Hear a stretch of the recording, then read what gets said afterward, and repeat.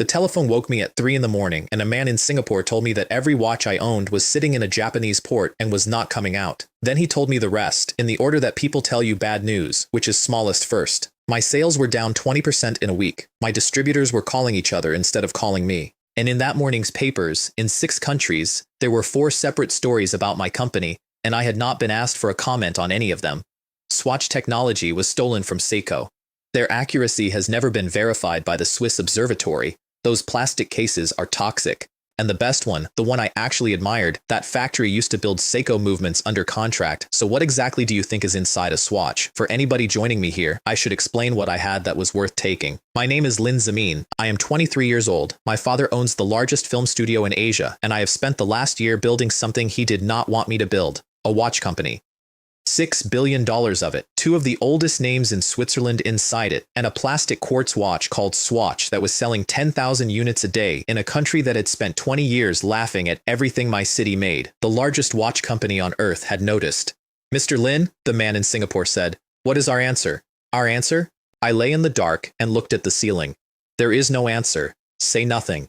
Nobody says one word until I get there.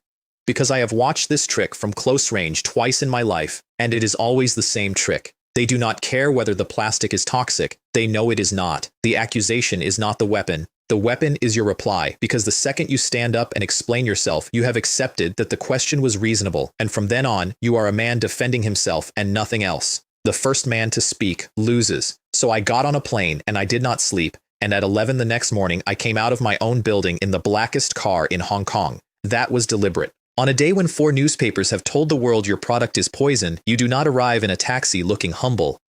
You arrive in something that costs more than the reporter's flat. There were 30 of them on the pavement. One of them got to me first from the Economic Journal and asked me about the toxic plastic. "I will give you a free story instead," I said. This morning, Swatch Group filed suit against the Oriental Daily for malicious defamation and the deliberate circulation of falsehood. He actually took a step back. "Mr. Lin, the press has a right to criticize. The press has an absolute right to criticize. What it does not have is the right to print a laboratory result that does not exist." I got into the car. "That is not criticism. That is a lie with a byline on it." And I said nothing else and did not take another question, which is the second half of the trick and the half nobody has the nerve for. Weibo was waiting upstairs and he was not happy. And if we lose the case, winning and losing are not the point. Nobody sues a newspaper to get money out of a newspaper. I put my coat on the chair. The point is that as of 9 o'clock this morning, there are 2 positions in this argument instead of 1 accusation. Now go and get me a list of every publication in Asia that reprinted those 4 stories and send a lawyer's letter to every single one of them. Everyone? There are dozens. I want a letter in every newsroom between here and Manila by Friday, I said. I want editors in 6 countries to spend this week saying the word Swatch out loud to their lawyers. He stood there for a second and then started laughing.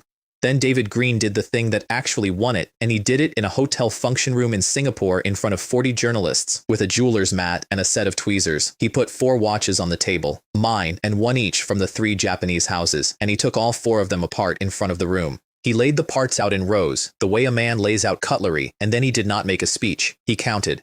63 components in this one, 91 in this one. This case is 3.7 millimeters thick. These 3 are all around 6. That is not marketing. You are looking at the thinnest quartz watch that has ever been manufactured, and you are looking at why. Somebody asked about the observatory. "We are not going to argue about the observatory," David said. "Take your own watch off, set it against this one this morning, come back in a fortnight, and tell your readers which one drifted." And then he put a certificate on the table from the Singapore Association that tests materials and asked whether anybody had any further questions about poison. That was not a defense. I want to be clear about what my Englishman did in that room, because it was better than anything I would have done. He did not clear my name. He climbed up the back of the largest watch company in the world and stood on its shoulders in public and let 40 reporters take the photograph. By the following week, every trade paper in Asia was printing the number 63 next to the number 91. The president of Seiko read the same coverage and drew, to his enormous credit, the correct conclusion. "We are the ones who have to change," he told his own board. The Japanese customer no longer buys a watch as an instrument. He buys it for how it looks and what it says about him. We built the best instrument in the world, and the argument moved. So on the 1st of February, they launched a fashion range.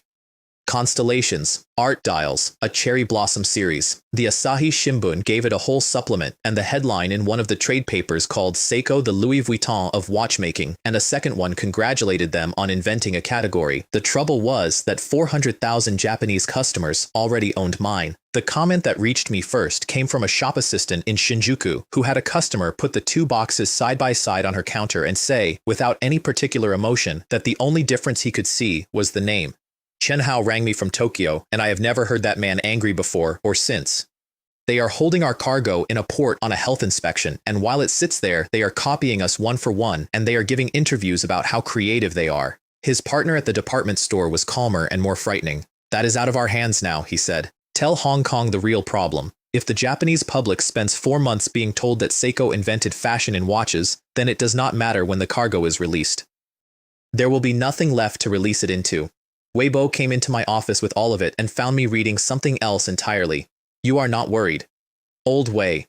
I put the file down.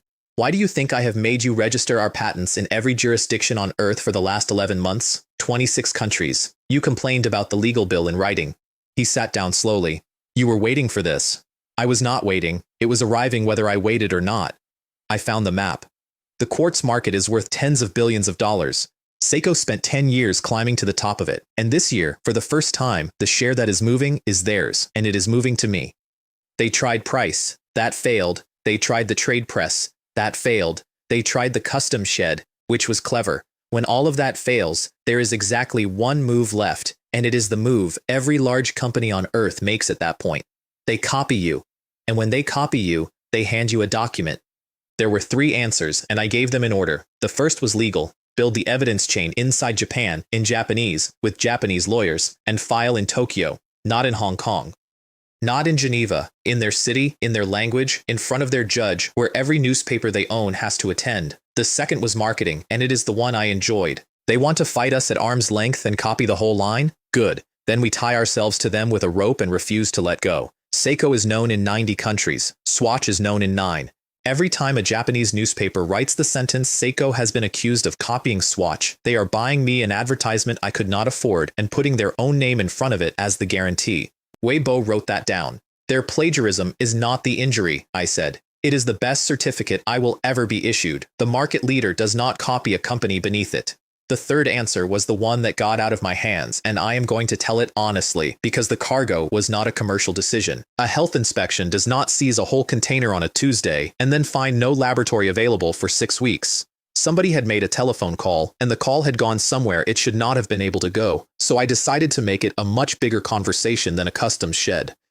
I wrote it myself, by hand, over 2 nights, 3,000 words, and what I want understood is what was actually in it, because it has been described 100 ways since, and most of them are wrong. It was not about a people, it was about an industrial machine, and it was accurate. I laid out a timeline. In the 60s, Japanese textiles took the textile trade of my own city apart, and I named the Hong Kong mills that had closed and the year each one closed. In the 70s, Japanese consumer electronics went through the European and American manufacturers like water through a net. By the end of that decade, Japanese steel had helped turn the United States into a net importer of its own founding industry.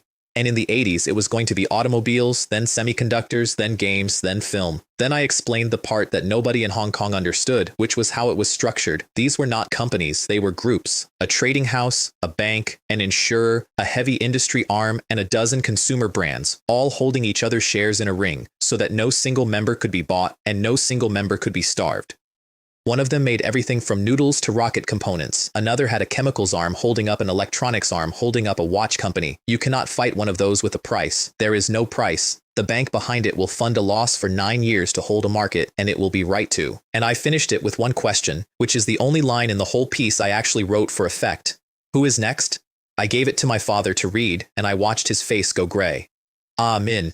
He put it down carefully, the way you put down something warm. What exactly did they teach you in England? Do you understand that this is a match and that you are standing in a room you did not build? I understand it. No name on it, he said. Not yours, not the company's. My son does not become somebody else's instrument. I agreed to that immediately because he was right and because it cost me nothing. He asked why it had to be Ming Pao. A small paper is useless. Nobody reprints a small paper. The large ones are family businesses and none of them are for sale.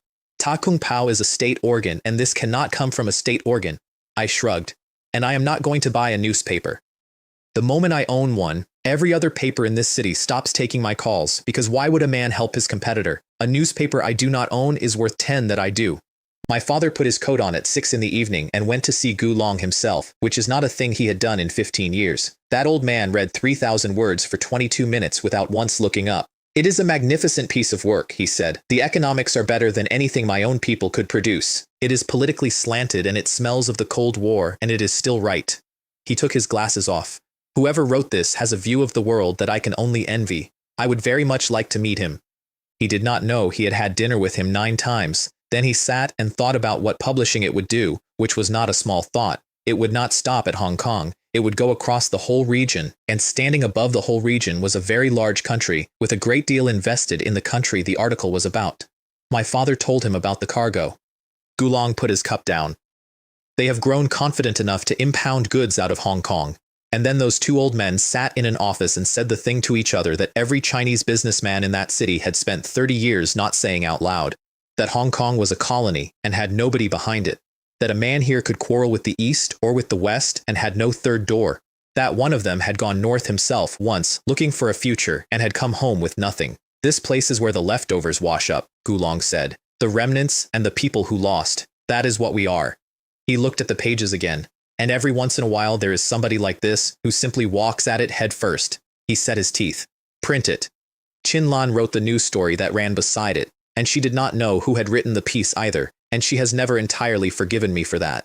The head of Golden Harvest was awake at 5 the next morning, reading the racing pages, which is how he starts every day of his life, and he found a piece in the back section about my film taking $30 million American dollars and setting a record for Chinese language cinema.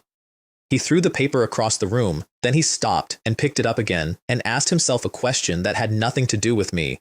Why is a story like that in the back section? He turned to the front page and found the headline about a Hong Kong shipment being seized in a Japanese port. Then he went and found Ming Pao, and on that front page there were 3,000 words with no byline, and he read all of it standing up in his own kitchen. He told somebody later that the back of his neck went cold and that the only thought in his head was a question about a newspaper rather than about a country. How did Ming Pao dare? By 8 in the morning, my article was doing the rest by itself, and there were crowds at the newsstands. That edition went past 100,000 copies, and they put the presses back on for a second run, which had happened twice in that paper's history. I walked past a tea house in Central at 10 and heard a man reading the middle section out loud to a table of strangers with his finger on the line about the mills. Look at this. Every single time their economy went up, somebody else's came down, and look what it was that went down first. Look how strong our own weaving trade used to be. Down the road, Chung Chi-ho was using it to examine his sons over breakfast, which is apparently a thing that happens in that house. The elder boy, who was 16, said the analysis was deep and well supported. The younger one, who was 14, said the sharpest part was the section on how the groups hold each other's shares. And their father read it a 3rd time and gave a verdict of 2 words that nobody else in this city arrived at, and which I only heard about years afterwards. Deliberate malice. He was the only man in Hong Kong who understood that the article had been written by somebody who wanted a specific thing to happen. My article went out across the region inside 4 days. Taipei, Singapore, Bangkok, Manila, Jakarta. And the headline they all landed on, independently, in 6 languages, was a version of the same question. Who is the next Swatch? Who is the next step on the ladder? And then I lost control of my own weapon, and I want to tell this part accurately rather than comfortably. I had called in a debt. There were men in this city who owed me something for a weekend in October that I have already described as much as I intend to, and I sent a message that the debt would be settled with work rather than money. What I asked for was noise, banners outside the trade offices, placards at the harbor, a boycott with a name and a slogan, and enough bodies that a photograph of it would run in a newspaper. What I got was that, and then more than that. By the 2nd afternoon, there were people on the streets of Kowloon who had not been paid by anybody and had not been organized by anybody, because when a city has spent 15 years watching its own factories close, you do not have to manufacture the feeling. You only have to give it a date and a place to stand. There was damage, and it was mine, and I have never once tried to give it back. There were cars in the street that had nothing to do with any of it, and belonged to people who had nothing to do with any of it, and there were 2 nights that week when the police did not go into certain roads at all.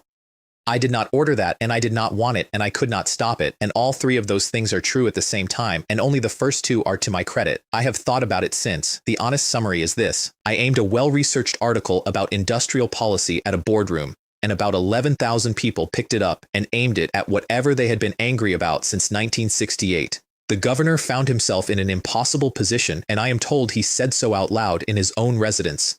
The crowds were not against the British. Nothing was being shouted about the colonial government. It was a consumer boycott, which is the single most legally unassailable thing a citizen can do, and Britain's own manufacturers had spent 5 years complaining about exactly the same imports. There was nothing to ban and nobody to arrest, and by the end of the week, he had agreed to make a formal representation to the Japanese consulate, which is a sentence I had not dared to hope for. And then the North spoke, which I had not bought and had not planned. In an office in Hong Kong, 3 men from the mainland news agency argued about it for most of a day. The deputy director was against saying anything at all, and his reasoning was sound. Hong Kong had not come home yet. The country needed Japanese money and Japanese technology, and needed both of them more than it needed a quarrel about a watch company. Their editor-in-chief disagreed, and the sentence he used went into my memory permanently. The ground has not come back yet. The people on it are still ours. He put his hand flat on the desk. And yes, we need their money. They also need a market of 1 billion people. Nobody in this arrangement is doing charity. Their president settled it by rolling up his sleeve. There was a watch on his wrist, one of mine, from the collaboration series, which had been a gift and which he had worn every day since. Look at it, he said. That was made in Hong Kong. It is thinner than the Seiko, and it is better looking than the Seiko. There has been a proposal upstairs for 2 years to put a Seiko contract plant in Guangdong so that we can learn the process. He turned his wrist under the lamp. I do not see why this would teach us less. The agency issued a statement supporting a Hong Kong company by name. 2 days later, the Foreign Ministry made a formal approach to Tokyo about the seizure of goods. I was in a meeting about bottling equipment when that came through on the wire, and I sat down, and Weibo asked me twice whether I was all right. My opponent did the arithmetic in about 4 days, and it was not close. Their export expansion had run out of road. Europe and America were saturated and putting up quotas. There was exactly 1 blue ocean left on the map, and it had 1 billion people in it, and it had just been publicly annoyed on behalf of a watch company from a colony. Their statement said that the ministry deeply regretted certain procedural errors by the customs authority. My cargo was in it, and my name was not. My cargo came out of the port on a Thursday. What happened in the Chinese communities across that region in the fortnight afterwards is not something I engineered, and is the part of this story I am actually proud of. And I did not deserve it. A man in Penang told a newspaper that it was the first time in his life he had felt there was a country standing behind him. And everywhere, from Singapore to Manila, people who had spent 30 years never once considering it started saying the same sentence to each other over dinner.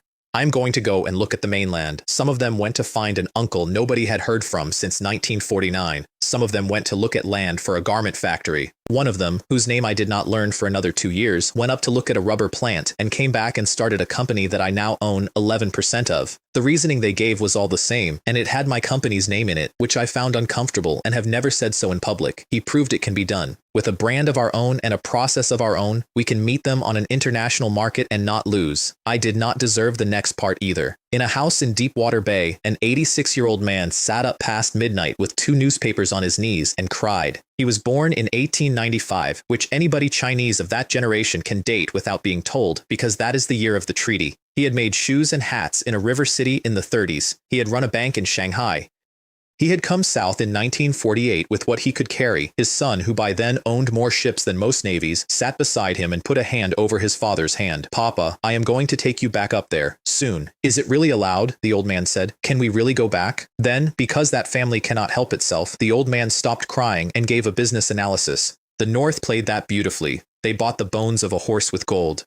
He wiped his face with the back of his wrist.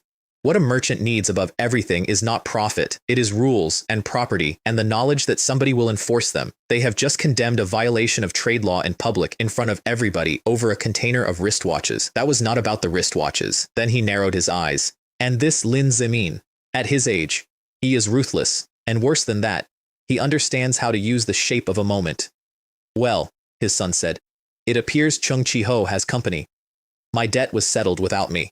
I did not go to that tea house. I have never met any of those men, and I never will. Xu Ming went, in my car, and sat in the seat at the head of the table, and across from him a very large man from one of the societies sat with his hands where they could be seen. Several of the men standing behind him were not able to put both hands on the table. Xu Ming put $1 million on the cloth and said it was for tea. The big man pushed it back. He did not want the money. He wanted what men in that trade always want, which is a name above him. And my driver, who has never raised his voice at anybody in 9 years, said the coldest sentence anybody said on my behalf that year. Mr. Ding's hands stay clean. He is not somebody you get to stand near. Then he pushed the money back across. Give it to your people. There are too many men in this city right now who will risk their lives for $100, and I would rather they got 1,000. He told me about it in the car that night, in about 9 words, and I said one thing back. Uncle Shu, keep a leash on them. All 3 houses. I want to know before they decide anything, not afterwards. He nodded. He did not tell me for another 2 years that the reason he agreed to sit at that table at all was that one of the men across from it had come over the border in the same month he did in 1962 on foot and had made a different set of choices at the other end. Inside Seiko that fortnight, according to the 2 people who eventually told me about it, nobody could work out how a container had turned into a foreign ministry. They also became convinced, correctly, that they were being helped along by their own side. The first paper to break the seizure story had a president who came from the same prefecture as the head of one of their 2 domestic competitors and had been at his wedding. Their president said the only genuinely sympathetic thing I have ever heard from that building. We have not removed the enemy outside, and there are already thieves inside the house. Then my writ arrived in his reception. Isatan and Swatch, filing jointly in the Tokyo District Court, infringement of intellectual property, appropriation of registered process patents, unlawful copying. He is supposed to have said out loud how a company of our size dared to sue Seiko in Seiko's own city. Then he sat down because he understood the timing better than anybody, not the case, the date. A foreign ministry note was on his own government's desk, his domestic rivals were briefing against him, and now a court in Tokyo was going to spend 3 weeks reading out the words copying and Seiko in the same sentence in front of every newspaper in Japan. He never got to the hearing. 9 days later, his vice president stood up in a board meeting and read a resolution that had already been agreed in another room. The president was removed. All responsibility for the customs affair and the product program was assigned to him personally. The vice president would take the chair on an interim basis. And then, in front of the whole board, that man said one sentence to a person who had been in the company for 31 years. It is you who should be leaving. Then I went to their city myself and landed at Tokyo on the 9th of February, and there were about 100 reporters in the arrivals hall. Mr. Lin, are you confident you will win? If I were not confident, I would not have flown here. Then a man from one of the big dailies asked the question he had been sent to ask, and I could see the newspaper's name on his badge from 4 meters away, and I knew exactly which company had a director on that paper's board. Seiko is worth 6.8 billion American dollars, 1.6 trillion yen. Why would a group of that size need to copy your product? Is this not simply an advertising stunt? Wait and see. Then, because he had made a mistake and I was not going to let him keep it, the largest brand in an industry breaks the law in the open, leans on a competitor's goods at a customs shed, and treats an international patent as a suggestion. I genuinely do not know whether that is a Seiko problem or something wider, and I am not qualified to say. That is what a court is for. Somebody at the back asked what compensation we were seeking. I held up one finger. Since our colleague from the newspaper has been kind enough to mention 1 trillion, let us keep it in proportion. 10 billion yen. The room came apart. It was, at that time, the largest sum ever claimed in a Japanese intellectual property action, and it ran on the evening news on 3 networks. Weibo rang me from Hong Kong that night to ask, extremely politely, whether I had lost my mind. The 10 billion is smoke, I said. I do not care about the money. 10 billion yen is a headline that every household in this country has to look at for 6 weeks, and the only word next to it that anybody will remember is a word they had never heard in November. I put my feet up. The louder Seiko is, the more of it I get. They have the biggest voice in this industry, and they have just agreed to spend it on me. My case opened on the 12th. They did not fight. That is the part that bothered me before I understood it. No counter motion, no challenge to the patents, no argument about jurisdiction, which they could have run for a year. Their former president appeared and accepted every element of it, in detail, calmly, as the acts of one man. The court gave him a suspended sentence of 1 year for conspiring with a customs official and ordered the company to pay 10 billion yen. We had won everything we had asked for in 8 days, and I sat in the back of a car afterwards feeling like a man who has been handed a wallet in the street. Why did they not even negotiate? Because on the steps of that courthouse there were more than 200 reporters, and not one of them had been invited by anybody on my side. Their new president came out and stood in front of my 200 reporters, looking as though he had buried a relative that morning. Seiko accepts the judgment of the court in full, he said. These were the personal decisions of our former president. Seiko will not hide behind that. We will not appeal. The 10 billion yen will be paid today, and the press applauded. Actually applauded, on the steps of a courthouse, at a company that had just been convicted. That is what corporate responsibility looks like. one of them said on camera. Then he turned, and 13 members of the Seiko board came down the steps and lined up behind him, and all of them bowed to 90 degrees and held it. 200 shutters went at once. I watched a woman from a television station start crying. And standing 8 meters away, with my hands in my coat pockets, I finally understood what I was looking at, and I had to admire it because it was better than anything I had planned. They were not apologizing. They were laundering. Step 1, put every crime on one man and remove him so the institution is clean. Step 2, apologize beautifully and refuse to appeal so the institution is humble. Step 3, pay an enormous sum immediately and publicly so that the punishment is severe enough for the public to start feeling sorry for you. The 10 billion yen was not a penalty, it was a prop. That is precisely why they never haggled over it. The bigger the number, the better the picture. By Friday, the coverage was going to have flipped entirely, and Seiko would be the company that took its medicine, and I would be the foreigner who took 10 billion yen out of a Japanese institution and got on a plane. So I stepped forward in front of 200 cameras and asked one question. President Inoue, have you apologized for your former president or for Seiko? There is only one answer to that in front of that crowd, and he had to give it. Seiko also bears responsibility. As president, I am prepared to apologize to Swatch Group, then apologize properly. Everybody there knew what I meant, and I want to be precise about it because I have been accused of something I did not do. I did not invent that gesture, and I did not import it. In that country, at that time, a bow is courtesy, and there is a further thing a man does when courtesy is not enough, and every person on those steps had grown up knowing the difference. He had offered me the smaller one in front of the whole nation because he was confident I would not know the difference. I knew the difference. He stood there for what people who were closer than me say was about 11 seconds. If he refused, the entire performance came apart in front of him, and every journalist there would understand exactly why. If he did it, he lost something he was never getting back. Then he went down onto his knees on the stone and put both palms flat and put his head down. Seiko was wrong, he said. Please accept our apology. And behind him, one after another, 13 men in very good suits did the same thing. Nobody on those steps made a sound. That evening, I rang my own office in Hong Kong with one instruction. Buy the best frame of it, go to the picture desk at the largest paper in Japan and pay whatever they ask. Then wire it to every newspaper in Hong Kong, Southeast Asia, the United States, and Europe. Mr. Ding, in Japan that gesture is a normal. I know exactly what it is in Japan. I was watching the lights out of the hotel window. In Japan, it is a custom, and by Friday, every reader here will have filed it as good manners. 9,000 kilometers from here, nobody has that context at all. Outside this country, that photograph is not a custom. It is one picture of a weaker thing bending in front of a stronger thing, and there is not a single caption on earth that can make it mean anything else. From now on, every person who stands in a shop anywhere and hesitates between the two names is going to see that photograph in their head. My photograph went out on the Thursday and ran on 9 front pages by the Saturday. The Japanese press did exactly what I had predicted and rehabilitated Seiko inside 3 weeks.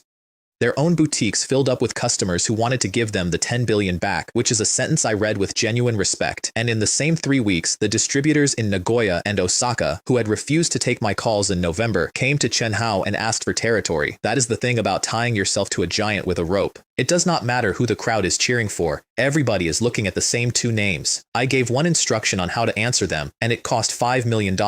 We had a new store on the Ginza, 1,800 square meters of it, and I turned the whole thing over for a month. Not a sale, an exhibition. Every swatch series ever made, on plinths, in order, with the drawings beside them. Every blanc pane, including 3 pieces that had never been outside Switzerland. The Ulysses Nardin astronomical trilogy under glass, with a card explaining what each of the 9 dials was doing. Wall posters 2 stories high, 1,000 numbered gift boxes for the first 1,000 visitors. Free entry.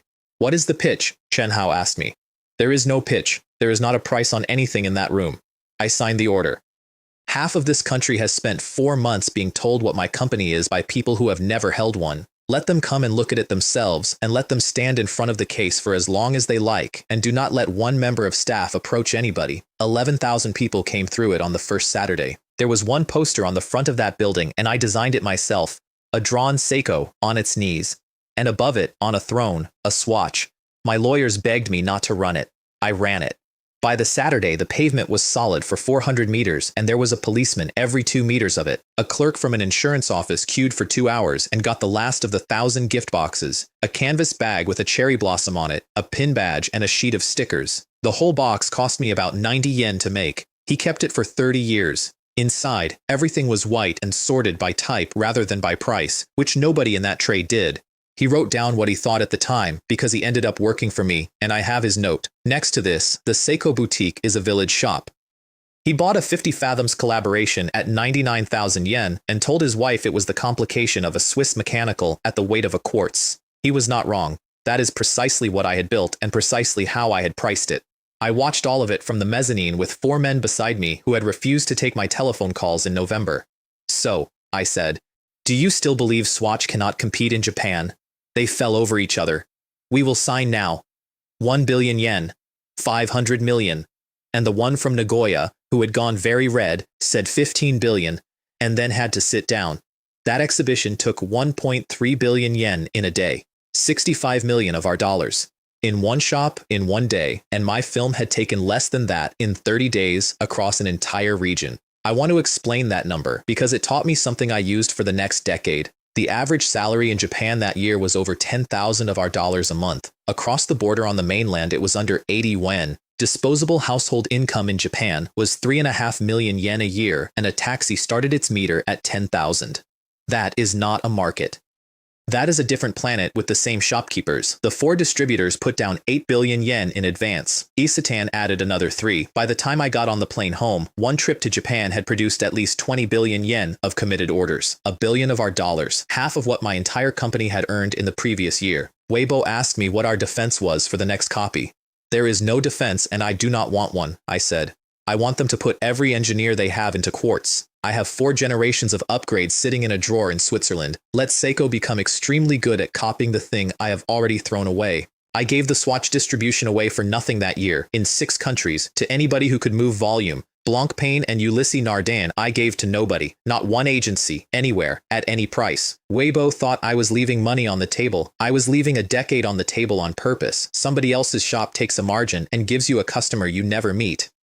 In 20 years, the whole luxury industry would work out that owning your own counter is where the profit actually lives, and I intended to be there first and alone. Chen Hao got Japan.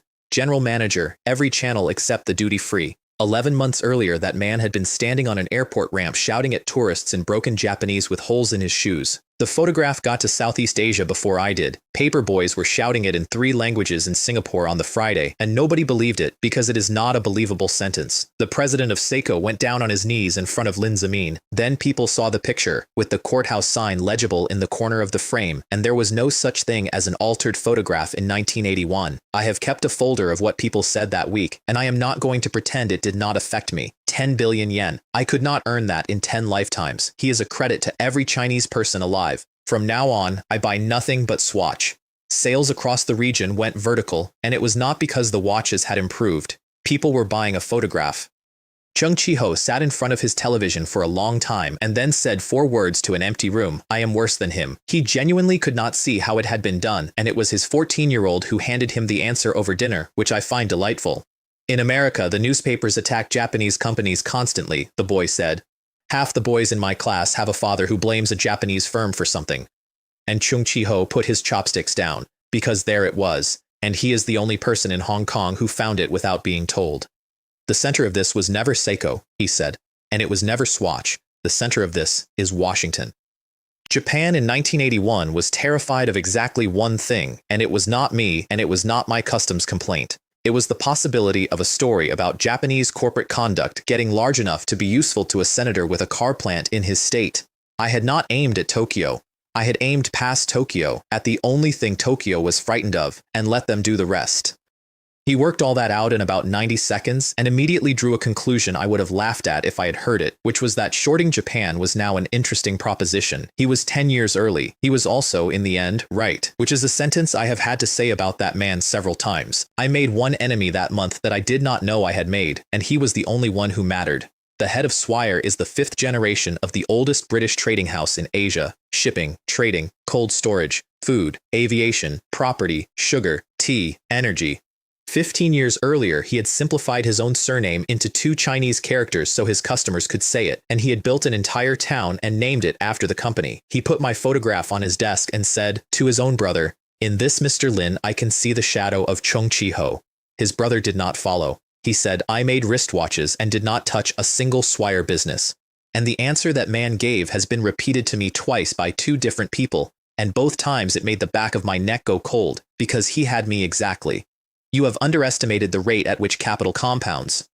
8 out of 10 people in this colony who buy a watch now buy his watch. He has half of Southeast Asia, a rising share of Korea, and this month he has Japan. At the margins that business runs, he is making several $billions a year out of wristwatches alone. And do not look at the watches, look at Watson's. He has 600 shops and they are no longer chemists. They sell women's cosmetics, supplements for the elderly, sweets for children, toys, shampoo, bottled water. That revenue already exceeds the watches. He does not want to be the watch king of Asia. He wants clothing, food, housing, and transport. All 4. He is building the thing you buy from on a Tuesday when you are not thinking about it. Then he said the part that decided it. The other 3 trading houses hold property. We hold real businesses, and that is the only reason we will still be here in 20 years. If my opponent were Cheung Chi Ho or the shipping family, I would sleep perfectly well. They buy land and they lend against it, and I understand them completely. This one does not touch property. He barely touches finance. He builds things and sells them to 5 million people. And he is compounding faster than anybody I have ever watched. He turned the photograph face down. Lin Zemin has to be put down. I did not know any of that at the time. I found out later, in a way I would not have chosen. I came home on a Tuesday and Kai Tak was decorated. Actual banners. Welcome home, in 2 languages, above the arrivals barrier, hung by people who did not work for me. A crowd 4 deep, and in front of the crowd, my parents. My mother had her hands over her face before I was through the gate. 4 years, she said. 4 new years, and you have not spent one of them with your mother. Every one of them from now on. And my father, embracing me, said into my ear in the flattest possible voice, "The stage is built, now go and act on it." He was right and I was already doing it. I had 11 men in that hall. Xu Ming and 2 more openly, 2 at the edges of the concourse, and 8 in the crowd in ordinary clothes with nothing in their hands. That was not caution about Seiko, whatever the papers said afterwards. That was arithmetic. I had spent a fortnight publicly humiliating a very large organization. My own name was on a photograph in 9 countries, and there were more men in this city who would take on a job for money than there were policemen. Amy Lee was leaving for a shoot and stopped to say goodbye, and I remember exactly what she said because it is the last ordinary conversation I had for 6 weeks. She wanted money. She wanted to buy her mother a flat and be the biggest actress in Hong Kong, and she said, laughing, that if her husband turned out not to want to work, then she would simply carry him. Then she looked over my shoulder. There was a tall man in a raincoat about 9 meters behind me, and his hand was coming up. She screamed, and it was not a word. 3 shots. I went down. Being shot in a vest is not like the films. There is no noise inside your own head. Somebody hits you in the chest with a closing door, twice, and your legs are simply not there anymore, and you are on the floor of an airport before you have finished deciding to go there. I had worn that vest every day for 11 months. Weibo thought it was vanity. My mother thought it was superstition. I wore it because I had made a great many people poorer that year, and I have never once believed that I was owed a long life. If I had been less frightened of dying, I would have died. The 2 men closest to me did not have that luxury, and they took 2 shots that were meant for the space I had been standing in, and I am not going to describe what that looked like. Zhu Ming had his weapon out before the 3rd round. I got a hand on his wrist and I could not get much air in, and what I said came out as a whisper. "I am not hurt. Play along and get the shooter." He looked at me for less than a second. Then that man stood up in the middle of a screaming airport and shouted at the top of his voice so that 400 people and 9 journalists heard it clearly. "The young master has been shot," and emptied the magazine into the man in the raincoat. I lay on the floor of Kai Tak with my face in somebody else's blood, on purpose, because I had gone down beside my own wounded men, and I stayed exactly where I was until they lifted me. 2 hours later, in a private room at Queen Elizabeth Hospital, Xu Ming put a chair under the door handle and stood in front of it with his pistol out and told a nurse to leave, and a dying man sat up on the bed and started wiping somebody else's blood off his own face with a towel. I want to be honest about the state I was in, because the story has been told for years as though I was fine. I was not fine. A vest in 1981 stops the round and passes almost everything else straight into you.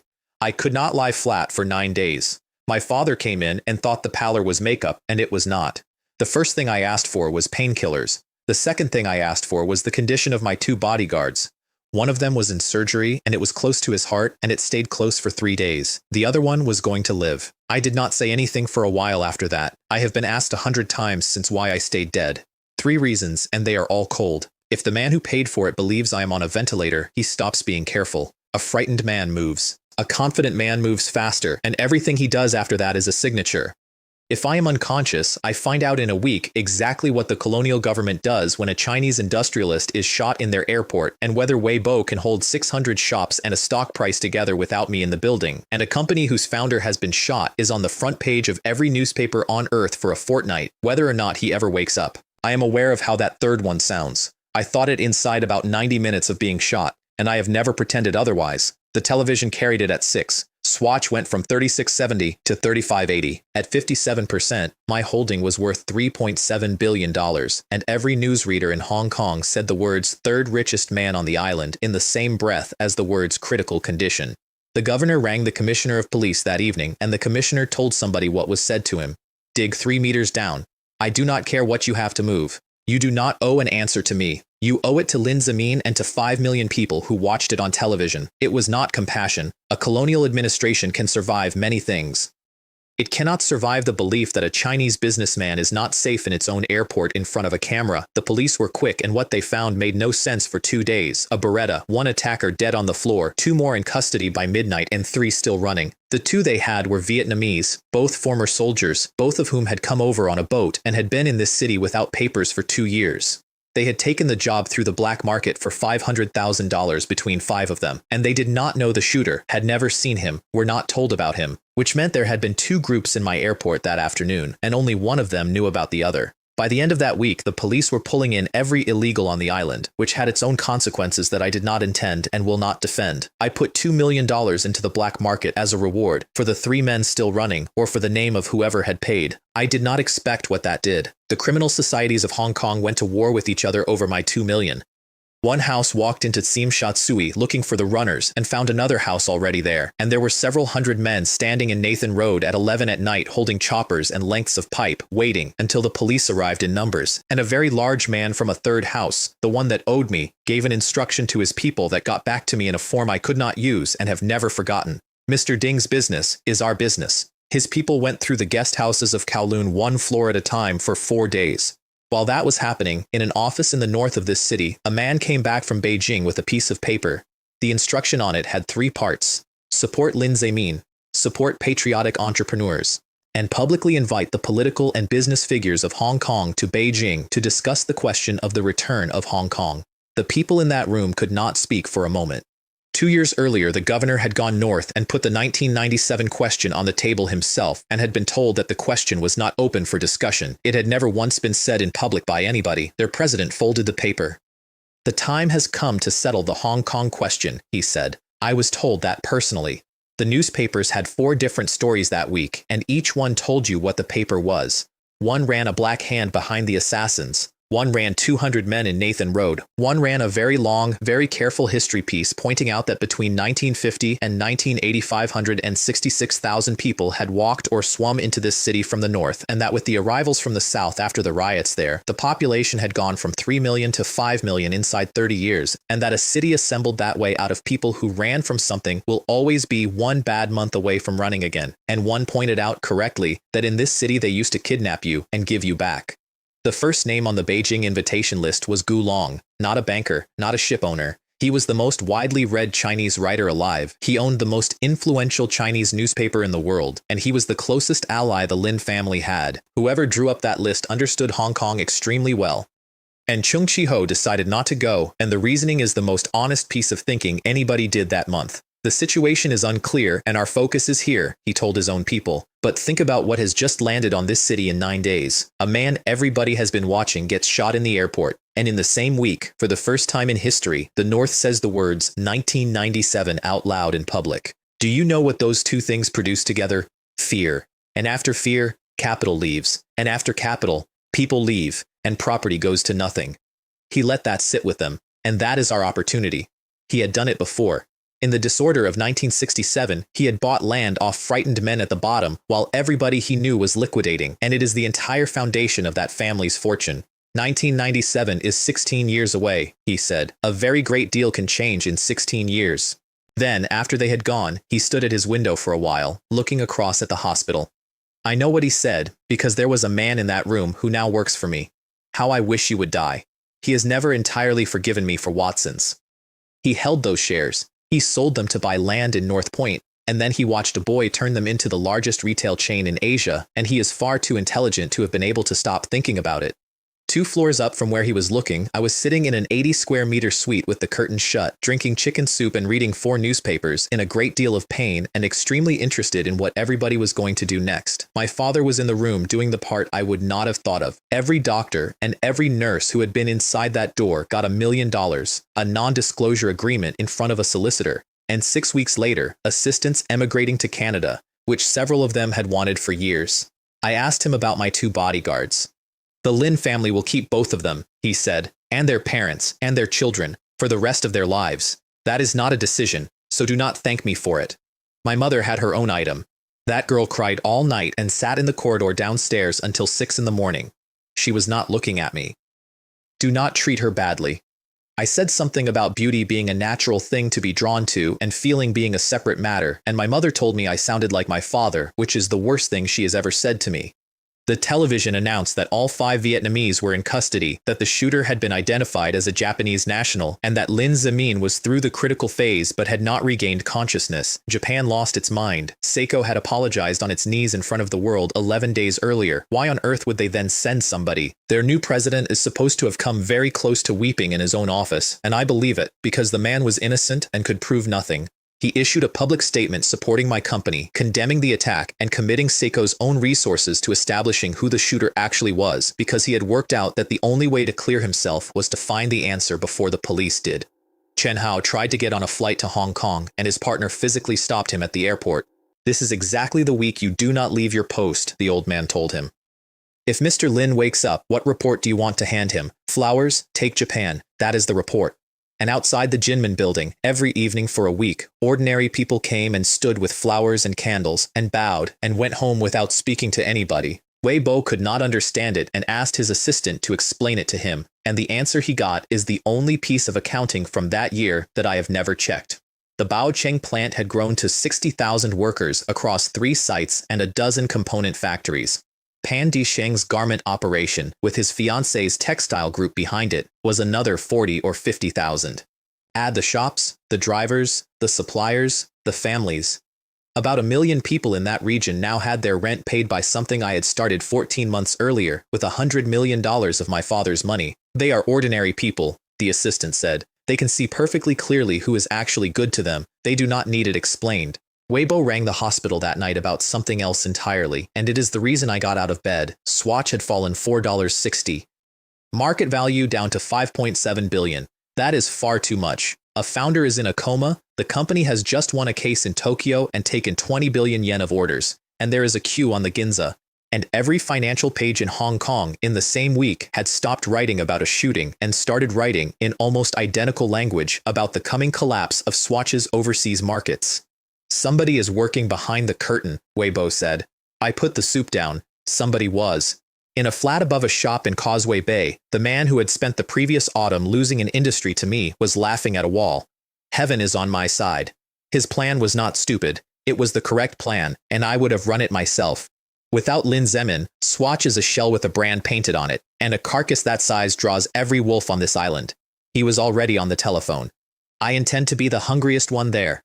The pack he assembled inside 4 days was better than he deserved. The Huang family out of Siam, still holding a grudge 14 months old. 4 professional operators off the exchange floor who had never held a share of anything for longer than a week. A property group whose name I will not print because their grandchildren are decent people, and Wang Jiayi, who was not a member of that syndicate, who was, according to 2 separate men who were in the room, the person who called it into existence. I was told afterwards that Guo Mingyuan could not understand it and asked him directly why a man who had made $700 million off me would want me dead in a hospital. Because I am about to buy Cartier, Wang Jiayi said. And when I own Cartier, tell me honestly, who is the only person in Asia standing between me and the top of the luxury business? Then he said the sentence that every man in that room repeated to somebody else within a fortnight, which is how I got it. In business, there are no permanent friends. There are only interests, and mine have changed. Guo Mingyuan's father, who is 82 and has never once been wrong about anything, asked the only question worth asking. And if Lin Zemin wakes up? Even if he wakes, how long does a man need after that? His son was not listening anymore. And you have never dealt with Wang Jiayi. That man does not walk into a fight he has not already prepared. The police broke the shooter on the 5th day, and the answer changed the shape of the whole thing. He was a Japanese tourist. He had entered on a valid passport in a name that belonged to somebody else. His real name was Tanaka Kenji, and he had served 11 years in the Japanese self-defense forces, and he had been in Hong Kong for 6 days before he shot me. The inspector who brought that file into my father's office put it down and said out loud that he was afraid this was not going to end quietly, and the 2 men who were still running were found in the walled city, which the police do not enter, and they were not found by the police. They were carried out and delivered, badly used, by a very large man who wanted his $2 million handed to him personally by somebody named Lin, and the police convoy that arrived 9 minutes later did so at a speed which suggests somebody in that command had worked out how the front page was going to read. I sat in that hospital room with all of it laid out on the bed, and I want to walk through it exactly as I walked through it, because it took me about 20 minutes and it was the most useful 20 minutes of my life. 2 groups. That is the whole key. 5 Vietnamese, hired cheaply through the black market, briefed to create chaos and nothing else. And 1 professional soldier with a foreign passport who did not know they existed and whom they had never seen. Whoever paid for the second group did not tell the first, which means the first group was noise, which means somebody bought me a riot to be shot inside. Now, Seiko has motive. Everybody in Asia is going to say Seiko, and that is precisely why it is not Seiko. 11 days earlier, the president of that company had gone onto his knees on a courthouse step in front of 200 cameras to buy his institution back. He would not have paid a fortune for that photograph and then handed the world a body, so the man who commissioned it is here, in this city, with enough reach to hire a foreign professional at short notice, which is not a thing you arrange with a telephone directory. Then I asked my father the only question that mattered. Who knew what time my flight landed? He thought about it properly, which is one of the reasons I love him. I told Gulong 3 days before. The newspapers had it about 24 hours in advance. 24 hours is not enough. You cannot find that man, brief him, get him a passport in a false name, and put him in a country in a day.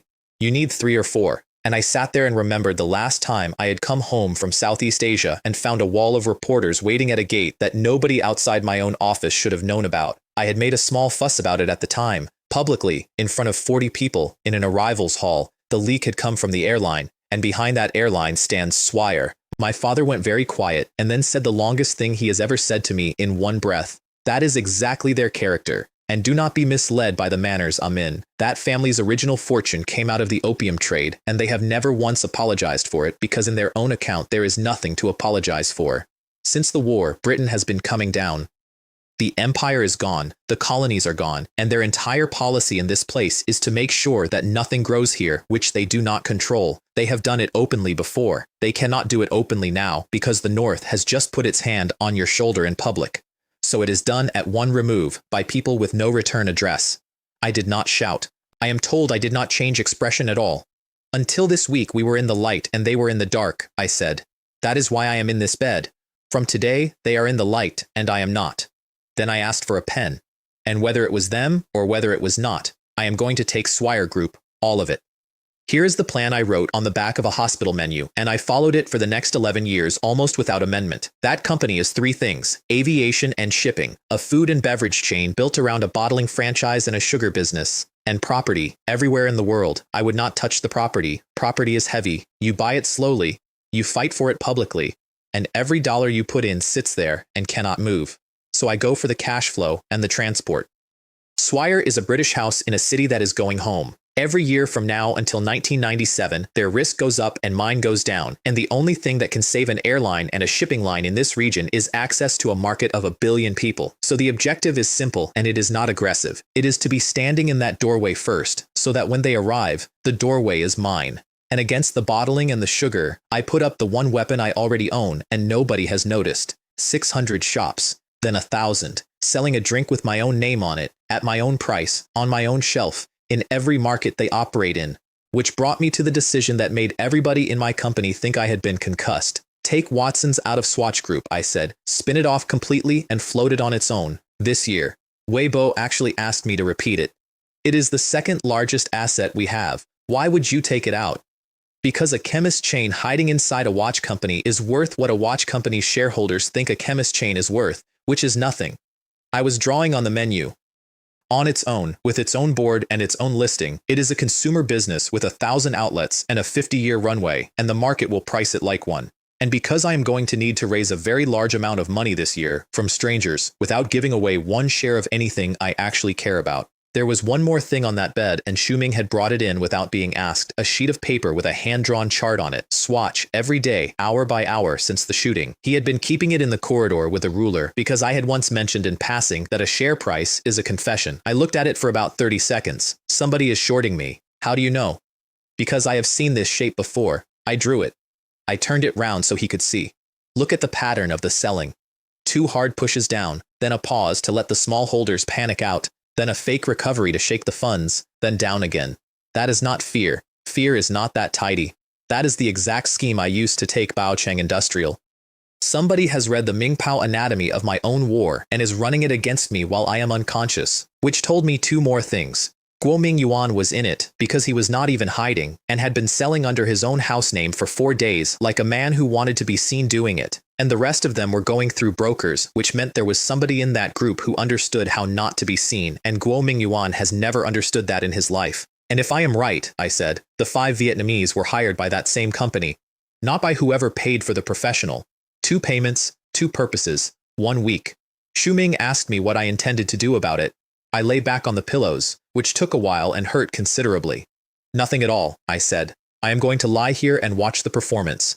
Every dollar they short me today is a dollar they have to buy back from me later, at my price. Then I looked at the chart again. And when it is finished, I am going to make sure that every man on this list spends the rest of his life explaining to his own family why they live where they live.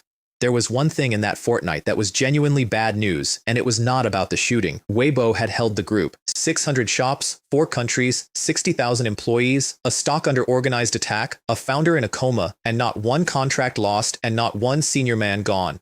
That is an extraordinary piece of work, and I told him so twice. It also showed me exactly what he is and what he will never be. He defended perfectly. In 3 weeks, he did not attack once. He did not buy a single share of his own company off the people who were selling it at a discount, and it never occurred to him to, because he was busy holding the walls. He is a tiger who will guard a mountain until he dies on it. He will never take one. I was going to need somebody else, and I did not know it that afternoon, and I would find him about 6 months later in the last building in Hong Kong I would have thought to look. Up in a private box above the trading floor, my jackals were having a bad week and could not work out why. Why is it falling so slowly? Guo Mingyuan kept saying. We have put out more paper in 4 days than the entire float turns over in a month. And Wang Jiayi's man, who was the only competent person in that box, gave the correct answer and did not understand it. Because somebody is standing underneath it. Everything we sell is being taken. All of it, at the ask, all day, every day, and it does not stop at lunch. He tapped the board. That is not a fund, and it is not a bargain hunter. Somebody has decided the price and is defending it. Who? Guo Mingyuan said. The Sugar King has not moved. The register has not changed. Nobody has filed anything. Nobody had filed anything. That is because at 3% you do not have to. It was not me holding the price up. I was in a bed. A red vest came up to the box and whispered to Wang Jiayi's man, and that man's face came apart in front of 11 people. The Shipping King was buying, and underneath him, 4 more names, all of them old, all of them Chinese, none of them connected to me by so much as a lunch. They were not investing. Not one of them made $1 out of it.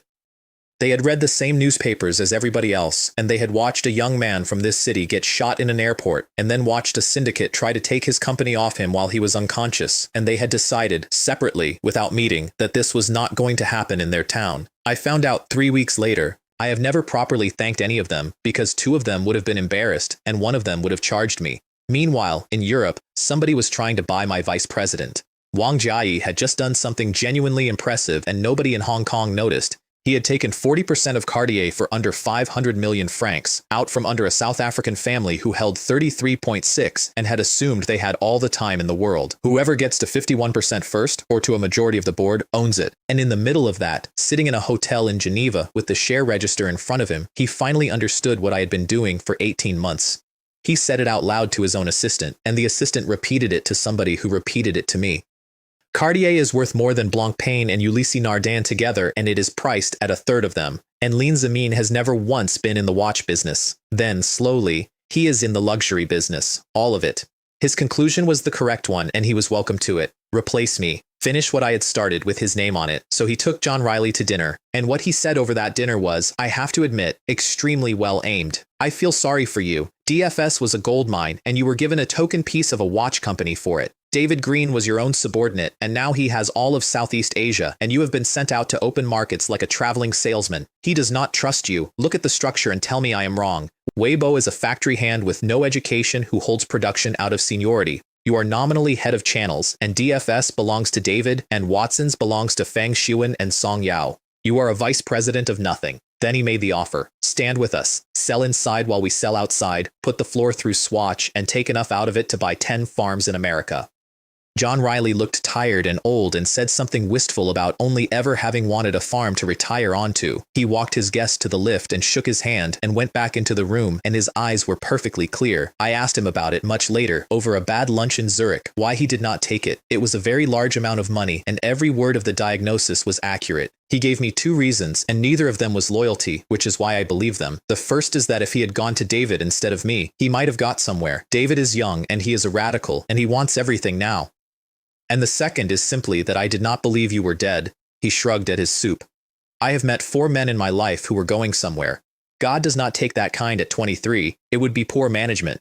Then he gave me the real one, and it is the reason that man stayed with me for 20 years. Also, I want to build something, and only one person on earth will let me. A luxury shop for the traveler, not a duty-free counter with cigarettes. A place where a man who has landed anywhere in the world can buy perfume, a watch, jewelry, clothes, drink, and a present for his wife in one room at the same standard in 40 countries. He looked up. Wang Jiai was going to give me farms. What was I supposed to do with a farm? His assessment of my competitor, delivered flatly, is the best short description of that man that exists. He could not even take Cartier, and Cartier was half dead. The South Africans pinned him, and he genuinely believed he could buy me because he has an old idea of what power is. He thinks a vice president who does not personally do everything has no authority. That is the exact opposite of how you run this company. Trust, delegation, layers, and never once telling me how to do the thing you hired me for. He called Dr. Keller to the hotel that night, and they worked until 4 in the morning. That man knew everything. He knew Alex was in 11 jurisdictions building a fraud case. He knew that Wang Jiai's entire trip to Paris after Cartier had been suggested to him in a coffee lounge by me, and between them they built the answer, which was not clever at all. Riley would raise money. Keller would push the negotiations with the 10 banks and both Swiss groups, and regardless of whether either of those worked, they would announce to the world that Swatch Group had opened a takeover of the Swiss watch industry. One large force, Keller said, breaks every small trick. The 2 groups I was hunting owned Omega between them, Longines, Rado, Tissot, Mido, Certina, Hamilton. Put those beside Swatch, Blancpain, and Ulysses Nardin, and you have every price point a human being can occupy, from a student's first watch to a thing a man buys once and leaves to his son. The number attached to the bid was 6 to 7 billion Hong Kong dollars. My entire company was worth 5.7 at the time. Hong Kong read that and drew the obvious conclusion, which was the one I wanted. A company in a coma does not bid $7 billion for Switzerland, so he is alive. The stock started to climb. Wang Jiai flew home to stop it, and the counter he ran was the best work he ever did, and I say that as the man it was aimed at. He briefed it out to every paper that would take his calls. Swiss watchmaking had 190,000 workers 10 years ago. It has 30,000 now. Those 2 groups are not worth 7 or 8 billion. They are worth 4 or 5 on a generous day, and I invite anybody to check. So tell the people the truth. Swatch has just told this city that it is buying a treasure. What it is actually buying is debt, 10,000 Swiss employees who expect to be paid on Friday, and a portfolio of negative assets. And people will forgive many things. They do not forgive being lied to. Then he played his card, and the room he was in stood up and cheered. And the vice president of Swatch Group, John Riley, is with us. He is the man who pushed that bid. Ask yourselves why. The plan was simple, and it should have worked. Riley sells his shares. The market sees a founder shot, a fraudulent bid, and a defecting vice president in 1 week. The allies holding the floor lose their nerve and let go. And the whole thing comes down through the floor with nothing underneath it. The press went to work, led by the paper I had banned. And on the Wednesday, John Riley did in fact sell his shares. My father came into that hospital room with the newspaper folded into a club. Your vice president has openly betrayed you, and half this city is reading about it. I turned a page of my own paper. I told him to. My father sat down on the end of the bed. I had rung Geneva 4 days earlier and said 2 words to a man who thought I was in a coma. It is me. Then I had put the telephone down. That is the whole conversation. He knew there was exactly one person on earth who could be making that call, and he worked out the rest without being asked, which is why he had the job. But why? Because I need to cut my own losses, and it turns out that 57% of a company is not the protection everybody thinks it is. I put the paper down. They have been shorting me for 6 weeks. Every share they sold, somebody bought. I would like that somebody to be me, and I would like to buy at their price rather than mine. So we did two things on the Thursday. The first went to Ming Pao. Lin Zaman has regained consciousness, and in his personal capacity, not the company's, he has begun buying Swatch Group shares on the open market. I had a little over $700 million of my own. That was every license payment the group had made me for the brands that year, plus my share of a film that was still playing in 11 countries. I put all of it in, every dollar. I did not keep a reserve, which my father has never stopped telling me was insane. The second thing was shorter. And they do not get to stand in the dark any longer. Tell Ming Pao who has been selling, Wang Jiayi, Li Chunfu, Guo Ming Yuan, all of them, with the dates. And then I made the decision I had been putting off for 14 months. And tell Alex we are not waiting for next year. We go now. Weibo actually argued with me about it, and he was right on the arithmetic. Wait until the market breaks on its own and the same operation is worth 2 or 3 times as much. I know exactly what it costs me, I said. I am doing it anyway. You only get one life, and I would like to spend the rest of mine with a quiet head. The Ming Pao piece ran on the Friday under a heading that people in this city still quote at me, on how Hong Kong tears down its own Great Wall. It did not name a single person. It did not have to.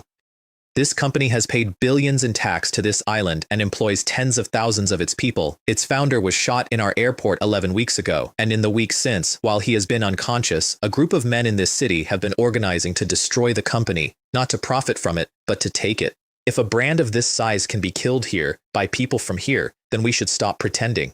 Does Hong Kong industry have a future? Does Hong Kong? The tabloids named all of them by Saturday, in full, with photographs. And then the film industry did something I did not ask for and have never forgotten. Yuan Biao got on the telephone and rang every person he knew in that trade, which is all of them, and said one sentence over and over. Our brand does not get killed by small men. Amy Lee was the first to put her name to it publicly. Mark Chang was the second, and he did it on television at 9 in the evening at the end of an interview about something else. By Monday, carrion had begun to fall, and not one of the people selling it that day had read a research report.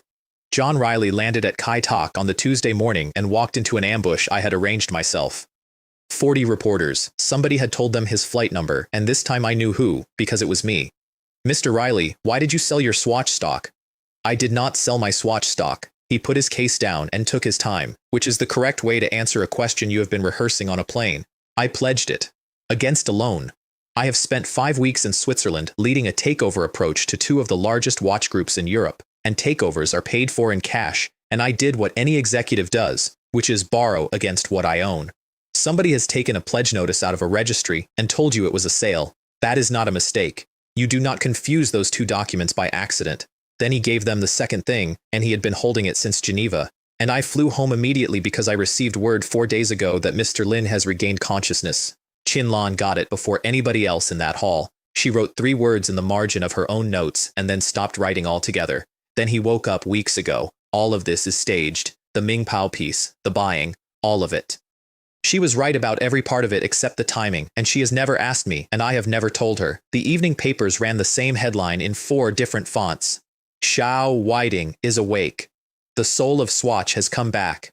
My father's station put me on the 6 o'clock news, in a wheelchair I did not need, in a garden, in the sun, with both my parents on either side of me, and I looked bad enough that nobody asked a single follow-up question. Every rumor in this city died in about 90 minutes. The shipping king rang my father the same evening and said 1 line and hung up. I did not sell a single share. When I decide to hold something up, I hold it up until it stands. One of the others had sold the lot at the bottom of the rumor, 3 days too early, and made nothing. I have never held it against him. He was already spending everything he had on land, because that family had decided it was not going to be a jeweler forever, and he turned out to be right about that too. The syndicate met at the peninsula on the Thursday, and it did not go well. You have to understand what shorting actually is, because most people have only ever heard the word.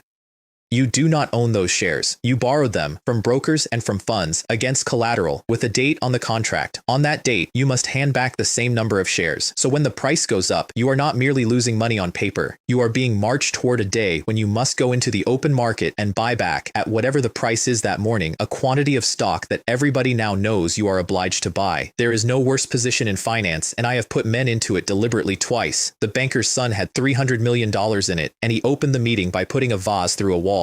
You were played. All of us were played. I want my 300 million back to the dollar, and I want it this week. And then the room went, one after another, like a till. 200 here, 100 here, 300 from one family, 200 from another. And Guo Mingyuan, who had called them all in and was in it deeper than any of them, stood up and said the only thing he could say. Nobody forced anybody. The bets were placed. Now take the result. Wang Jiayi asked for half a month.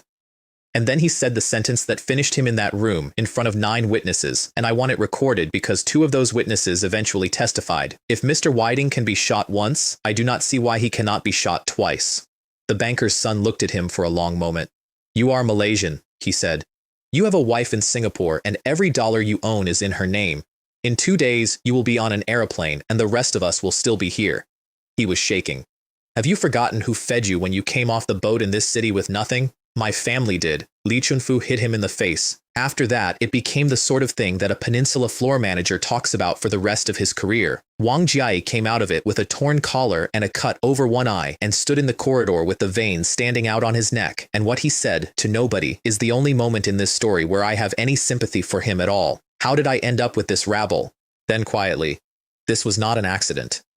This was waiting for me. It was in 3 newspapers by Friday, with a diagram of who had hit whom, which had the useful side effect of confirming the entire membership of the syndicate in print, from their own mouths, in a hotel bar. This city laughed for a week. My father sat with me in the garden after the wheelchair broadcast and asked the question that had actually been bothering him. And if he had betrayed you? Truly. What then? Then it would have hurt, and it would not have been fatal. I made him look at it properly, because it is the single most important thing I understand about business, and almost nobody in this city understood it in 1981. Swatch is not a financial group. My share price does not touch my operations. If the stock halves tomorrow, the factory still opens at 7, the shops still take money at 10, and Japan still owes me 20 billion yen. Baocheng fell because Li Zhaohui did not have absolute control and was pulling assets out of it while I pushed. Neither of those is true here. As long as I am alive, I hold the capacity and I hold the brand. A share price that is wrong comes back. Capacity you have sold does not. In this city, companies do not list in order to grow. They list in order to sell themselves to shareholders. That is the whole difference, and it is why most of them are gone in 20 years. Then I told him the part he did not know, and it is the reason my family will be fine in 90 years, whatever any of us do. Blankpain, Ulysses Narden, and Swatch have never belonged to Swatch Group. They belong to me, personally, and the group pays me a license on revenue. If every share I own goes to 0, the names do not. Which brings me to Shaw Brothers, I said, since you are already sitting down. And I gave him 6 things. He took 5 of them and argued about the last one for 2 years. Embrace the capital markets and do not become their hostage. Make blockbusters with the market's money and keep the negative. Stop looking at the big American studios as your model. Look at Disney. Those other studios have changed owners 4 times each, and one family has held theirs longer than anybody in Hollywood because their foundation is not a slate of films. It is a mouse, a duck, a girl in the woods. Characters they own forever, which sell toys and books, and eventually a place people take their children. A high floor is not a small ambition. A high floor is what buys you the years to attack the ceiling. So build our own characters. Go to Gulong and buy the complete film and television rights to his novels outright, or better, form a company with him and split it. Everything has a price. He is a man of letters, and he is not free of fame and money, because nobody is. Make Korean stories, Japanese stories, Thai stories. Take the right to tell other people's culture back to them, because that is not a metaphor. That is what the American studios have been doing to the entire world since 1945, and it works. Ask 100 people in this city where the Second World War turned. Most of them will tell you a beach in France. It was a city on the Volga. They know what they were shown. If a director or a star wants to start his own company, help him and take half. And go and look at the animation studio in Shanghai, because I have seen what those people can do and you have not. My father laughed at the last one for 11 months and then went and came home very quiet. The call to New York was 2 words again. It's me. Boss. A long breath on the other end. I told them all you were fine. Nobody believed me. Then Alex gave me the number and I had to ask him to repeat it. Carrion's reported revenue was overstated by a factor of at least 20, not 20%, 20 times. Most of the companies it had bought overseas were shells with a nameplate and a mail drop. Some of the projects did not exist in any form at all. There was a development in New Zealand that Carrion had told its shareholders was a $100 million investment, and Alex's man walked into the city offices in Auckland and established that they had never received $1 from Hong Kong in any year. The reported annual profit was around $2 billion. The mechanism was the simplest one there is, and it is the reason I had seen it coming from the first afternoon in that coffee lounge. A constant supply of good news, a new acquisition every few weeks to prove the growth, and, underneath it, the company quietly buying its own shares through accounts in Southeast Asia to hold the price up. Getting proof of that took Alex 11 months, 300 field staff, a core team of 20 accountants and lawyers, and 5 law firms in 4 countries. I gave the operation its names myself, a research firm and a securities firm, and I called both of them Muddy Waters because you cannot see the bottom of it and because I find that funny. Right, I said. Short it. And publish in New York, not here. You want the report out in America. New York is the financial capital of the world, and the shareholders of that company are not only Chinese. If it breaks here, it is a Hong Kong scandal about a Hong Kong man. If it breaks there, it is fraud, and fraud does not have a nationality. He asked one more thing, the way he always does at the end, as though it had just occurred to him. And the capital standing behind Carrion? Everybody in this city believes there is a foreign power. There is no mystery, and there never was, I said. It is a bank in Malaysia. Write the name in the report. Then I did the last thing, and it cost me a great deal of money and about half of my remaining reputation. I held 8.6% of the Carrion Group. I had taken it as payment for a building. I sold every share of it, all of it, in one order, on one morning, which had a second effect that I knew about and did nothing to prevent, because the moment anybody looked at how I had come to own that block, the entire Jinmin transaction fell open. $1.71 billion announced, $900 million actually paid in cash. The rest handed back to me by the seller in his own shares and in land. That is not a property deal. That is 2 men agreeing on a number in front of the public. I had been in that room. My signature is on it, and I put it into the sunlight myself, knowing exactly what it made me look like, because there was no way to destroy him that did not also cut me. My father asked me whether it was worth it. He shot at me, I said, or he sat in a room with the men who did and let it happen, and I am never going to know which one, and it does not matter. I turned the page, and I have decided I would rather be the man who took the hit than the man who is still waiting. The 25th of June, 1981. My date, and I had picked it in a hospital bed in April. By then, my own company was back over $6 billion. And Carrion, at its high that month, was the second most valuable thing on the Hong Kong Stock Exchange. Bigger than the Shipping King's fleet, bigger than Chung Kong, bigger than a British bank that had been here since before my grandfather, behind exactly one institution, and that institution is the one that prints the money. At 10 past 10 in the morning, I put my order onto the board. 8.6% of the Carrion Group. Sell the lot. 260,000 lots, nearly $700 million in a single line from a single holder at market. My floor knew whose order it was before the chalk was dry. It is Swatch. He is awake and he is taking his revenge. 1860 and down. Wang Jiayi was in a private hospital at the time, being treated for injuries he had received in a hotel bar and describing them to journalists as exhaustion. He tore the dressing off his own arm when they told him. He thinks he can knock us over by selling? Let him dream. There are 300,000 people holding that stock and he has just handed them a discount. He was actually correct. A seller, even a large one, is not fatal.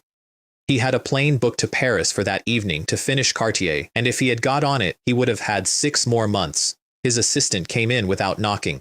The Jinmen building is in the afternoon papers. Because the moment I dumped that block, every analyst in this city went back and asked where it had come from, and the answer was on a filing that had been sitting in a registry for 8 months, and nobody had ever had a reason to read. $1.71 billion announced to his shareholders. $900 million actually paid. The rest returned to me, by him, in his own shares and in a piece of land in the same fortnight as part of the same conversation. That is not a sale. That is 2 men writing a number on a wall for a public that had been told the tower was worth it. He fainted. Physically, in a hospital room, holding my morning in his hand.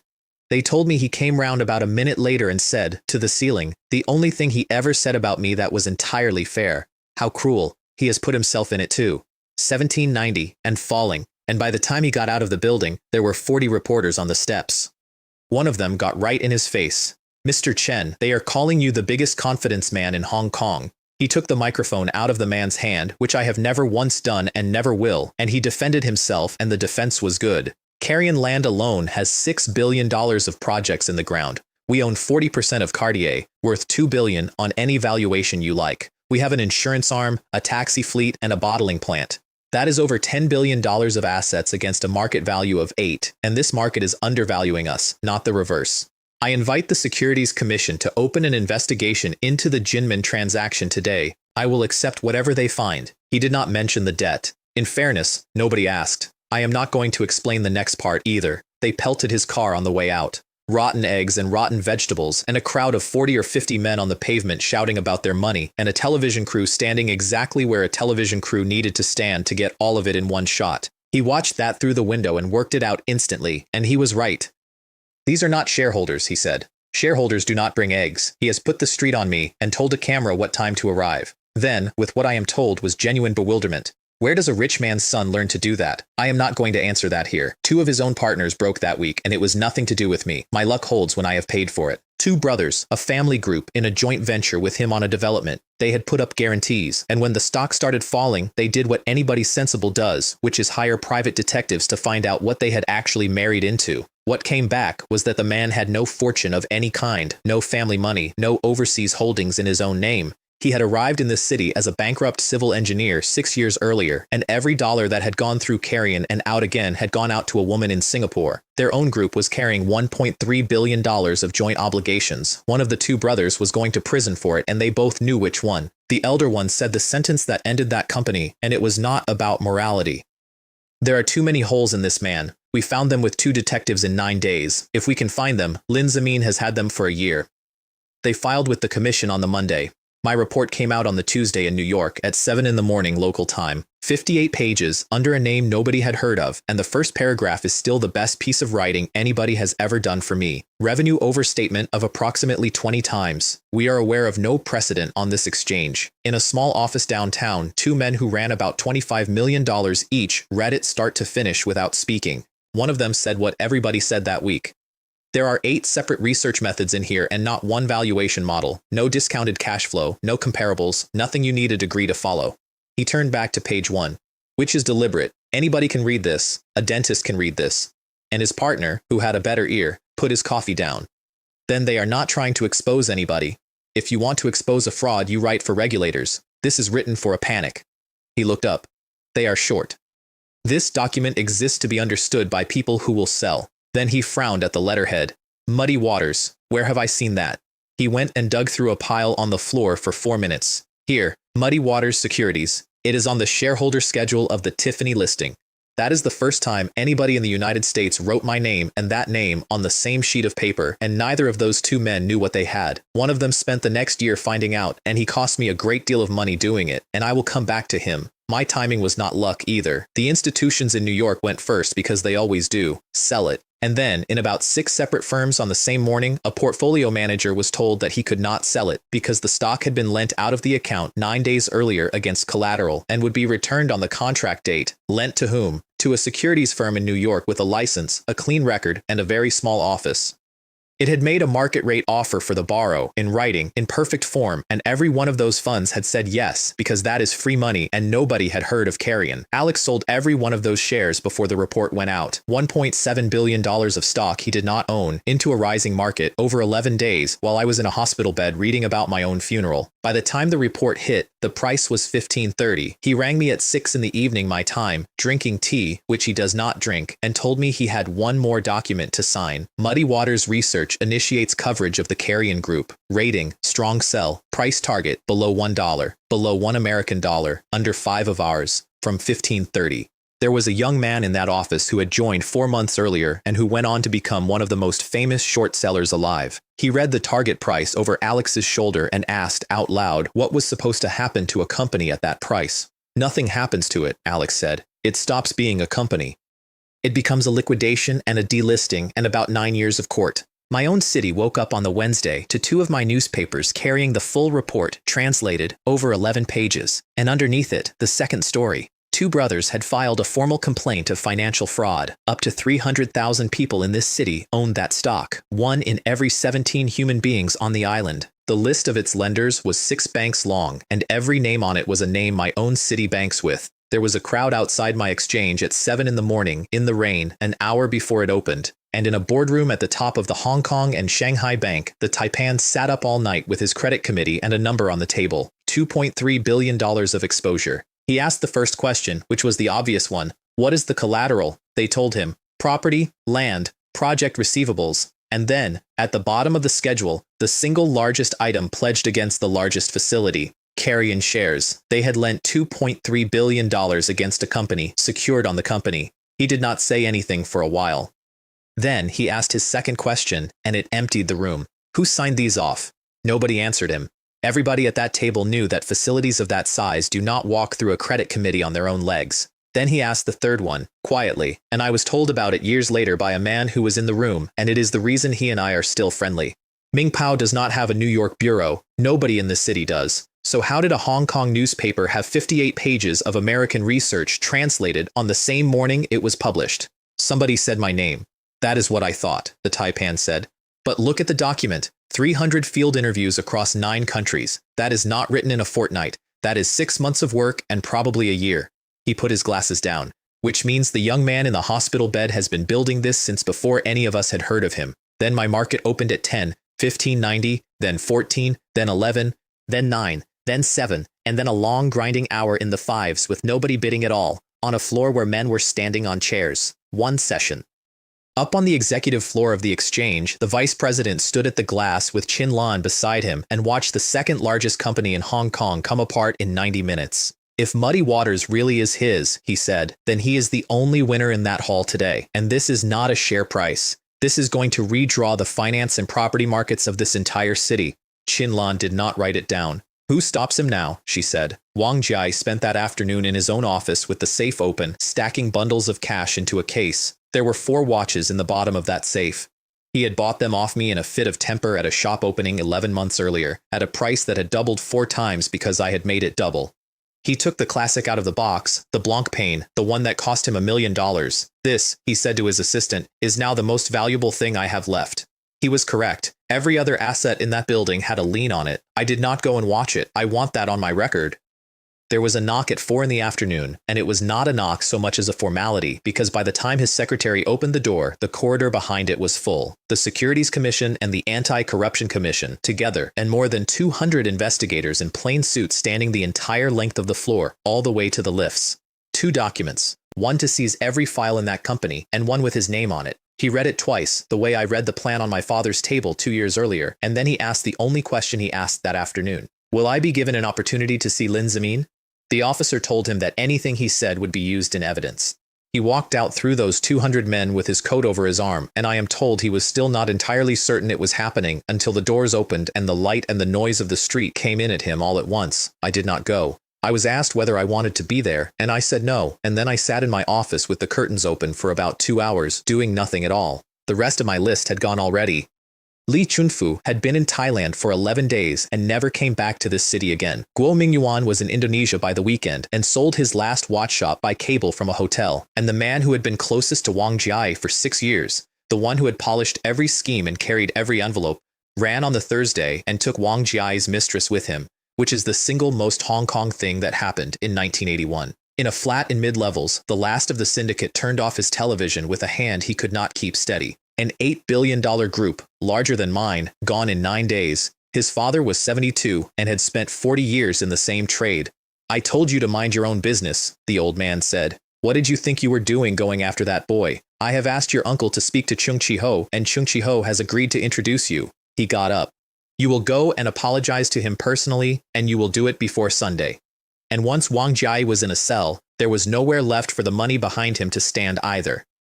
A bank in Hong Kong that everybody had assumed was a modest commercial house turned out to have lent that group $3 billion, and behind that bank was the Central Bank of Malaysia, which is how a plastic wristwatch from a colony of 5 million people ended up on the front page of newspapers in a country that had never heard of me, under a headline about 600 million American dollars of public money. I read that one twice, and then I got up and went to find Weibo, because there was a piece of paper on my desk that I had written in a hospital bed in April, and there was exactly 1 line left on it that I had not started yet. Take Watson's out. Kuala Lumpur cut the rope in 4 days, and I had not even had to ask. The chairman of that bank and its general manager were flown home on a government aircraft, and the official position became that 2 men had acted alone. The bank was left standing with nothing in it. Carrion went from 9:20 to 6:30. Then it stopped, and my problem started, and it was my own fault. That surprised everybody, except me.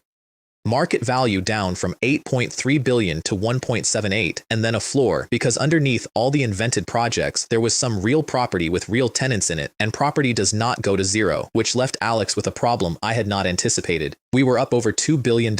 I had told him 3.5. And in a falling market that has stopped falling, the hunters become the hunted. Everybody knows a short seller has to buy back. So the institutions organize, and they squeeze, and they walk the price up into your face until you are the one being liquidated. Then a man in New York announced that he believed in the company I was killing. He said the assets were real, that the market had overreacted to an anonymous research firm, and that in particular the 40% stake in a French jeweler was worth more on its own than the entire company was now priced at. And he started buying, against me, in my city, with my own thesis. I want to describe him properly, because he becomes important. He ran a fund out of a small office and had about $25 million of his own in it. 3 years earlier, he had been one of the first people in America to work out that you could buy a company with the company's own borrowing capacity. The year before, he had taken a nearly bankrupt car parts manufacturer for $80 million, spent 5 months in it, and sold it for something close to 20 times what he paid. Wall Street already had a name for him, and it involved an animal, and I had not heard it yet. He was, at that point, better at my own trade than I was, and he was 15 years older than me, and he was completely correct about every fact he had. Alex rang me with damp hands. Boss, he is buying and he is not stopping. What do we do? Nothing. Let him buy.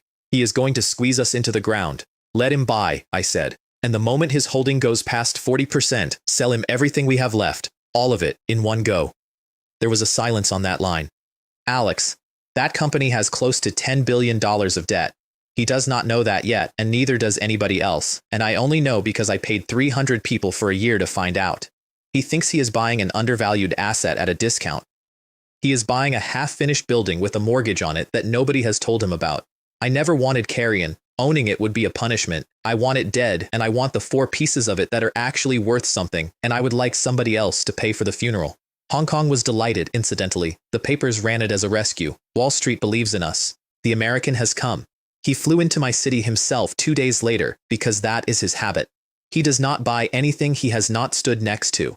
And in 11 days on this island, with money and with time, he could not connect Muddy Waters to me. There was nothing to connect. Different jurisdictions, different names, different lawyers, no shared director anywhere. The only thread he found was that a securities firm called Muddy Waters had been on the underwriting schedule for the Tiffany listing, and that Tiffany had a distribution agreement in Asia with a company called Swatch. He wrote it in a notebook. He did not do anything about it for another year. That was the single most expensive notebook entry of his career. I got out of that hospital for the first time on a Thursday, and I did not go home. I went to the bank. The taipan actually stood up when I came in, which he had never done, and he looked at me for slightly too long. So you genuinely were shot? In the chest. I was lucky. It was some distance from anything that mattered. Then I sat down and told him why I was there.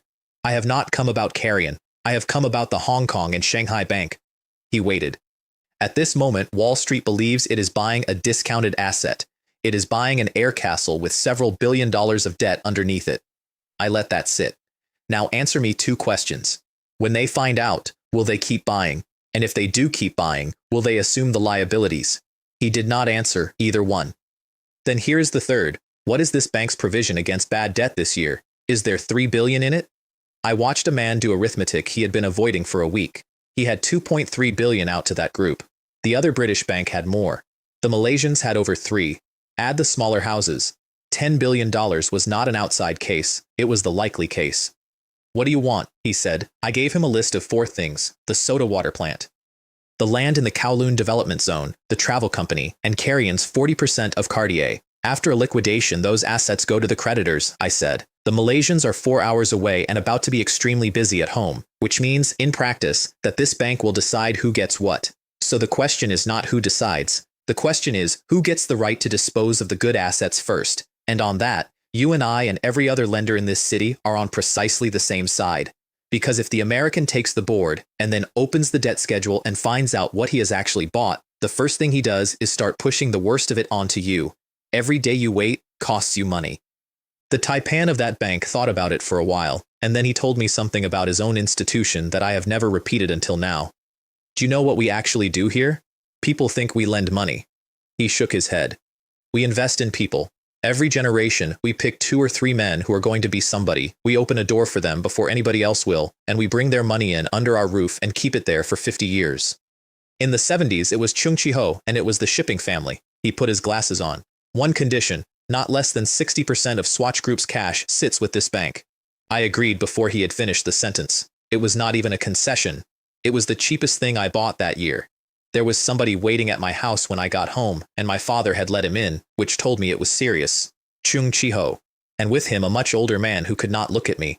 I knew the older one's name because everybody in the watch trade did, and I knew something else about him that made the next 10 minutes considerably more interesting than they should have been. 40 years ago, a boy from Chaozhou whose father was dying of tuberculosis went to a relative for a job. The relative said no, the father died without the medicine, and the boy grew up and became the richest Chinese man in Hong Kong. And one of the things he has said in public more than once is that it is better to lean on yourself than on other people, and that a man only gets above the crowd by first going under it. That relative was sitting in my drawing room, 72 years old, come to apologize to me because his son had shorted my company while I was unconscious, and Chung Chi-ho had personally escorted him. I let it go on for slightly longer than was polite. Then I said one thing, and I said it to the wrong man on purpose. I do not blame Mr. Chen for being a poor judge of people, but mistakes have to cost something, or a man never learns anything at all. I turned my head. Would you agree, Mr. Lee? He looked at me with an expression I have never been able to describe. I would. The old man offered me everything. The family was leaving the watch trade. He would sell me his retail chain. I do not want your shops, I said. I have more shops than anybody in Asia. What I would like to know is what you intend to do with your 2 factories, the one here and the one across the border. He offered himself as a piece on my board. I took the mainland factory for $30 million, left the Hong Kong one on contract, and declined the piece because a man who has just been beaten and immediately volunteers to serve the winner is not somebody you put weight on. At the door, Chung Chi-ho asked the question he had come to ask, which had nothing to do with his relative. Is Muddy Waters yours? What do you think? He looked at me for a moment. I think I cannot tell, and that is what worries me. Then he did something generous, and I have never decided whether it was a warning or a gift. But if they are yours, then whatever you have decided to do it quickly. Wall Street money has arrived in this market. That changes what is possible on any given morning, including to you. He had come to test me. He got nothing, and he told me something true anyway, and that is why I have never been able to dislike that man. The price of carrion went from 6 to 17 in a fortnight. Nearly $10 billion of foreign money came into the Hong Kong market in 15 days, and every newspaper on the island wrote about a recovery. The American went past 40%, then past half. 2070, and a market value back over $7 billion, and he told a reporter in the lobby of the Mandarin that the short sellers were finished because on their settlement date, they would have to buy their stock back from him at his price, and he intended to be generous about it. He was not being arrogant. He was describing the correct outcome of the position as he understood it. I found out later why he had gone in so hard, and it is almost funny. He had met Wang Jiayi twice, and Wang Jiayi, who was under investigation and knew exactly how much debt was underneath him, had sat with an American investor and laid out a vision of a global luxury group built on a French jeweler taking on the Europeans, following the model that a young man in Hong Kong had invented. He sold him my own strategy, with my own company as the comparable. On the 4th of August at 20 past 10 in the morning, one line went up on the board. Muddy Waters has sold everything. The floor did not understand it. Men were shouting at each other about it in the street. They have gone mad. What are they going to settle with? Where do they think they are going to find the stock? And in a suite at the Mandarin, the American looked at the board and said quite calmly, "Buy, support it. We will burn to the last drop of blood if we have to." He was not being reckless either. On every fact available to him, there was nowhere for us to get shares. Up on the roof of the Jinmin building, Alex was standing at the parapet with his jacket over his arm, and he had flown 14 hours to do it. 15 months ago, he said, we were in a hotel room counting your father's 100 million and pretending we were not frightened. Then he gave me the numbers. First disposal, 2.8 billion. The buyback at the bottom at 6, which cost us 800 million. Second disposal, 1.6 billion. $3.468 billion clean. And the thing the American could not have known, which is the only genuinely unfair part of the whole operation. Wang Jiayi had pledged every share he personally owned to the bank, which meant I never had to buy a single share on the open market to close that position. I was going to be handed them at a price close to the paper they were printed on by a creditor who would rather deal with me than with a liquidator, and I knew the date and the contents of the commission's findings before they were published because the bank told me, because we were on the same side of that particular table. That is why I sold at the exact top and not one day before it. I have never claimed it was clever. It was not clever. It was information. They published on the 11th of August and held a press conference at 2, and I did not attend my own funeral for a rival. Wang Jiayi had no personal fortune, no family money, no overseas holdings, no relationship of any kind with the Malaysian government. Every dollar had come from one bank, and there were indications that the men who signed for it had been paid to. The building transaction was confirmed in the terms I already knew, because I had been the other party to it, and they said so, and my name is in that report on page 9. Misappropriation, overstatement of revenue, overstatement of asset values, overstatement of margins. Then Qinlan stood up and asked the only question that mattered, and the room had not thought of it. What is the total debt? The man from the commission looked at his papers for a while. The property arm is approximately 3.3 billion. The group above it is approximately 6. That is 9.3. He turned a page. There is a further 1.3 billion in the associated group, and there are joint venture obligations on the Kowloon development with a British house which we are still quantifying. He looked up. Total indebtedness may exceed $10 billion. 200 people in that room made the same noise at once, and I heard it from my own office on the wireless. 12 months earlier, that company had reported the largest profit on this exchange. It now held the largest debt in the history of this city, and both statements had been signed by the same auditor. In a suite at the Mandarin, a man from New York tore a transcript in half. That is not a 20-fold overstatement, he was shouting at a wall. There is nothing there at all. It is all of it fake. Then he gave the correct instruction, which was to sell everything immediately, and discovered the position I had put him in. He owned 52% of it, and I had sold him most of that myself. There is no buyer on earth for 52% of a company with $10 billion of debt and a chairman in a cell. He could not sell it in blocks, because a block that size moves the price against you before it fills. He could not sell it quietly, because everybody on that floor already knew what he was holding. He had bought control of my corpse, and my corpse came with the funeral bill attached. It opened at 1760 that morning, and I watched it close at 4:30. Every lender filed for liquidation inside a week. The Anti-Corruption Commission went through the headquarters, the financial advisor, the law firm, and 4 private houses on the same morning. The 2 brothers who had filed the complaint were arrested, questioned for 11 hours, and released as protected witnesses. They charged him on 8 counts, and I did not read the indictment until my lawyers made me. Alex put his fist in the air in a room on the 52nd floor and said we had won, and I did not join in, and I am not going to pretend that was dignity. I simply could not feel anything about it at all. My firm became a name in New York inside a month. Funds started calling. Within 2 years, there was a research industry that had not existed before, built by people who had read those 58 pages and worked out that the report itself was the trade. Inside my own company, the reaction was stranger, and I did not like it. I heard one of my own directors say it in a corridor to another one, in a voice with something in it that was not entirely admiration. He never moved, 6 months in a bed and a garden, and he was in every single room. My banker came to my office himself with the folder rather than send it, which is not a thing that institution does for anybody. Cartier, 40%, transferred out of the wreck. Title to the soda water plant. Title to the travel company. And underneath those, one more sheet I had not asked for. 31.2% of the Carrion Group, priced at a little above the value of the paper it was printed on. Sign, he said, and it is yours. There was a precedent for it, and both of us knew it because it had happened in that same building 4 years earlier. That bank had sold Chung Chi-ho 22.4% of a British trading house for $600 million against $6.2 billion of assets and made him what he is. Banks are not allowed to sit on industrial companies for long. Somebody always gets the telephone call. The only question is who. My Kowloon land was not in that folder.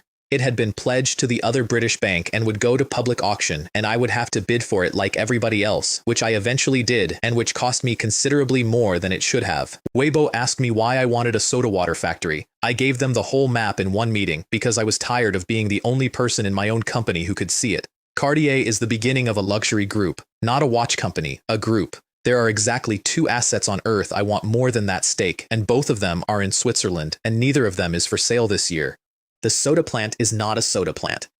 There are 2 lines of soft drink on this island. One of them is a bottling franchise held by a British house, and the other is a sarsaparilla made in the factory I have just bought. I intend to put a 3rd one on every shelf I own, and the land in Kowloon is for a thing that does not have a name yet. A shopping center, Weibo said. No. I drew it on the board, and I have drawn it about 200 times since, and in 1981, not one person in that room had ever seen one. There is one central business district in this city, and it is central. That is a fact of geography, and it will not change. But a district does not have to be a business district to be a destination. So you build one building, in a place where people already live, rather than where they already work. Luxury on the ground floor, a department store above it, a cinema at the top, restaurants on the level below the cinema, shops all the way through it, parking underneath. A family goes there on a Sunday at 11 and leaves at 8. They eat there, they buy shoes there, they watch a film there, the children are entertained there, and they never once get back in the car. You are not building a shopping center. You are building a small city with a roof on it, and you put it in Kowloon so that a person in Kowloon never again has to cross the harbor to spend money. Nobody said anything for a while. Foot traffic that is collected in one place, I said, buys more than the same number of people spread across a district, considerably more. That is the entire thesis, and I would like 3 years to prove it. The bank took 30% of the development company and put up the whole facility on one condition, and the condition was that building had to be finished and open in 3 years. I agreed, and then I gave them my own condition, which their lawyers argued about for 6 days, an acting in concert agreement under which the voting rights attached to their 30% stayed with me. Take the dividends, take the fees, the decisions are mine, and one red line that I put in the first draft and never took out. That company would never develop residential property. Not one flat, not one tower, not ever. I have been asked about that a great many times, and I have always given a flippant answer. The real one is that I had watched what this city does to a young couple with a mortgage, and I had decided I was not going to be paid out of that particular pocket. My father asked me the question that evening, over dinner, and he asked it carefully. How did you know about Carrion? You have never once told me, and I have never once asked. Tell me the difference between Carrion and Swatch, or Shaw Brothers, or Chung Kong, or the shipping company. He thought about it properly. It had no business of its own. That is exactly it, and it is the whole of it. I put my chopsticks down. It bought companies, and it did not buy them in order to run them. It bought them so that the group would be larger this quarter than last quarter, so that the valuation would support the borrowing, so that it could buy the next one. And the money for all of it came out of banks that were not asking the right questions. In a good market, nobody notices that a company has no underlying growth. Good markets forgive everything, and small investors pile in on the story. In a bad market, all of it comes out of the ground at once, which is the truthful answer, and it is not the whole answer, and my father has never known the rest of it and never will. My father's invitation to Beijing came the same week for July, and he was on the list with Gulong and the Shipping King. You must go, I told him. Not should, must. And Taiwan? They will make an example of a star or two. They will not ban Shaw Brothers because half their own screens run our films and their exhibitors would be at the ministry within a day. I shrugged. And if we lose Taiwan entirely, we lose Taiwan. It is worth it if it puts us into the mainland 10 years before anybody else in this industry. Then I gave him 3 things to do while he was up there, and the third one is the reason I have a photograph on my wall. Take Li Hanxiang. He has the relationships. Sell them a television serial, and sell it cheap because the price is not the point in year 1. And go and look at a film they are making at a studio in the north. It is called Shaolin Temple. The cast are not actors. They are national wushu champions out of a Beijing sports school, and the lead is a boy who won 5 titles before he was 17. We do not have Jackie Chan, I said, but if we buy the world distribution rights to that picture now, before anybody in this industry has seen a frame of it, I will guarantee you personally that we do not lose money. My father looked at me the way he has learned to look at me. And how much will we make? Enough that you will ask me how I knew, I said, and I will change the subject. Xu Ming would not go with him. My history is not the most honorable, he said, and he said it standing up, looking at the wall. I would rather not create a difficulty for the family at the border. Then in 2 years I will go myself, I said, and I will find them. He nodded and went to bring the car round, and neither of us said anything else about it for 22 months. The final accounting on Carrion, since everybody has always wanted the number. Muddy Waters cleared $3.5 billion. After I had bought the 4 assets out of the wreck, there were still $2 billion in cash sitting in accounts that had a Cayman address on them. Call the whole thing $5 billion of value out of one company from a man who had never held a single share of it for longer than 8 months. Then I spent it. I bought 70% of Watson's for $1 billion in cash and took the entire company out of Swatch Group, its own board, its own accounts, its own listing to come. Watson's bought the soda water factory. Swatch took the travel company because Swatch needed a way to move 100,000 tourists a year into its own shops, and because I had a man who knew exactly how to do that. And Cartier I put in my own name, not the group's. Mine. Alex rang from New York in the middle of all of it with an arithmetic problem. Boss, to take actual control of Tiffany, and I mean the board and not a nice line in a report, I need $300 million. 40% of the French house had cost a dead man $400 million. 51% of the American one was going to cost me $3. Do it, I said. And one instruction. Do not convert the Muddy Waters profit into Hong Kong dollars. Leave every cent of it in American dollars in New York. Why? Because I want it where it is. He was quiet for a moment. And after Tiffany? After Tiffany, I said, start watching the exchange rate. He got there in about 4 seconds, and I heard him sit up. Because in July, the two governments were going to sit down and begin discussing a date. And this city runs a freely floating currency with no central bank behind it and a colonial administration that is not going to be here in 16 years.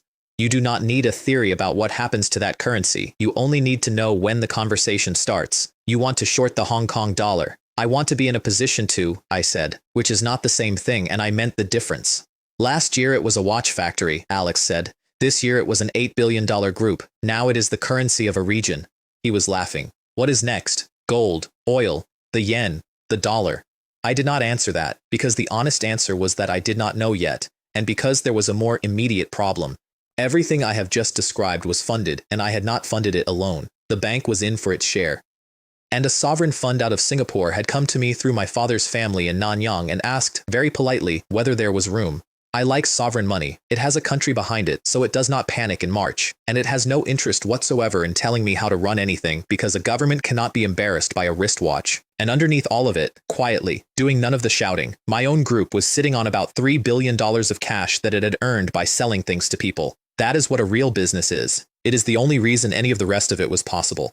The shipping king decided that month to put his family's money into my company, and his reasoning got back to me through his son-in-law. Hong Kong is too small for him. He is going to jump out of it whatever any of us do. So this is a road for my daughter's husbands, and it is a line to him, and both of those are worth more than the dividend. And his father, who was 86 and had spent a fortnight crying over newspapers, gave the assessment I have kept.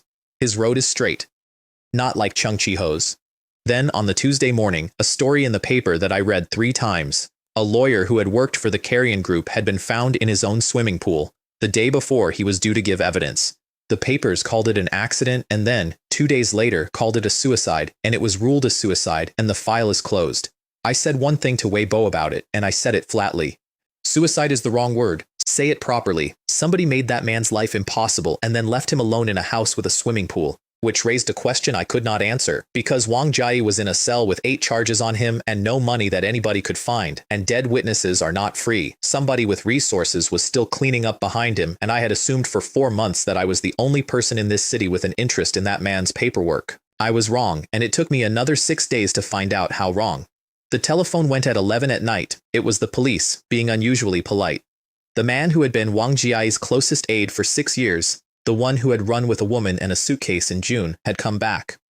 He had come back rowing a plank. Whatever happened on that boat, it happened in open water at night, and the woman with him did not come home, and he and one boatman got themselves ashore on a piece of wreckage and walked into a police station in Sai Kung at 4 in the morning asking for protection and not asking for a lawyer, and in exchange for that protection he gave them a name. Not for the man in the raincoat. He knew nothing about the man in the raincoat and never had. He gave them the name of whoever had paid $500,000 for 5 Vietnamese to walk into Kai Tak and create a disturbance. Lee Chun-fu. I made one telephone call about that to Indonesia, and Song Yao took it standing up. Tell every distributor we have in Southeast Asia that I am declaring total war on Tongcheng watches, every market, every city, starting Monday. He asked me what that meant in practice. It means that wherever there is a Tongcheng shop, a Watson's opens opposite it, or a Swatch dealer does, and I do not care what the lease costs. It means our brands are not available to anybody who carries theirs. I want them to have no trade left, not less trade. None. Understood. And find my eldest brother in Singapore and have him give the regional press one line, on the record, with my name attached to it. That Lee Chun-fu paid for the men at Kai Tak. Song Yao said something I have never let him forget. If Tongcheng still has any trade at all by Chinese New Year, I will resign. They did not. Southeast Asia turned on that family inside a fortnight, and the damage did not stop at the eldest son. The third brother, who had done nothing except inherit the good half of the estate, found his own construction business unable to get financed in Bangkok. Li Jiahui died in October. He was 62. He had been ill since the summer of the previous year, and he had spent that summer watching the company he built for 20 years pass to a boy who ate a banana in his drawing room. His third son was holding his hand at the end. He said one sentence, "Keep the Huang inheritance for 3 generations." Then he coughed once, and his hand went slack, and that was the end of it. His eldest son was standing on the other side of the door and did not come in, and when they opened it he was sitting on the floor of the corridor with his back against the wall and nothing at all behind his eyes. I have never been able to work out how I feel about that man's death, and I have stopped trying. I took his company off him with a newspaper article and a stock exchange and a piece of fruit. He responded by having somebody put 5 armed men in the arrivals hall of my city's airport, and 2 men who worked for me were carried out of that hall, and one of them has a scar under his collarbone that I have seen. Both of those are true. Neither of them cancels the other one out. He was 62 and he wanted to go home, and in the end he did, and it did not do him any good. The papers drew the line under all of it in about 3 weeks. The man who paid for the shooter was never identified. Seiko denied it in the strongest terms, cooperated fully, and spent money finding out who Tanaka Kenji had actually been, and produced nothing, and I believe them. Li Chunfu could not be touched. There is no extradition treaty between this city and that kingdom, and there was not going to be one, and on the 12th page of the same edition, 4 lines. Li Jiahui, 62, industrialist, of Puning County, Guangdong. In a rented villa in Jakarta, the last member of that syndicate read all of it and could not keep the paper still. An $8 billion group gone in 9 days. Its chairman facing 10 years. One partner out of the trade entirely and handing over a factory. 2 of the rich boys shipped abroad permanently by their own families. Li Chunfu surrounded, unable to travel, and now burying his father. He said it out loud to an empty room, and his housekeeper heard him. When does he get to me? How can one man be this unforgiving? Why did I not listen to my father and simply go and make money alongside him? In November, my own laboratory in Wan Chai rang me, and the man on the telephone had been shouting before he picked it up. It works. We have it. The chief chemist rang me himself and could not keep his voice level. It is a cola. It is genuinely a cola. Side by side with theirs, our carbonation is slightly higher and our finish is cleaner, and my own daughter cannot tell them apart except that she prefers ours. Then he told me the other thing, which is the one that actually mattered and which nobody in Hong Kong noticed for 4 years. And the vitamin process from the mainland works. I have run it 11 times. I did not believe it was possible.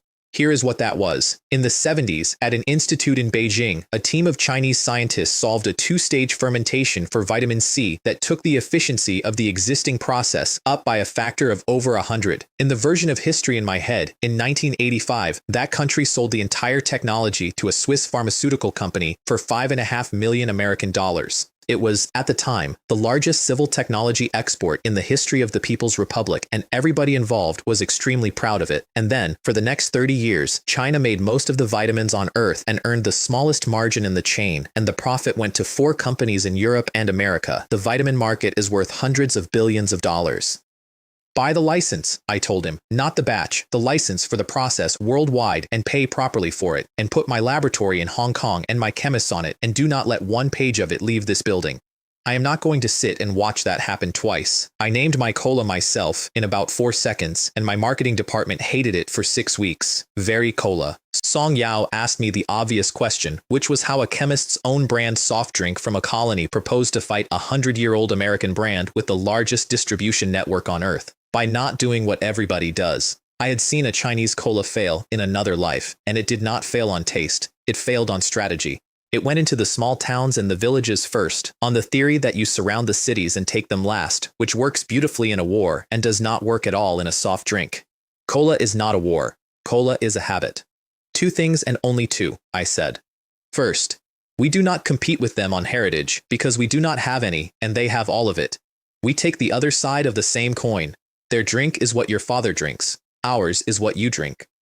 That is precisely how Pepsi survived, and it is the only door that has ever been open. Second, more volume for the same money, not cheaper, bigger. A man will not switch brands to save 10 cents, and he will absolutely switch brands to feel clever. Then I said the part that decided the whole of the following year.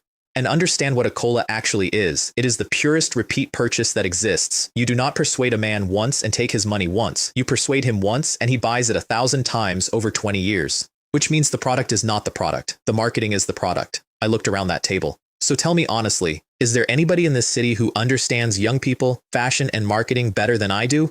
Nobody put a hand up, which was the correct answer and also slightly disappointing.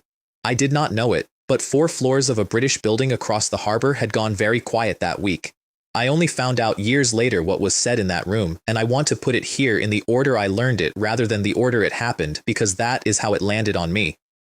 The younger brother came into his brother's office holding the announcement about my cola, and he was not calm. Have we been found out? Why else would he suddenly want to make a soft drink? That sentence is the entire answer to a question I had been asking for 8 months. It was not Seiko. It was not Wang Jiayi. It was not a Thai family with a grudge. The 5 Vietnamese were bought by Li Chunfu, who wanted noise. The man in the raincoat was bought by the younger brother of the 5th generation of the oldest British trading house in Asia, who wanted a result. And after it failed, it was his elder brother who cleaned up, who quietly kept Wang Jiayi afloat so that every eye in the city stayed on a Malaysian confidence man, who arranged for a lawyer to have an accident in his own swimming pool before that lawyer could be asked where certain payments had come from, who made sure a frightened aide got out of Hong Kong on a boat and then made sure the boat did not arrive.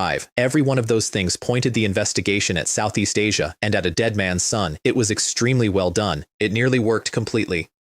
And what his elder brother said to him on the day my cola was announced is the reason I did not find out for another 2 years.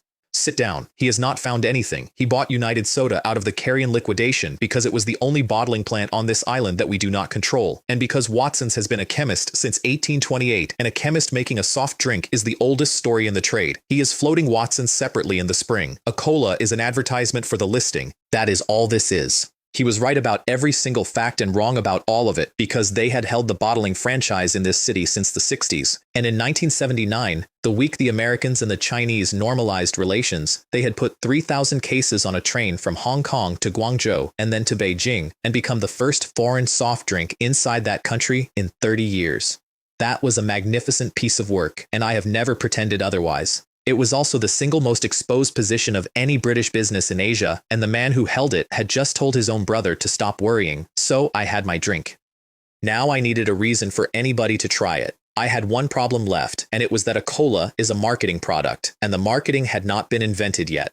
I sat in my father's office one evening with nothing to do, watching a film the studio had made 10 years earlier with a British company, which is famous in this trade for being one of the worst decisions anybody has ever made. A vampire hunter from London chases his enemy across the world and ends up in a Chinese village fighting hopping corpses, Latin mass, Gothic castle, Qing dynasty Zhangshi, and Eastern European vampires in the same frame. It lost so much money that nobody in Hong Kong would touch that folklore for a decade. It failed because the heart of it is European, I told my father. The monster is ours, and everything around it is theirs. An audience can feel that in 90 seconds, even if they cannot say it. Watch Yuan Biao's picture again. There are 2 minutes of Zhangshi in it, and those 2 minutes work better than that entire film. Go and talk to him, give him money, and get out of his way. Then I put a folder on his desk.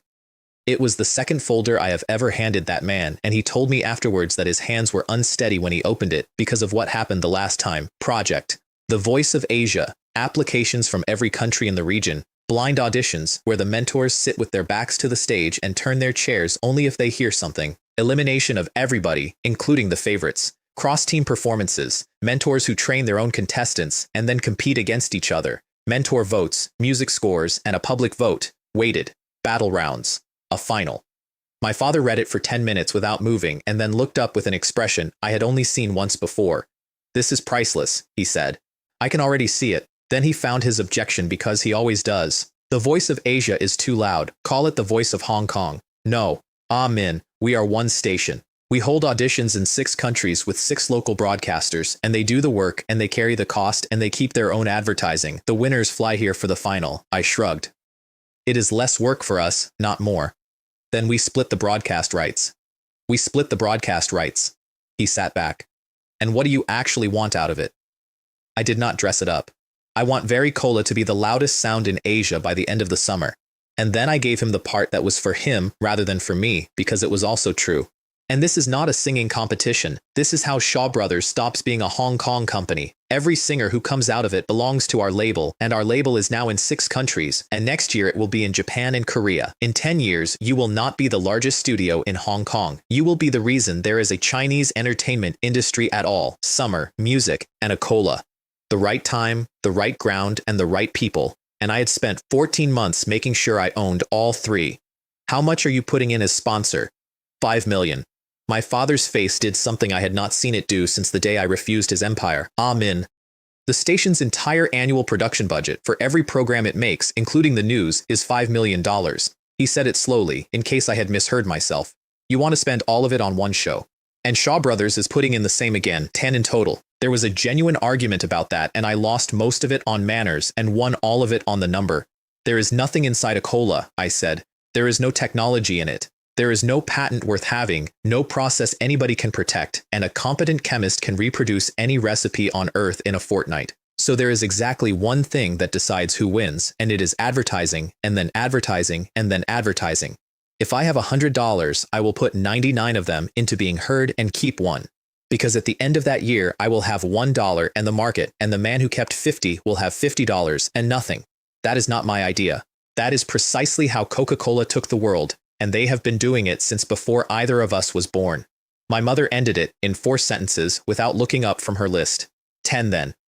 When has my son ever run a losing business? She turned a page. And if his own mother will not back him, who exactly is supposed to? My father spent the rest of the meal being outvoted. He asked me the next morning how the show itself was supposed to make money, and that was the better question. Very Cola is the title sponsor and nothing else. A program that is going to be on air in 6 countries cannot have one advertiser. That is a waste of a stage. I counted it off. Break advertising, at least 3 more names. Host mentions, priced separately. Regional license fees from every broadcaster that runs a heat. Recording contracts on everybody we find, which the label owns. And in 3 years, when it works, we sell the format itself to a country that has never heard of us. But not this year. This year we are not calculating what we spend and what we earn. This year we are only calculating how to make it good. The 2 men who had to actually build it read the proposal in front of my mother and thought at first that we were copying the other station. The other station had run a singing contest for 5 seasons. It had a real audience. Then they got to page 4. The mentors sit with their backs to the stage. They cannot see the contestant. They only turn their chair if the voice makes them. Who wrote this? One of them said. My mother did not look up. Do not ask questions you have not been asked to ask. Their producer wanted to move it to the following year and gave 4 good reasons. No, it is on air this summer. That is not a target. It is the edge of the table. So he gave me 2 conditions instead, and both of them were correct. The first was that he wanted the producer, who had built the rival contest for 5 years, poached out of the other station on any terms. The second was that he needed a budget of $3 million, and my father, who had spent the previous evening losing an argument about 10, leaned forward and said, "The budget on this program is 10 million. Stop worrying about money and go and make it." I am told the room did not recover for some minutes. My announcement went out that night, and it was on every front page by morning. The contest with tens of millions behind it. 6 audition zones. Hong Kong, Taipei, Seoul, Tokyo, Singapore, Bangkok. Prize winners get a face contract for Very Cola worth $1 million. No restriction on age, style, language, or nationality, and the public votes. I bought the rival producer out of his contract in 9 days, and I bought something else at the same time, because his station did not read its own paperwork properly. Sitting in the same schedule was a young male singer under contract who had done almost nothing and had a voice that made me stop what I was doing. I took both contracts in one payment and made the producer head of my record label, and told him the singer would be that label's first male artist, and that the 2 most respected songwriters in this city would produce the album personally. His own assessment of the show is better than mine, and I have quoted it in about 30 meetings since. Their contest is for people with training. Ours is for everybody. Low door, high ceiling, and the right to judge belongs to the audience in the room and the audience at home rather than to 5 men in dinner jackets. I have spent 9 days going around the bars and the nightclubs and the karaoke rooms of this city, 30 or 40 of them. There are extraordinary singers in this town who will never be allowed onto a stage as long as they live because nobody has ever built them a door. Then he told me he had already found one in a theater in a rundown amusement park, singing the theme from a television drama with her sister. Then I gave him the job that everybody told me was impossible. I want 3 mentors: the comedian who writes his own songs and owns this city's ear, the woman who is the finest live singer in Chinese music, and the biggest Chinese language singer alive anywhere, in any country. Mr. Lin, those 3 are signed to 3 different multinationals. Then take 3 multinationals apart. He asked me what I possibly had to offer that they did not already have, and I told him because I had done the reading.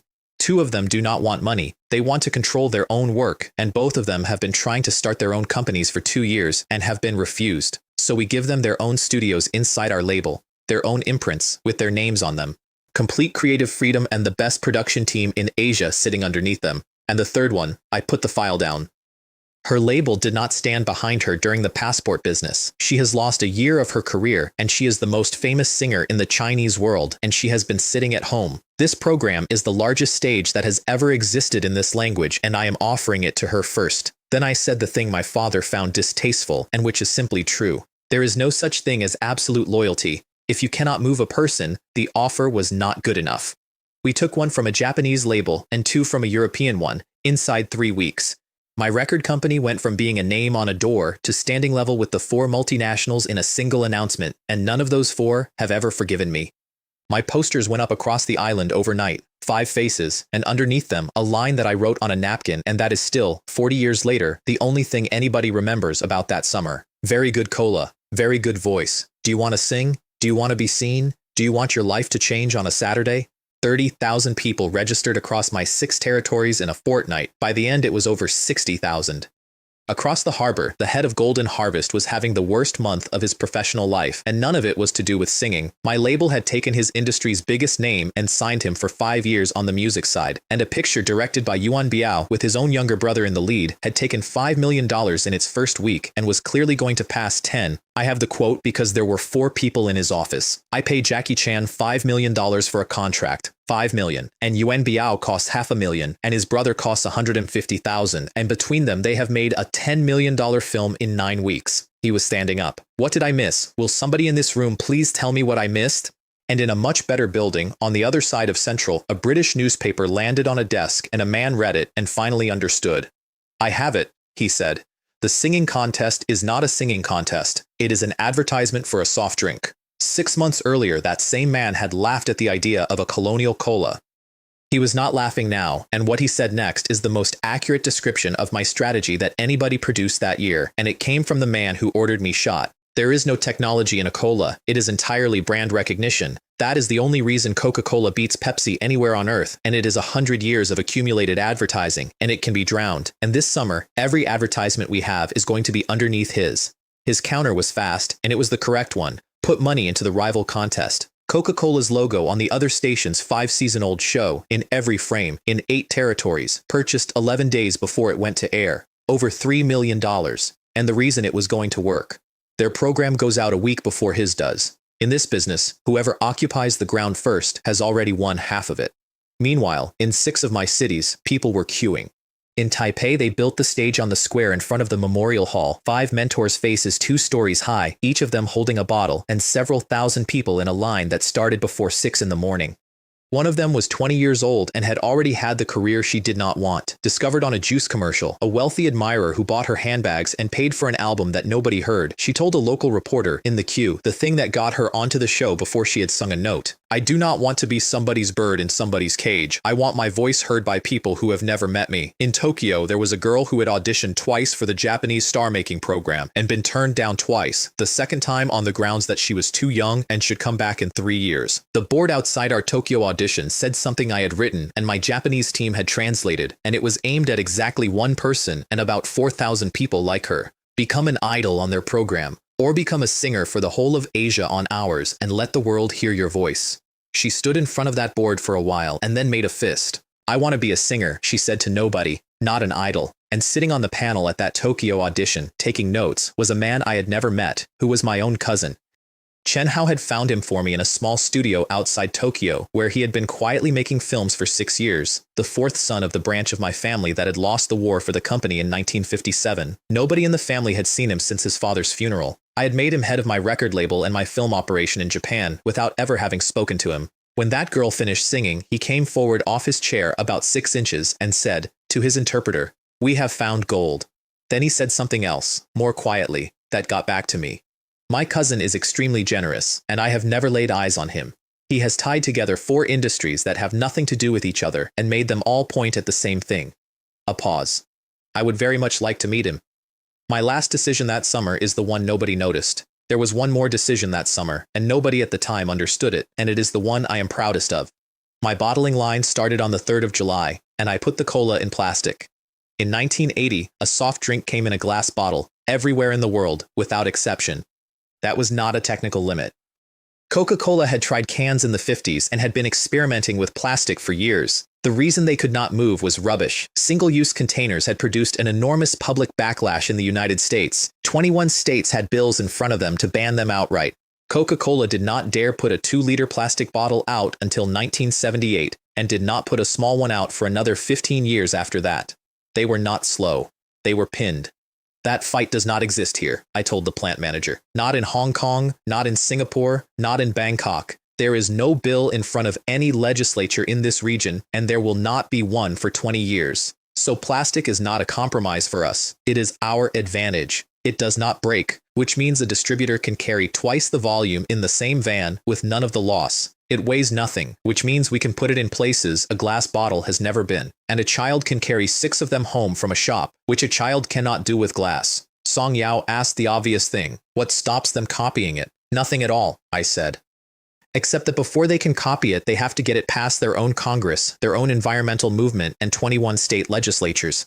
I estimate that takes them 11 years. I bought 2 PET plants outright and had the molds cut before the show was announced. There is a line coming from America for aluminum cans that has not landed yet. And I made one more decision about that bottle, which cost nothing at the time and turned out to be the whole war. I told them to leave the surface of it smooth, no embossing, no pattern, something clean and flat and white, big enough to write a name on. My competitor went first, which was my plan. Their program went out on the 26th of June and opened at 83%. Their previous season had opened at 50%.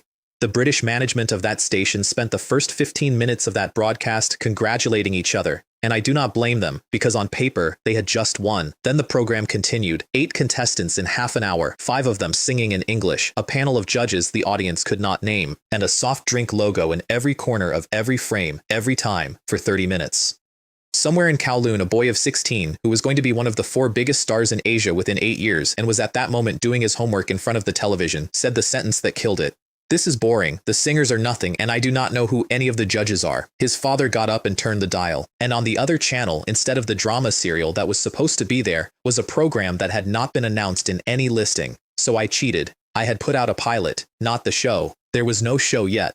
What I put on air, opposite their premiere, was 45 minutes of audition footage cut from 6 cities, and in between, the thing nobody in television had ever broadcast on purpose. The making of it. My mother arguing about the price of a sound desk. My mother again, standing in a workshop in Kwun Tong, watching a man build a chair that turns. The producer walking into a nightclub at 1 in the morning with a clipboard, 4 crews in 4 countries, and a long, unedited, extremely uncomfortable sequence of somebody trying to persuade one of the biggest singers alive to say yes and failing and coming back. Nobody had done that anywhere in the world. My tea houses talked about it for a week, and every one of them gave me a version of the same sentence. I had no idea making a program was that hard.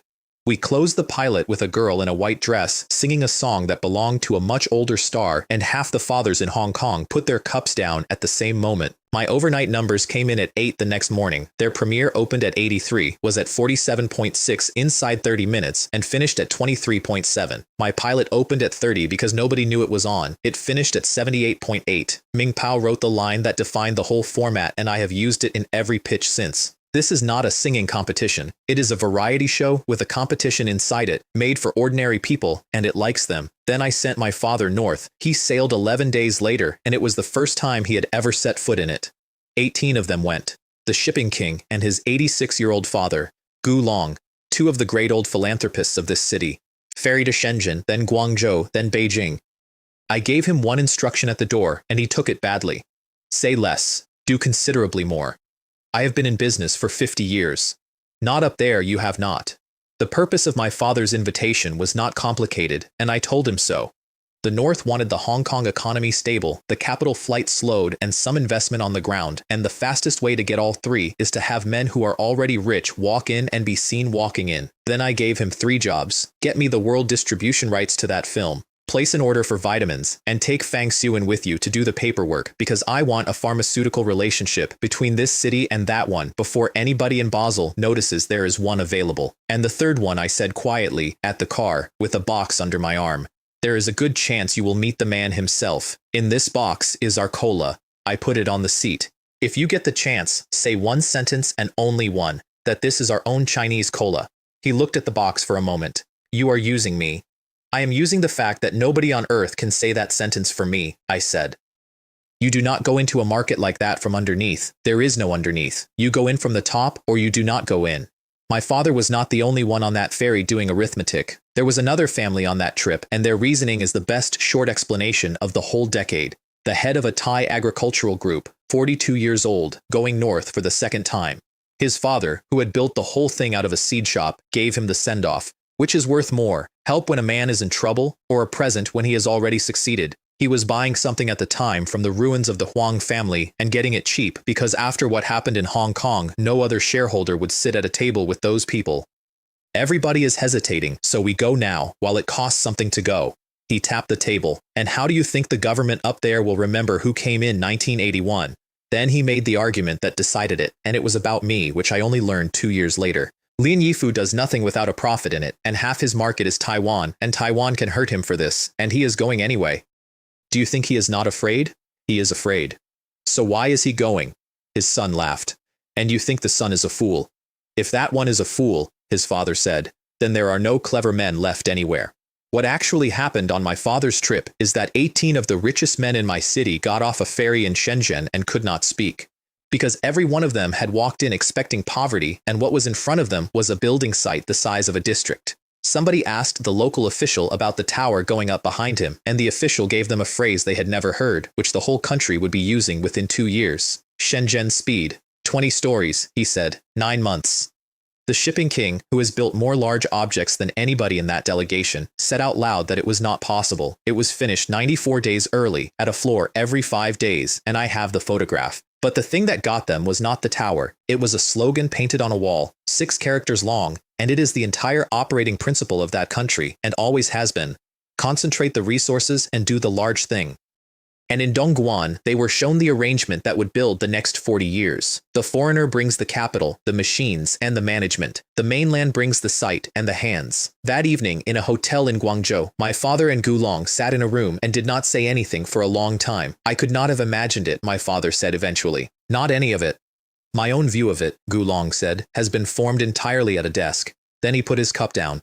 6th brother, I am going to write about this. Not a report. A travelogue, in installments, under my own name. And then a writer did my work for me. That travelogue changed my city more than anything I did that year, and I had nothing to do with it. Because for 30 years, Hong Kong had looked north the way you look at a poor relative, and here was the most respected writer in the Chinese language describing what he had actually seen in the first person without a single political word in it. My tea houses did what my tea houses always do, which is check. A man I know went to Taiping with nothing in 1962, and now he is back over the border building a bag factory. Wait, Leung from the Toy Works?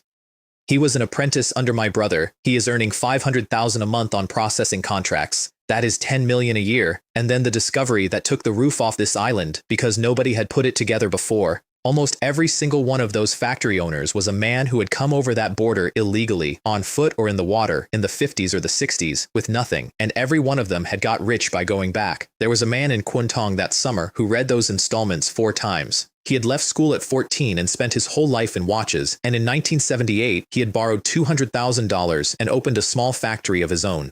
After Swatch, a man like that has 2 options. Lie down underneath me and take the contract work, or find another world. He chose the other world. There were thousands like him on that island, and I have employed about 200 of them since. I read the whole thing at my desk in one sitting and wrote 6 words on the front of the folder, which is still on the front of that folder. Wild growth. Gold lying on the ground. That is the 1980s. That is the entire decade in one line. There has not been another one like it in my lifetime, and there will not be another one. Then I gave the station its next instruction. Send a crew north, not a news crew, a documentary unit, 4 months, Shenzhen and the Dongguan factories and the delegation in Beijing. I assigned the budget without reading it. An argument on paper convinces a man. A picture convinces his wife, and she is the one who decides. My format went final that week, at 6 stages. Blind auditions, heats, the recruitment round where the mentors fight each other for the same contestant, team battles, the final, and a concert, 6 territories, more than 60 voting points. And then the other station moved their broadcast by 1 day so as not to collide with mine. My producer told me about it with his feet on a desk, enjoying himself. It was not their decision. It came from the trading house. They have put over $3 million into that sponsorship, and they do not want it burned alive in a ratings comparison on the same evening. I did not even have to think about it. Then get that into 3 papers by Friday and make it hurt. Not a station retreating from a station. That is boring and nobody cares. A 100-year-old American brand has just moved out of the way of a soft drink that has existed for 11 weeks. I did not have to push it after Friday. It went round this city on its own. Then it was July, and my $10 million went to air on a Saturday night, and I watched it at home with my parents, which I had not done since I was 19. I opened with my mentors, and every one of them sang something nobody had ever heard. The first was a song about wind and season, and the visual behind her was a sea of cloud built by an effects house in California that had never worked on an Asian television program before and charged me accordingly. Her old label sat and watched a record they had sold me for $500,000 turn into 4 platinum in 9 weeks. The second was the woman who had lost a year of her career, singing a new song for the first time in 18 months, and her old label understood at about the second chorus exactly why she had left. And then the comedian and the lyricist came on with a guzheng and sang a piece about laughing at the sea, and the studio audience went completely silent, which is not what a studio audience does.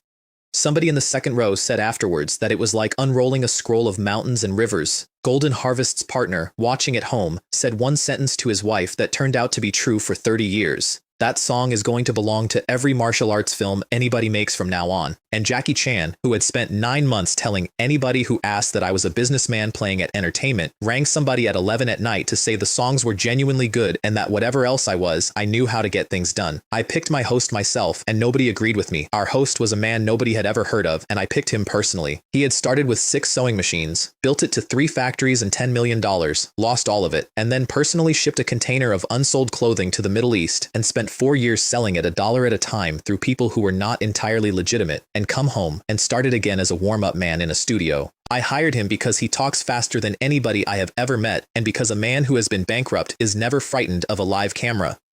Here is what he said, 6 minutes in, and it is the most valuable 30 seconds of television I have ever bought. The Voice of Asia, brought to you by Very Cola. Wear a swatch and be a little more fashionable than the man next to you. And here is how you vote for the one you love. You drink a Very Cola, you write your favorite's name on the empty bottle, and you take that bottle to any one of 60 collection points across this city, and we count it, and Ming Pao prints the top 10 every single morning. Then he grinned at the camera. And every contestant who gets 2 chairs or more receives 1,000 Hong Kong dollars from Watson's and Park and Shop, starting capital for a dream. We are calling it that because that is what it is. The chairs turned around with their backs to the stage, and the audience made a noise. Michael Hui had not smiled once all evening. He was watching from the wings because he had been asked to appear and had refused, and he leaned forward at that moment and said the only thing he said all night. Now that is interesting. He explained it to somebody afterwards better than my own producer could. The mentors cannot see the singer, the audience can. That gap is the entire program. Every person watching knows something that the 5 most important people in the room do not know, and for 4 minutes they get to sit above them. My first contestant was a cook. Our first contestant was a 38-year-old cook. I ran his tape first. A kitchen in Sham Shui Po, steam, a man in whites at a wok, talking to the camera without looking at it. My kitchen is my karaoke. My family do not enjoy it when I sing, but I have a dream, which is to stand on a stage once, properly, so that they can hear me. He came out in his kitchen whites. He had not changed. And then he sang a song belonging to the woman sitting third from the left, in her key, in her register, in a clear and completely serious female voice. The studio did not know what to do for about 4 seconds. Then it came apart entirely, because the audience could see what the mentors could not, which was a large man in a chef's jacket, and the mentors could only hear the voice, and the woman whose song it was had her eyes closed and was nodding along with an expression of pure professional approval. She turned her chair at the second verse. I watched my father laugh until he had to take his glasses off in his own living room at 69 years old, and I sat there and thought about the fact that 11 weeks earlier I had been in a hospital bed working out how to kill a man. The 4th act of that first episode is the one that made me a great deal of money, and I did not write it. She did. A woman came out who had been singing in nightclubs since she was 4 years old, with her sister, for money, because her mother was ill and somebody had to. Her tape was 30 seconds long and had no music under it. And when she finished her first phrase, all 5 chairs turned. Not 4. 5.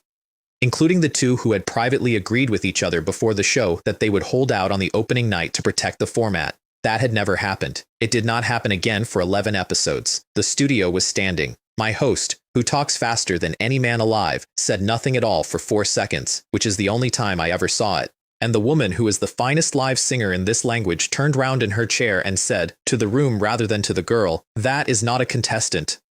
Somebody has sent us a present." By the following Friday, that girl had over 1 million votes. Now, my bottle. Which brings me to my votes, and to the reason I had my bottle made smooth and white. You could not vote by telephone. You could not vote by post. There was no card in a magazine. To cast one vote, you bought a bottle of very cola and you drank it and you wrote your favorite's name on the empty bottle in your own handwriting and you carried it to one of 60 collection points that I paid for. And every morning Ming Pao printed the top 10. I want to be honest about what that is because it has been described as a marketing device and it is not one. It is a machine that converts affection into a purchase order, and it does not have a leak in it anywhere. You cannot love a contestant for free. You cannot vote twice without buying twice. You cannot vote at all without walking into a shop, which in this city is more likely than not to be one of mine. Day 1. 230,000 plastic bottles and 110,000 glass. 340,000 bottles of a soft drink that had existed for 11 weeks in one day on an island of 5 million people. My first episode took 93% of the audience in my own city, 67% in Japan, 86% in Taiwan. I capped the series at 15 episodes over 4 months before we shot a frame, and my father argued with me about that for a fortnight. You will have the largest program in the history of this station, and you want to end it in November. I want to end it while people are still angry that it is ending. Nothing on television has ever died of being too short.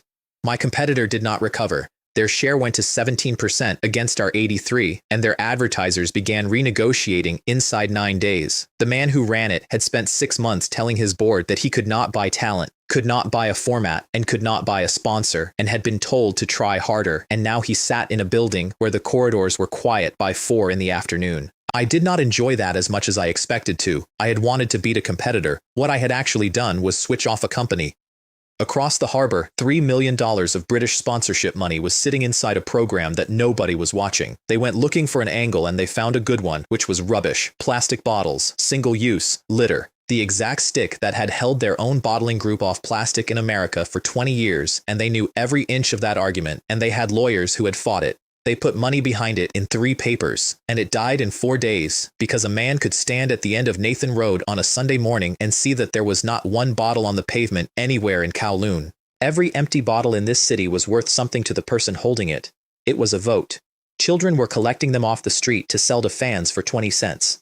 I had not planned that. I want to be completely clear that I had not planned that. I had made a voting mechanism, and it had accidentally solved the one problem that had blocked the entire soft drink industry from plastic for 2 decades. Their $3 million bought them nothing, and their best weapon had been taken off the table by an accident, and I have never told any of them that it was an accident. Then, late one evening in August, I went to see a man in an office in a building most people in this city could not have found. The mainland's news agency in Hong Kong is not a news agency. It is the way that country talks to this one, and everybody who matters knows it, and nobody writes it down. I asked for 2 things: permission for a television crew from my father's station to film in Shenzhen and Dongguan, not news, a documentary, and permission to co-produce a film about the Yangtze with the mainland's own broadcaster. He took it upstairs.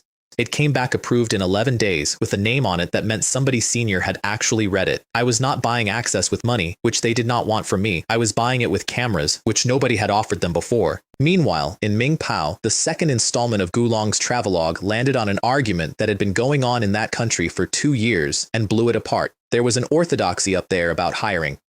Employ 7 and you are a craftsman. Employ 8 and you are an exploiter. It sounds like folklore, and it was not. It was the actual line, and men had gone to prison on the wrong side of it. And Gulong, without once mentioning the debate, described what he had personally seen in a factory of mine: an 8-hour working day, meat at every meal in the canteen, wages above the local average, housing allocated by service, and 100,000 employees. He did not draw a conclusion. He is far too good a writer for that. He simply put the number at the end of the paragraph and stopped. I was standing at my window on the top floor 2 mornings later looking down at Queens Road, and the street below the building was full, not customers, applicants, several thousand people queuing in the sun outside a factory recruitment office that normally saw 40 a day. A newspaper column had produced a queue I could see from the 52nd floor. I stood there for a while and thought about the fact that in 14 months I had learned to move a share price, a government, and a border, and that the thing which had actually moved 5,000 human beings out of their houses on a Tuesday was 1 paragraph about lunch. So I stopped being lucky on a Thursday. I called a meeting of everybody in Watson's that week because it was time to stop being lucky. The problem I put on the board was simple. Very cola is bought at the door. The customer walks in, picks up a bottle, pays, and leaves in 90 seconds. How do we get that person to walk further into the shop? Then I said nothing. I have found that a room will always wait for you to answer your own question, and that you must never do it, because a company full of people who wait to be told what to think is a company that dies the year you get ill. A supervisor from marketing spoke first. promotional displays at the entrance, bombard them on the way in. What is your name? Zhou Guang, sir, marketing. I nodded and asked the room for other ideas, and I watched every person in it understand simultaneously that I had just written a name down. After that, it came out of them for 40 minutes. Refrigerators, because it is summer and people want it cold. Lower the shelves, because our customer is a woman and she should not have to reach. Change the color scheme to something a 19-year-old would stand inside. And a very good one, from the back, from a woman nobody had introduced. Our cola buyers are teenagers. Teenagers have skin they are unhappy about. Put a teenage skincare range on the shelf nearest the drinks. Then I gave the general manager his orders. Take every idea in this room, build one standardized promotion process, and put it in every shop in Asia. Build a marketing mix that covers product, price, channel, and promotion, and stop treating those four as separate departments that hate each other. I want every person who comes into a Watson's to leave carrying something. Then I wrote one line on the board, build a strong proprietary brand. Very Cola is not the destination, I said. Very Cola is the proof that this is possible. And underneath it, I wrote 3 more. A beverage matrix, a cosmetics matrix, a daily necessities matrix. The man responsible for own brand went pale because he had produced exactly 2 things all year and one of them was not in production yet. Here's the argument I made, and it is the most important commercial idea I have ever had. Understand what we are actually facing. Coca-Cola has 100 years of heritage. We have 11 weeks and a television program. When that program finishes, and it will, the people who were always going to drink Coca-Cola will go back to drinking Coca-Cola, and our sales will fall off a cliff, and every one of you will look at me. Advertising cannot fix that because they can outspend us 4-to-1 forever. So we do not fight them brand against brand. We build a matrix. There are a dozen markets inside the drinks business, and cola is only one of them. Lemon tea, soda water, mineral water, functional drinks, herbal tea, sarsaparilla, every kind of tea drink there is. We enter all of them, under our own names, on our own shelves. Somebody buys our lemon tea because it is the only cold thing in the fridge, and 6 months later she buys our cola because she already trusts the shelf. That is the whole mechanism, and it costs nothing except patience. Our war with Coca-Cola is not a cola war. It is every channel, every category, and eventually, every country. Somebody near the front asked whether it would not be faster to buy existing brands. Both, I said. 20% of company profit goes into research and development every year from now on, and that is not a target, it is a standing instruction that survives me. And I want a permanent inspection team looking at every beverage, cosmetics, and household brand in the Asia-Pacific region. If it is good and we can buy it, buy it. If it is good and they will not sell, take 30% and put them on our shelves and make them rich alongside us.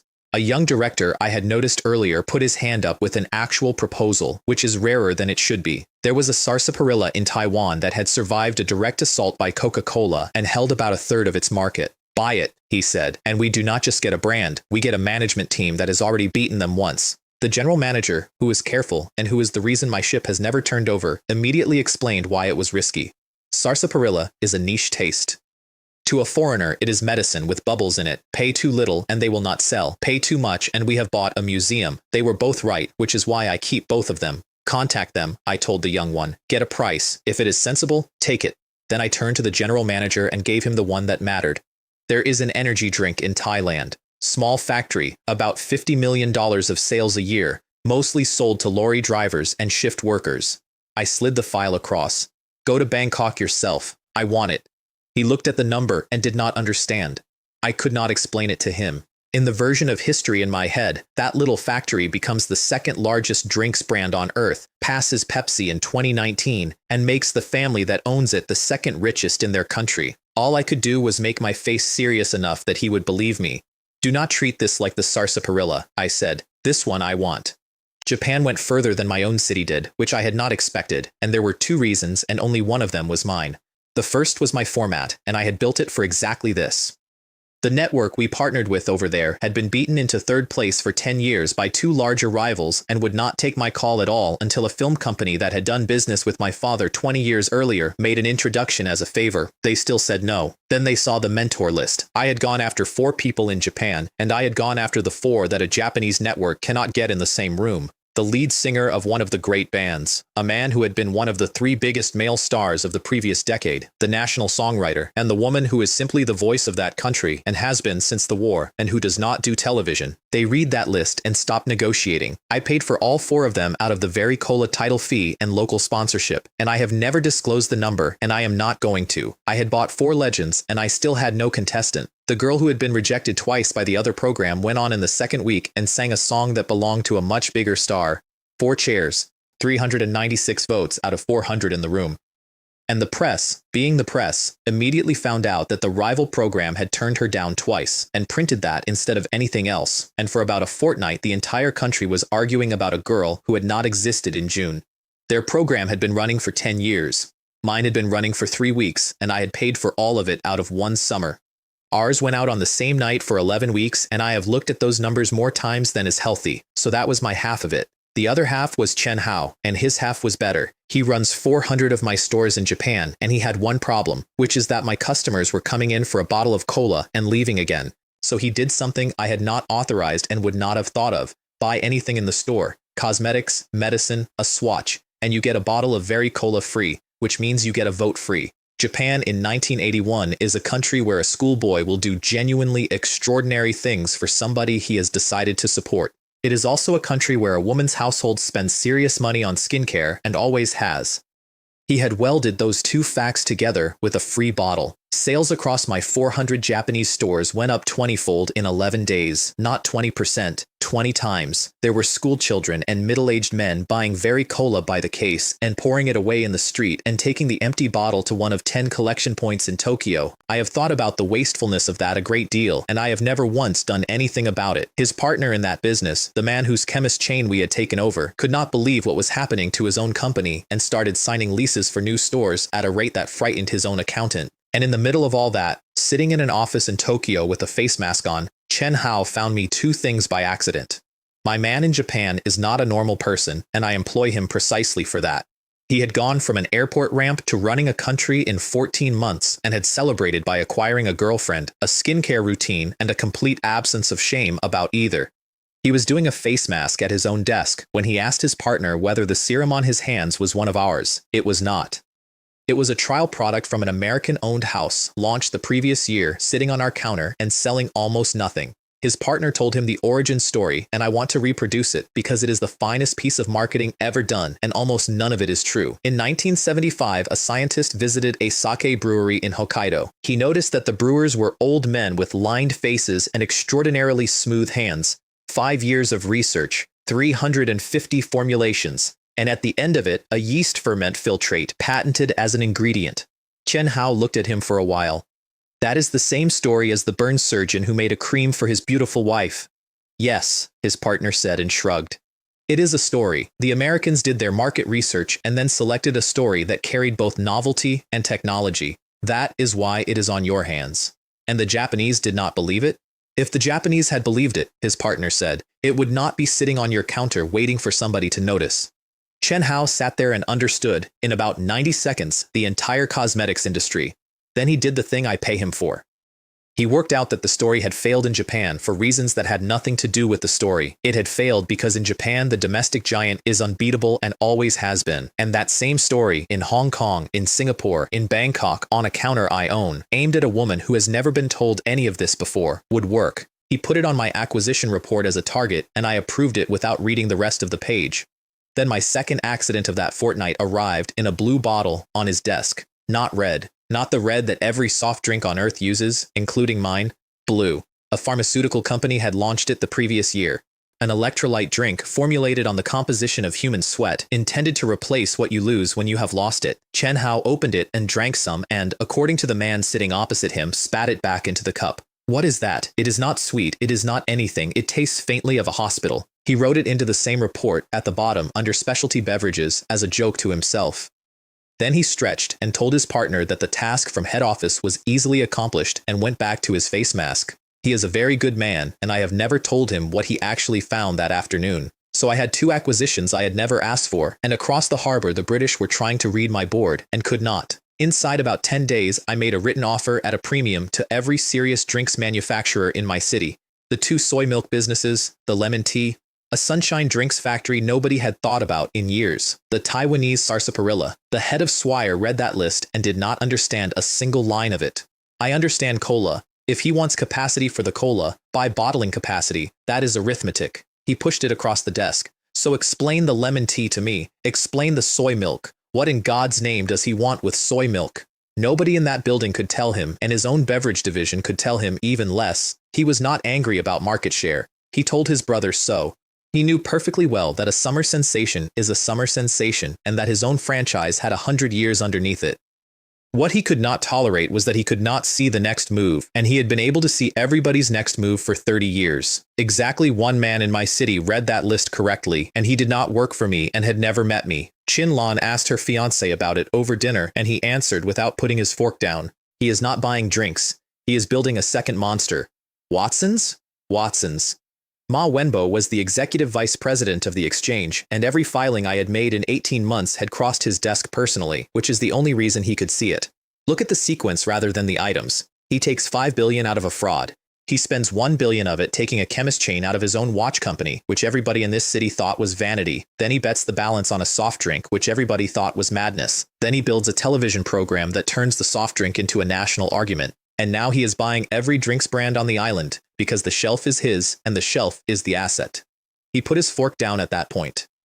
Carrion went public through a back door and inflated itself with borrowed acquisitions until it fell over. This one built the channel first, then the flagship product, then the brands. It is infinitely more sophisticated than anything Wang Jiayi ever did. The foundation is completely solid, and I have received notice that Watson's lists on the exchange on the 1st of next month. Chinlon asked him what he thought it was worth. I have no idea, he said. And that is the first time I have said that in 8 years. My second episode took 96%, and it is the one that finished the argument. The record on that station was 95, set by the finale of a drama that emptied the streets of this city for a season, and my second episode of a singing contest beat it in July. 2 people did it. The first was a girl who came on with a video package about a shanty town and a grandmother and a wish to buy them a house, which is the standard shape of those things. And then the package turned because I had spent 4 days building it.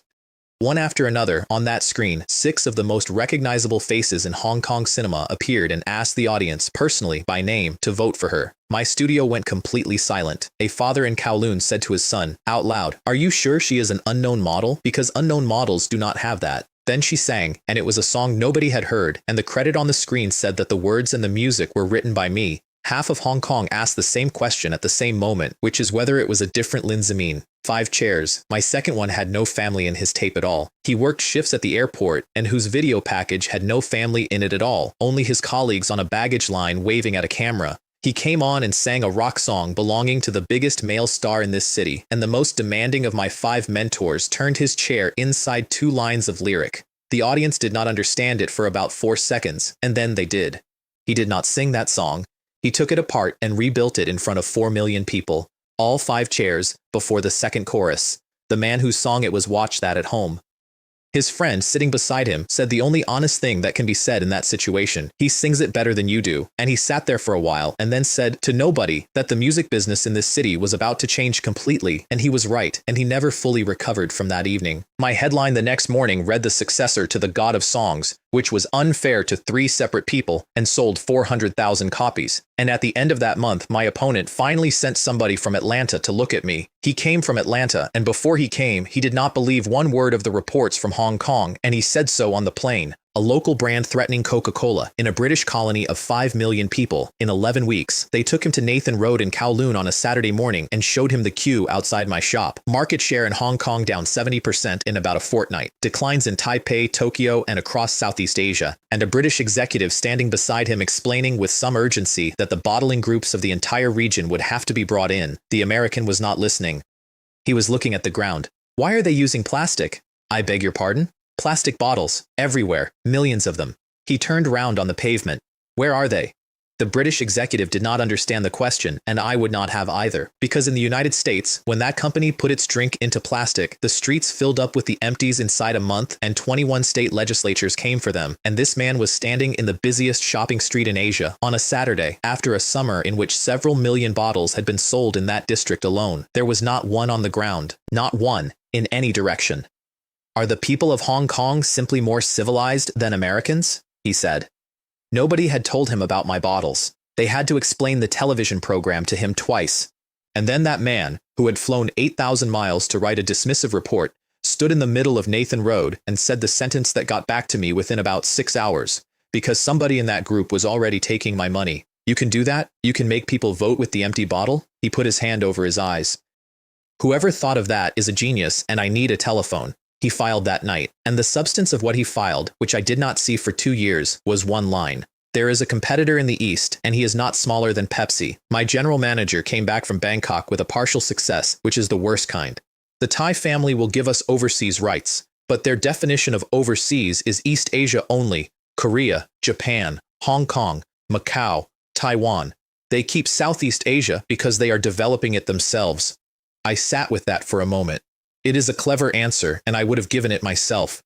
He takes my channels and my noise, lets me build the brand in 5 markets at my cost, and keeps the license on a clock. When the term ends, he does not renew, and everything I have built in 5 countries walks back across the table to him for nothing. Go back and tell him this. Watson's objective for that brand is the world, not East Asia. We do not need to buy his company outright. We do need half of it.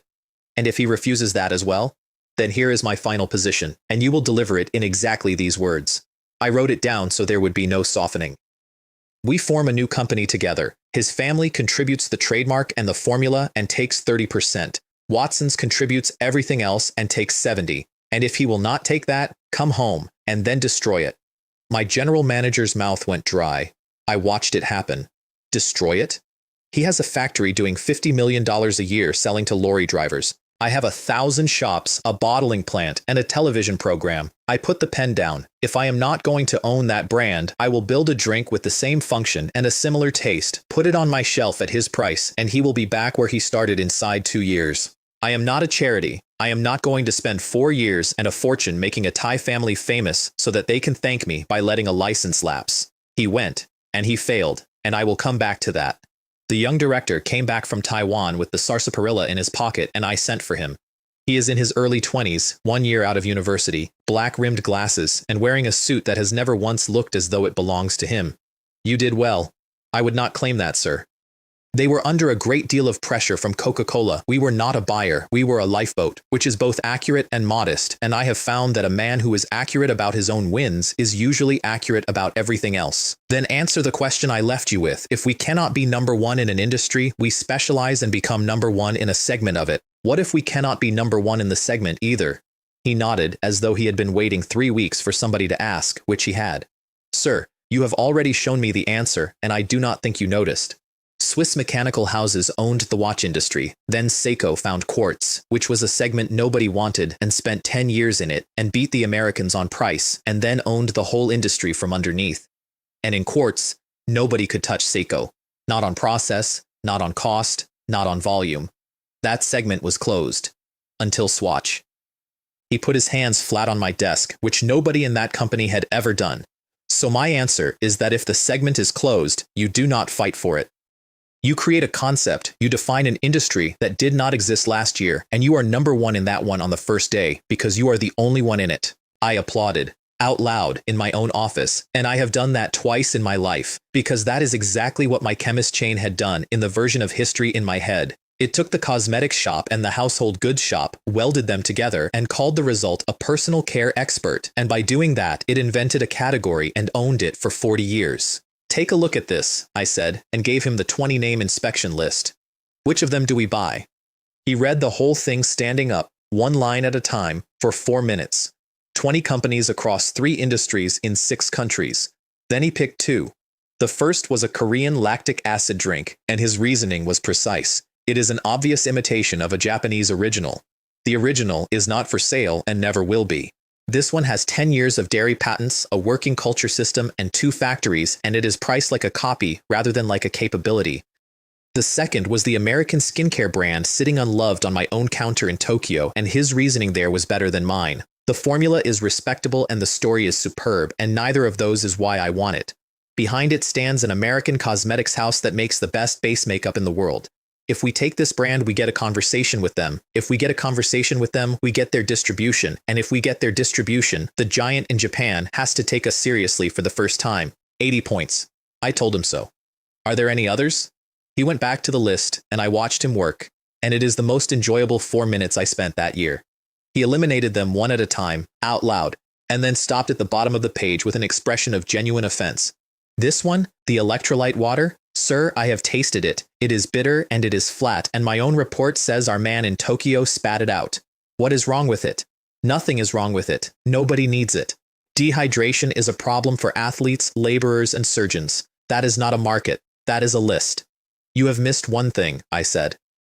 And it is the thing that will kill 9 out of 10 drinks companies in your lifetime, which is youth, health, vitality. He opened his mouth and closed it again. 89 points. He runs the whole division now.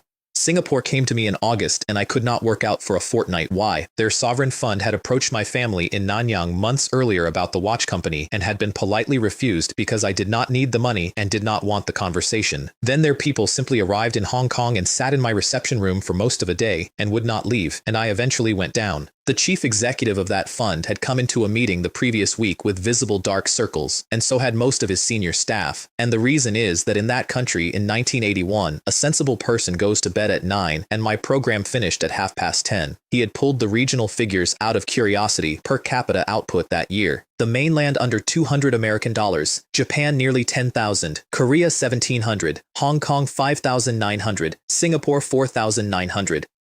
And around that table, his own directors had gone through it, item by item. The Japanese watch shops in Singapore are empty, and Swatch is the mainstream. Swatch has bought 2 more component plants in Kuala Lumpur, and is now the largest assembly operation in the region, and the mayor attended the opening. There is a bottling plant. Watson's has passed 400 shops in Southeast Asia. That Hong Kong film took 30 million American dollars, and the television reach of that station in this region is up 10% in one summer. And then their strategy director said the sentence that put 3 men on an aeroplane. A delegation of Hong Kong businessmen has gone north to discuss the handover. Once that politics settles, Hong Kong has the mainland market behind its factories and foreign capital in front of its banks. We need to move.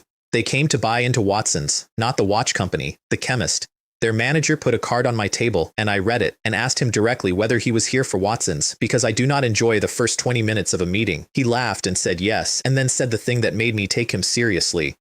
Everybody in this market wants an allocation. We are not asking for an allocation. Temasek is offering to be a cornerstone investor, which means they take a block before the offer, lock it up, and hold it, and their presence is what stops the price falling on day 2. I did not need a guarantor. I already knew that float was going to be mobbed.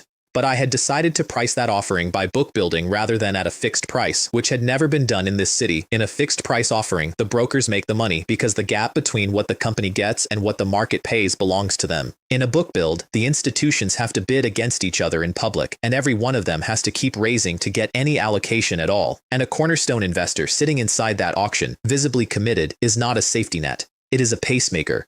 Mr. Wong, I said, I think we can have a much longer conversation than you were expecting.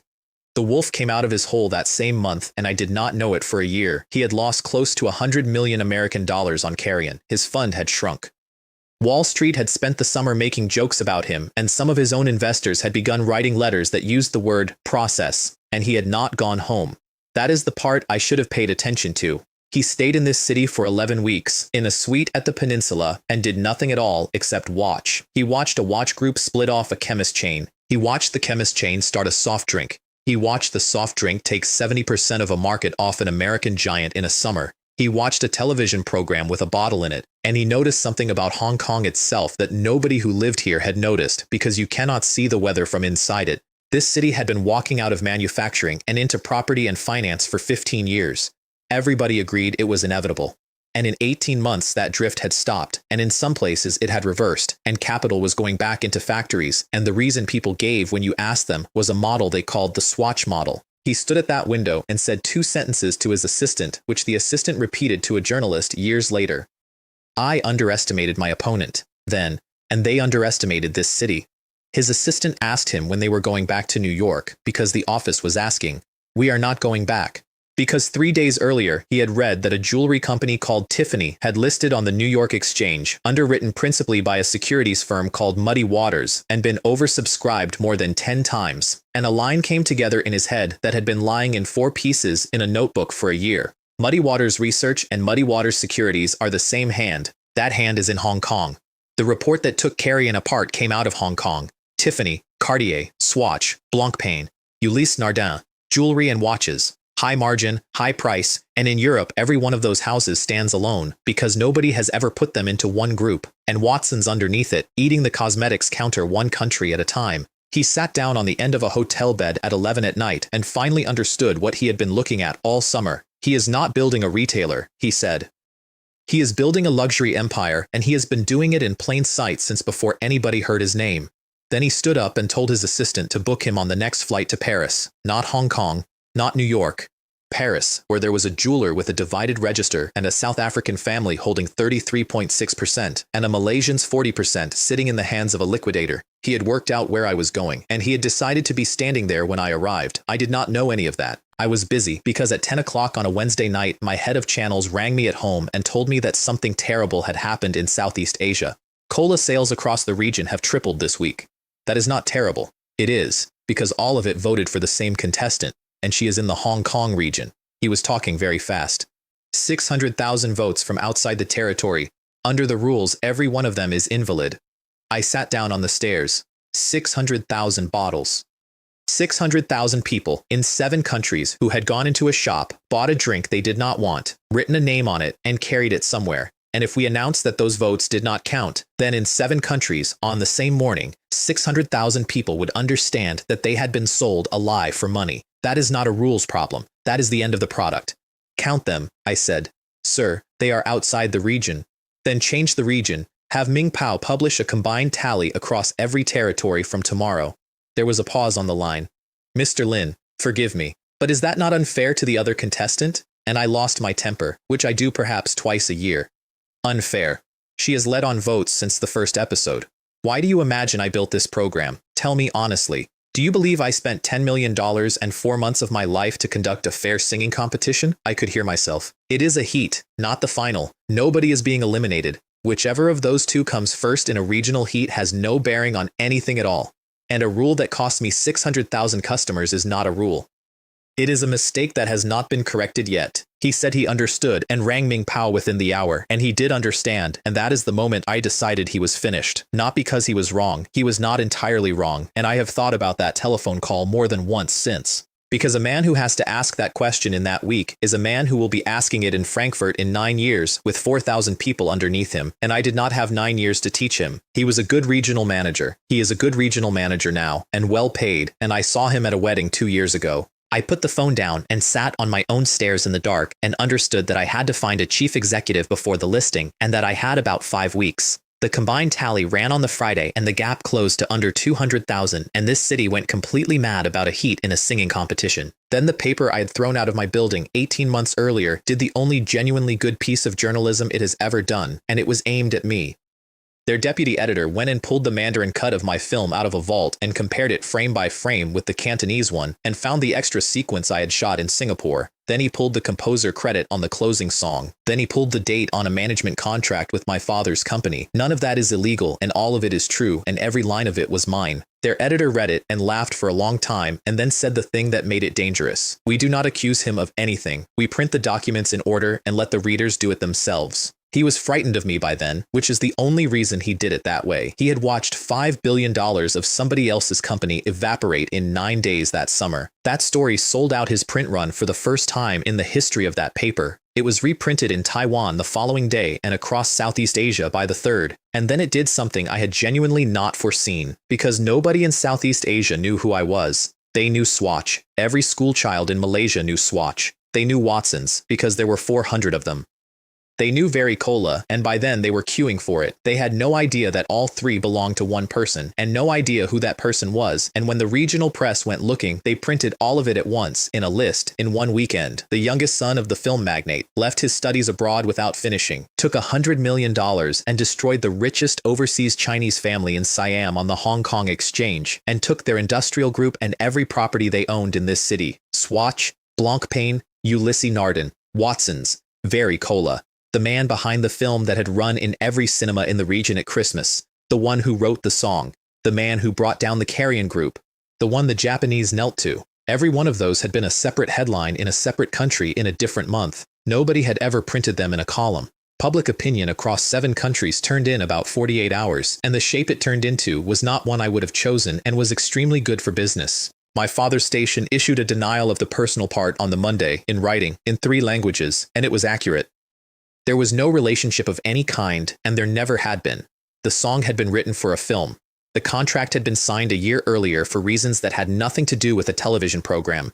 Nobody believed it, because a denial has never once worked in the history of the world. I let it run for 11 days. That is the part I am not comfortable with, and I am going to write it down plainly rather than dress it.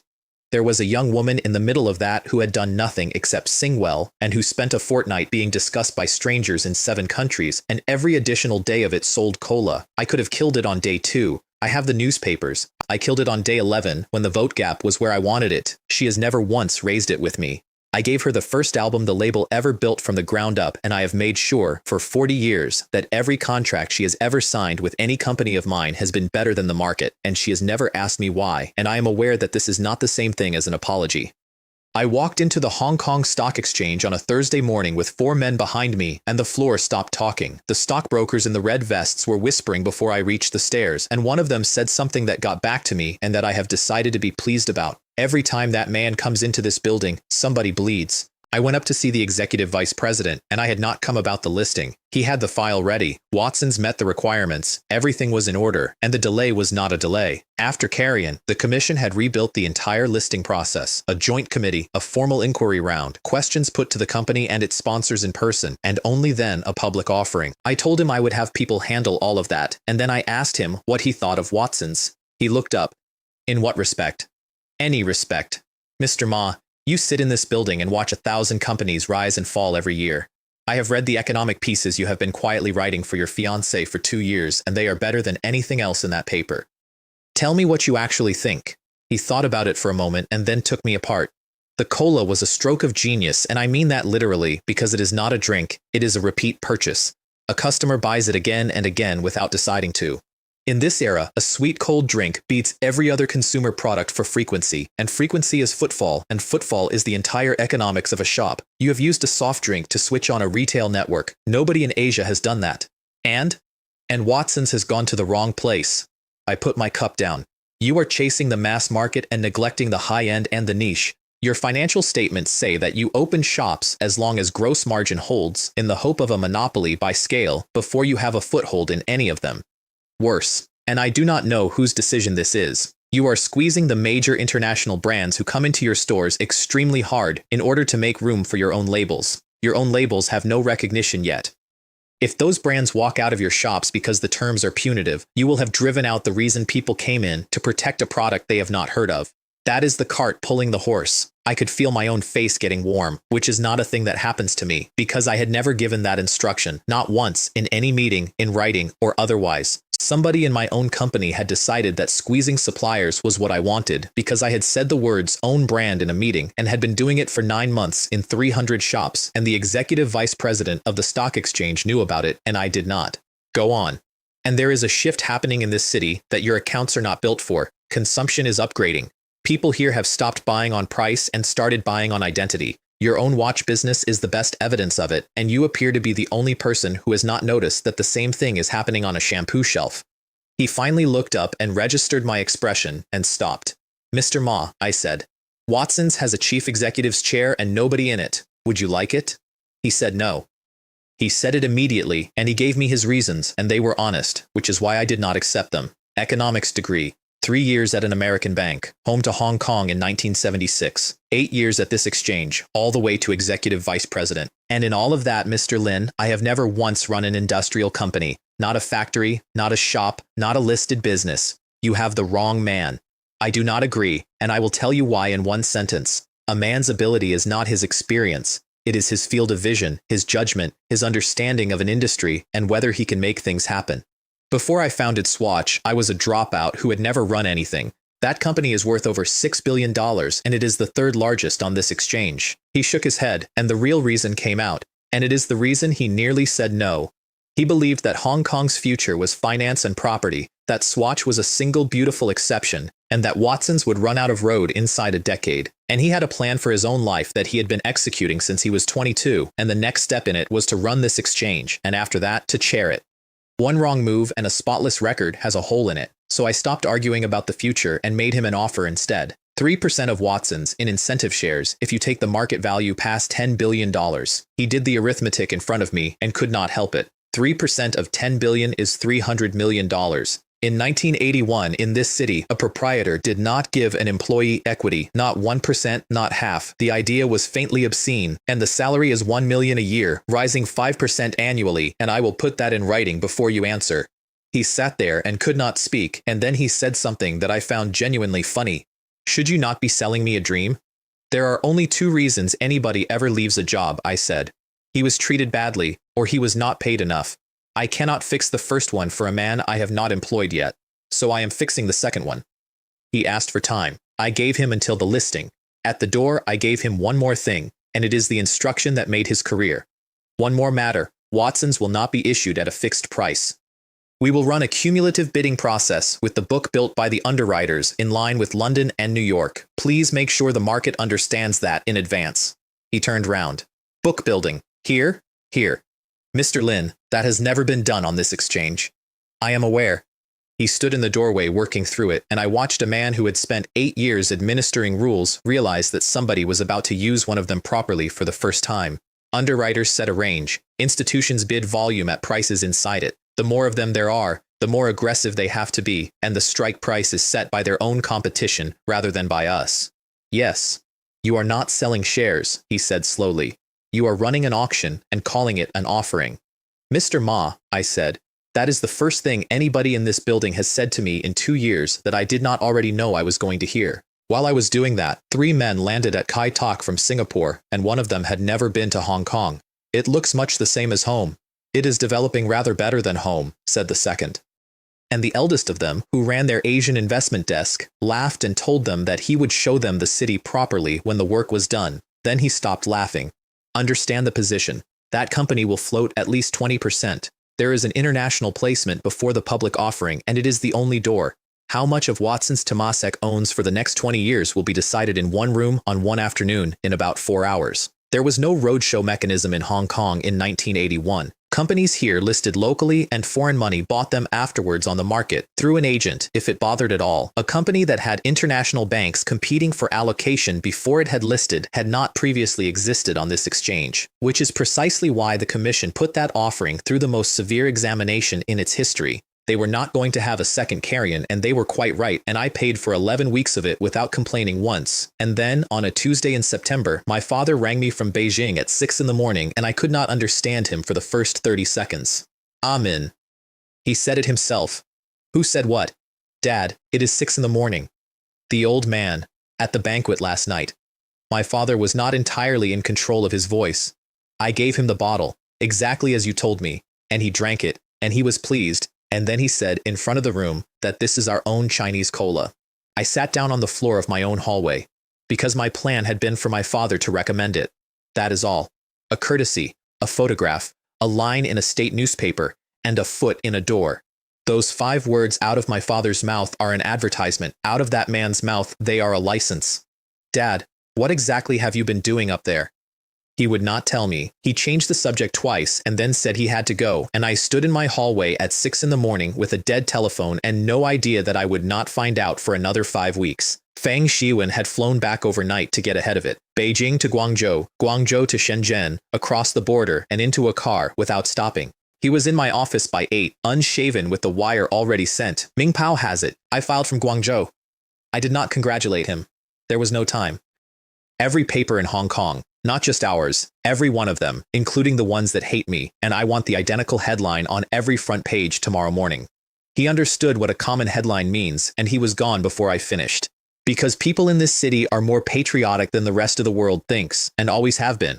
When there was an earthquake up there in the 70s, the film stars and the tycoons of this island were queuing to donate before the government had finished counting. That has never been reported abroad, and it is entirely true. Our own Chinese cola, made by a Hong Kong company, endorsed by that man, in that room. That is not a marketing line. That is 5 million people being handed permission to be proud of something. Then I rang New York. Alex, how are we? Muddy Waters has a client list now. Tiffany did that. He sounded pleased with himself, which he had earned. There is real Wall Street money looking at Hong Kong and at Watson's, and I am the reason. Good. Because I want the Cayman Fund ready before the listing. He had set that up for me after Baocheng, in his own name, registered where nobody has to explain anything. Muddy Waters is a securities business with brokerage, banking, research, and clients. The fund is not any of those things. The fund is where my surplus lives, quietly, holding things on my behalf. Ready for what? For Europe, I said. When Watson's lists, there will be a very large amount of money in my hands for about a fortnight, and I intend to spend it before anybody works out that I have it.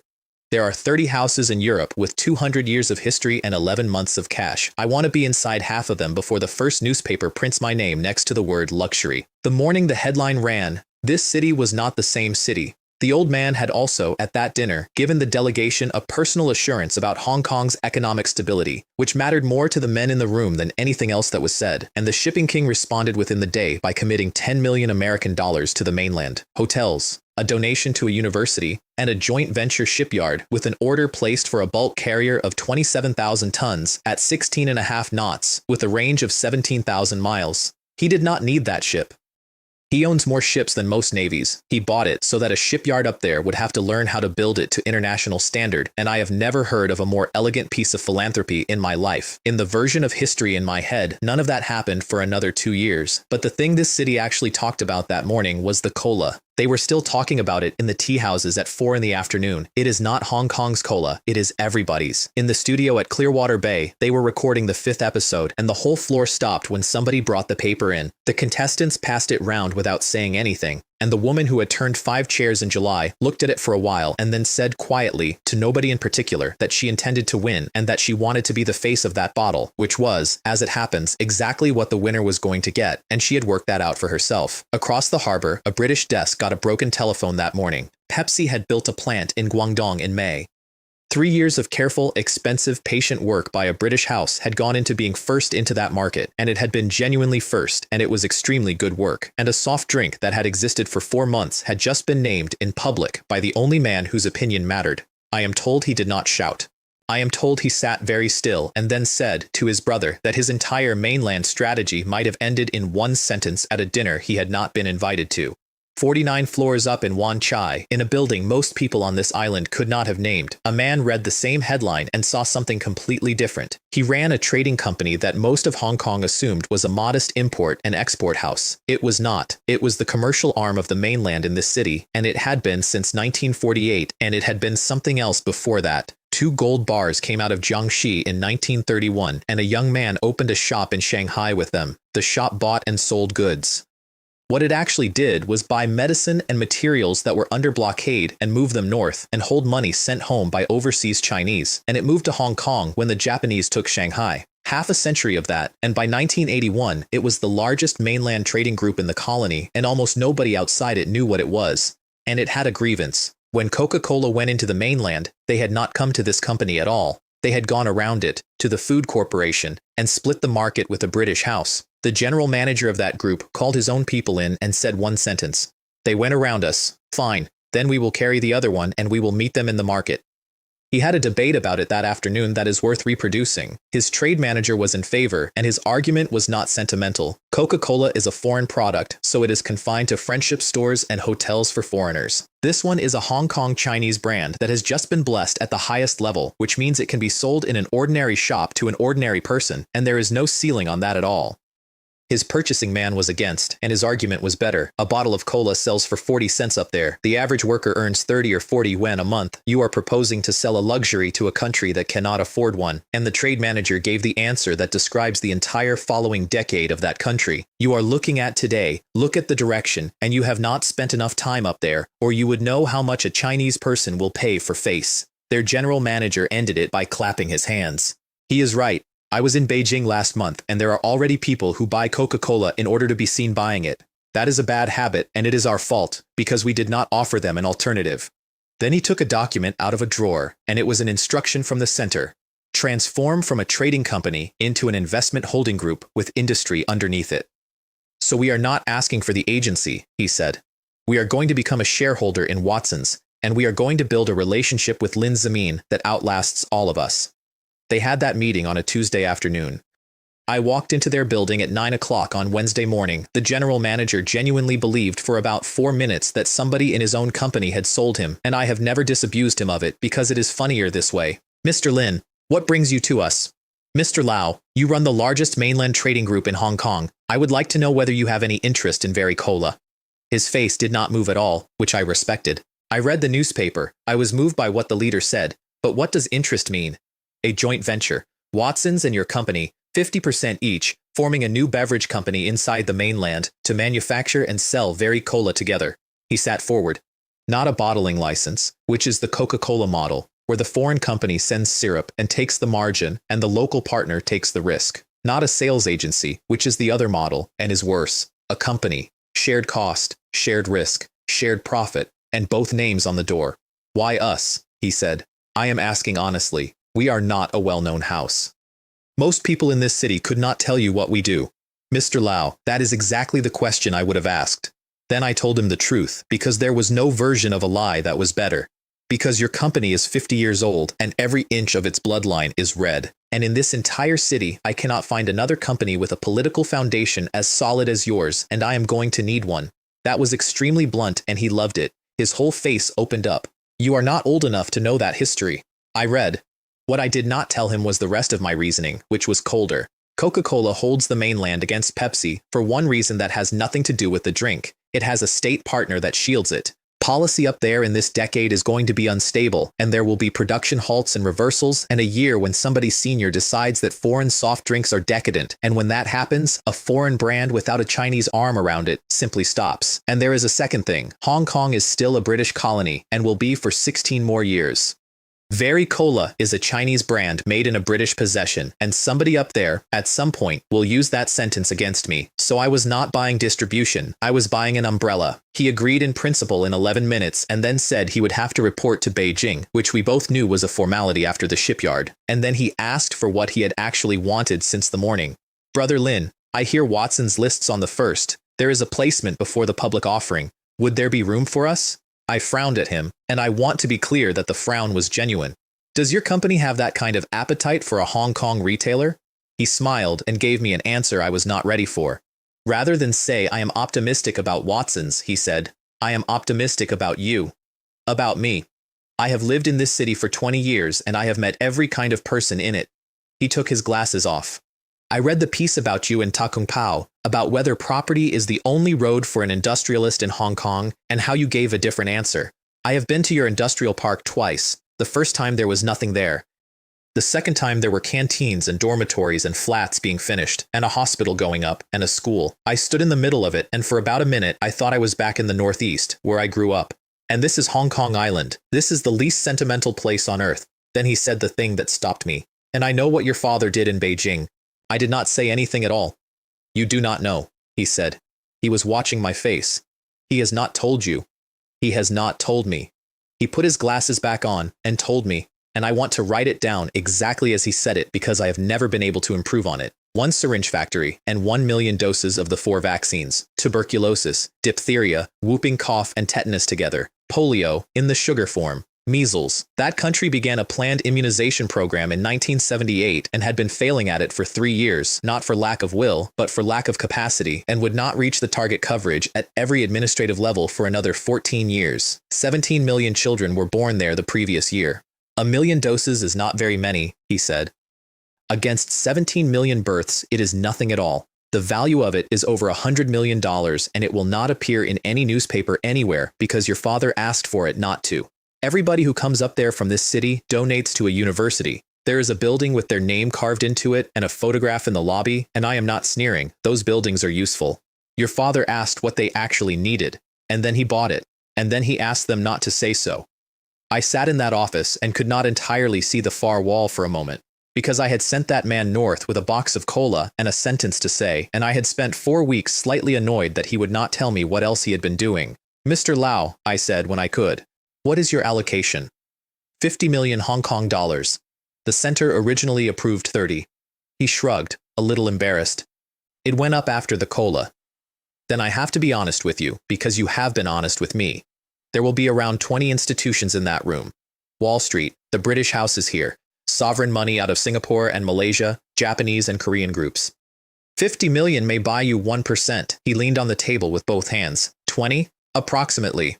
20 institutions, he said, from Japan, Korea, Europe, and America, in one room, for a chemist chain in Hong Kong. Then he said, to himself rather than to me, the sentence that told me exactly how much that afternoon had cost him in dignity and how much he intended to get back.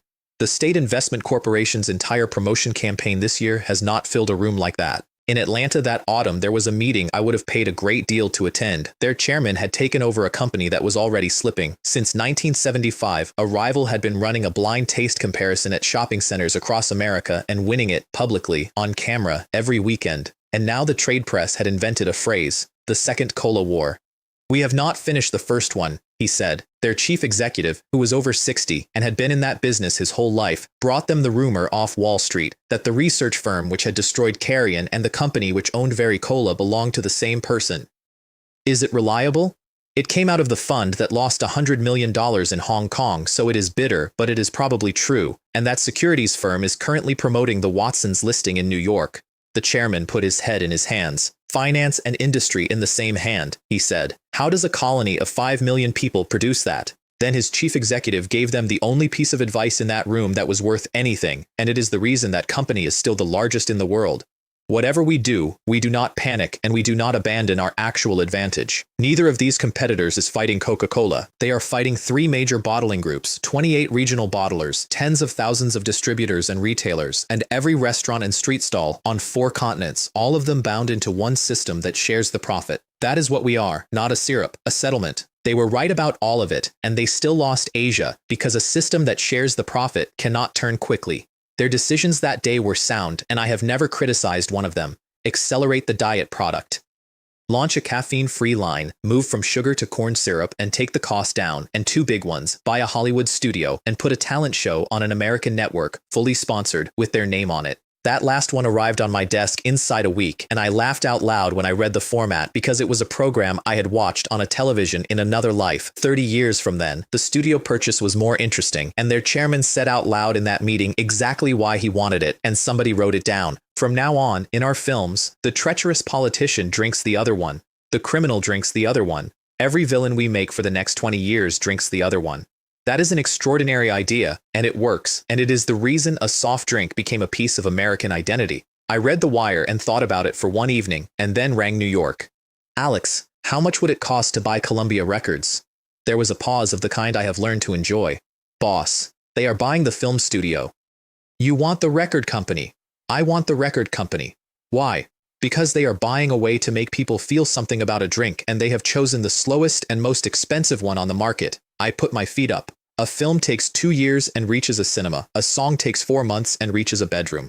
Music is the fastest medium there is, and a singer that a country loves reaches more people in a summer than a studio does in a decade. I have just spent 4 months proving that in 6 countries with a television program and a bottle. He gave me the numbers. The film studio was valued around $350 million, and Coca-Cola would end up paying at least $700 because entertainment companies in America are always worth more than their market value, and everybody knows it. The record company would be $500 million American dollars, $2.75 billion of ours, for a business that pressed discs. I sat with that for a while. Go and talk to them, quietly, under the Muddy Waters name. Do not let anybody connect it to Hong Kong. They will find out. They will find out afterwards.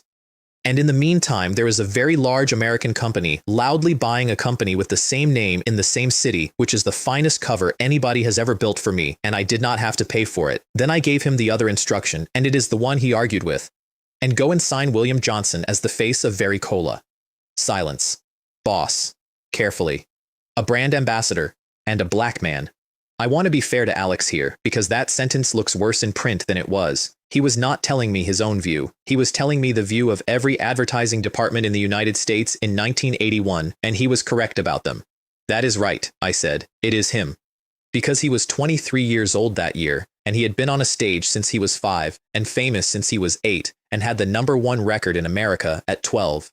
And because his record was going to come out in December of the following year and sell 60 million copies, and he was going to do a thing on a television special 2 years after that, which every child on Earth would spend a decade trying to copy, he signs with the other company in about 18 months. In the version in my head, that endorsement is the single most effective piece of marketing in the history of the beverage industry, and it puts that brand into the bloodstream of a generation. I had a year and a half, and I intended to use it. Just do it, I said. And when you have done it, you will understand why. Ming Pao ran the piece that made this city understand what Watson's actually was, and Chin Lan wrote it, and it did more for that listing than every banker I paid. A behemoth born on Hong Kong Island. She listed the whole portfolio in one column, which nobody had ever done, and half of it was news to my own staff. Very Cola. Watson's distilled water and soda water.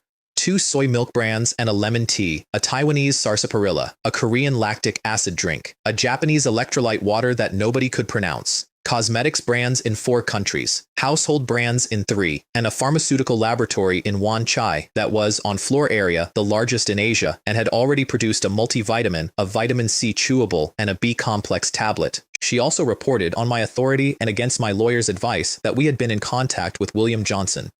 Nothing had been signed. Nothing was close to signed. Report it first and correct it later, which is a thing I have done 4 times in my life and would defend 3 of them. The tea houses could not process it. Is that the same Watson's? The one on the corner? The one my mother buys her cough syrup from? And a man in a suit near the window said the thing that Chin Lan put at the top of her second piece. It is like finding out that a neighbor you have known since you were a child is the son of a billionaire. Then I took my own company apart. I want to explain what I was actually looking at, because on paper it was magnificent, and underneath it was a mess. Watson's had grown to over 1,000 shops in a year. It had bought 24 manufacturers across 6 countries, and almost every one of those manufacturers was still being run exactly as it had been the day before I bought it, by the same man in the same building sending me a share of the profit. That is not a group, that is a collection of tolls. The soy milk company was a perfect example. Excellent business. $200 million of assets. I had paid $300 for it. And 9 months later, it was still selling soy milk through its own channels, with its own overlapping departments, and the only thing it had gained was access to my shelf. I called every senior person in that company to Hong Kong. All of them, from 6 countries, in one room for the first time. The Taiwanese sarsaparilla, the 2 soy milkmen, my Japanese pair, my Southeast Asian regional heads, the Korean. The man from the electrolyte drink, who had flown 11 hours and did not know why. Total spent acquiring the people in that room, over 11 months, $1.5 billion. The reason you are all here, I said, is to work out how we get rich together. Then I told them what the papers were saying, which was that Watson's had come from nowhere and was a monstrous hybrid. They are right. It is a monster. It is a monster that is about to be let off its chain, and when this company lists next month, it will be the most valuable consumer business in this city. Nobody in that room doubted it. 14 months earlier, I had been a boy with a folder. Then I introduced the man sitting at the head of the table beside me, and the room went completely quiet because most of them had assumed he was a lawyer. Former executive vice president of the Hong Kong Stock Exchange, resigned 9 days ago. Chief executive of Watson's from this morning. Every head in that room turned, and not toward him. They turned toward my general manager, who had run that company for a year and who everybody in it had assumed would be given the chair. He did not look up. He kept his eyes on the notes in front of him, and his face did not change at all, and to anybody watching, he was perfectly composed. I was on his left. I could see his hand. It was not steady. Then I gave them the thing I had brought them there for. 10% of this company goes into an incentive pool. Every person in this room, if you meet the criteria set for you, buys shares out of that pool at an internal price, and the difference is met from the company's reserves. Those of you who do exceptional work will simply be granted them. There was a noise in that room that I have only heard twice, because 2 of the men sitting there had sold me their family companies 11 months earlier for cash and had spent the last fortnight reading about what Watson's was worth and had been quietly sick about it every night since. I had just offered them a way back in. One of them asked what the criteria were. They are different for each of you. I nodded at the new chief executive. His, for example. He has undertaken to take this company's market value past $10 billion by the end of this year. The largest company in Hong Kong was a bank worth about $10 billion. Somebody down the table asked, in a voice that had gone up half an octave, whether everybody's target was going to be like that. Is 10 billion difficult? I looked around at them. There are more than 2 billion people in Asia. Coca-Cola's internal papers call this region the last redoubt. And in this region, on this shelf, we are the ones holding it. Then I gave them the exit, which is the only reason it worked. If the standard is too hard, withdraw. Say so today. Keep your salary, keep your job, and nobody will think less of you. I will not force any man into this. Nobody withdrew. Of course nobody withdrew. Withdrawing meant walking out of the room where the future of that company was going to be decided, and every one of them understood that. Chen Hao stood up first, which I had expected, and said something in front of 40 people that I have never repeated to him. I do not understand a word of this incentive scheme. I trust you. 14 months ago, I was shouting at tourists at an airport. Then came the part they had not seen, and it cost me 4 resignations. Because those shares had a price, and the price was that every company in that room stopped existing as itself. Everything was broken up and rebuilt into 6 divisions: beverages, cosmetics and household, health products, research, marketing, stores, and logistics. The soy milkman got the whole beverage division, which was a promotion he had not dreamed of, and lost the company his father had founded, which he had run for 31 years. Local brands in Japan and Korea kept their own market focus, because a Japanese product needs a Japanese laboratory, and I am not an idiot. 4 men would not do it. They packed their offices that month, and I paid them properly, and I have never spoken to any of them since. In a house at Repulse Bay, a man read about all of it over breakfast and put the paper down. I had high hopes for that chief executive. I was going to give him 3 or 4 more years and then put him beside my eldest. He was talking to his wife. And Lin Zemin has taken him. Is that what is bothering you? No. He was quiet for a while. Davies's people are in Hong Kong for his listing, a chemist chain. Neither of his own companies had ever attracted that. What method is he using? It is not a method, he said. I misjudged the market and I misjudged the world. I left manufacturing for property because contract manufacturing has no future. That was true, and it is still true. What I missed is that it stops being true the moment you own the brand. With a brand and a position of your own, this city is the door to the mainland, and behind that door is raw material, labor, and eventually a market of 1 billion people. That is what the foreigners are buying. They are not buying Watsons in Hong Kong. They are buying Watsons in China. Then he said the thing his wife had never heard him say. I regret selling my Watsons shares. I had them. I sold them to buy land in North Point, and I did not see what they were. And later, when she asked him why he did not simply compete, I am 53 years old. He is 23. In money or in years, I am not qualified to stand next to him. I bought a slum that month. The beverage division needed a plant, and my new head of beverages came to me with a sensible objection, which is that moving physical factories takes years. I pointed at the map. Chung Quan O. Sir, he actually laughed. That is the far side of nothing. That is a slum. That is why. He waited.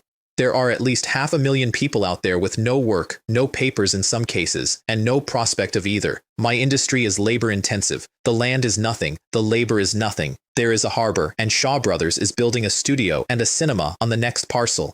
And nobody wants it, which means I can have all of it. He read the plan on the way home and rang me from his own house at 9 at night, and he had got to the section with the schools in it.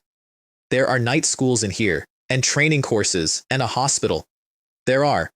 Chairman Lin, I have been in business for 31 years, and I have never met a capitalist like you.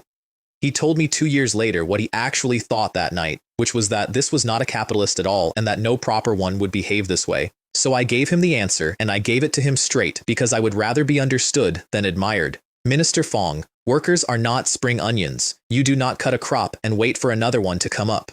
They are people, and everything I put into them comes back out of the line. And then, because he was looking at me with an expression I did not want, and I am not a saint, and you should stop thinking about me in that way. Most men believe the only way to take wealth out of labor is to squeeze it. I can see further than that, and what I can see is this. That park is an ecosystem, a small society with a wall around it. Those workers live their whole lives inside it, and their families live inside it, and their children go to my school and then come and work in my factory and are prouder of it than their fathers were. I gave them a wage and a flat and a doctor. They gave me 3 generations. He did not say anything for a while. Then he said quietly that he understood now how I had built so much so fast, and that it was not really business. I laughed and told him not to overthink it, and that the only difference between me and the men he had worked for was that I was more ambitious than they were, and I let him go home believing that. The truth is, on the other page of the same ledger, and I have never printed it, that park had a security force, drawn from men who could not read and who had nowhere else to be, trained properly and paid properly. There was a scholarship scheme for the ones who did well at the school, and they went abroad on my money and came back to the group, and almost all of them did come back. By the middle of that decade, between 2 industrial parks and the businesses around them, something close to 1 million people in this region had their rent paid by me. To make trouble for me in Hong Kong, after that, you would have had to make trouble for 1 million people first. That is not philanthropy. That is a wall, built out of gratitude, which is the cheapest and strongest material there is. The invitations to the pre-listing placement went out in the last week of September, and my new chief executive brought me the acceptance list and one question. Chung Chi-ho has asked for an allocation, so has the jeweler, so has the Kowloon developer. Every great property family in Hong Kong, in one paragraph. Refuse all of them. He put the list down. May I ask why? Their money is the same color as anybody else's. It is not, and I will tell you exactly why, and then you will never ask me again. I did not look up. I am taking American money because it opens New York, Japanese and Korean money because it opens Tokyo and Seoul, Southeast Asian sovereign money because it opens 6 countries and asks nothing. Every foreign shareholder on that list is a door. Those 3 are not doors, they are landlords. They will take 1/5 of my company, hold it for 11 months, sell it into the first strong quarter, and put the proceeds into land, and then rent me the land back. I signed the page. Their money is dirty, and I do not mean that morally.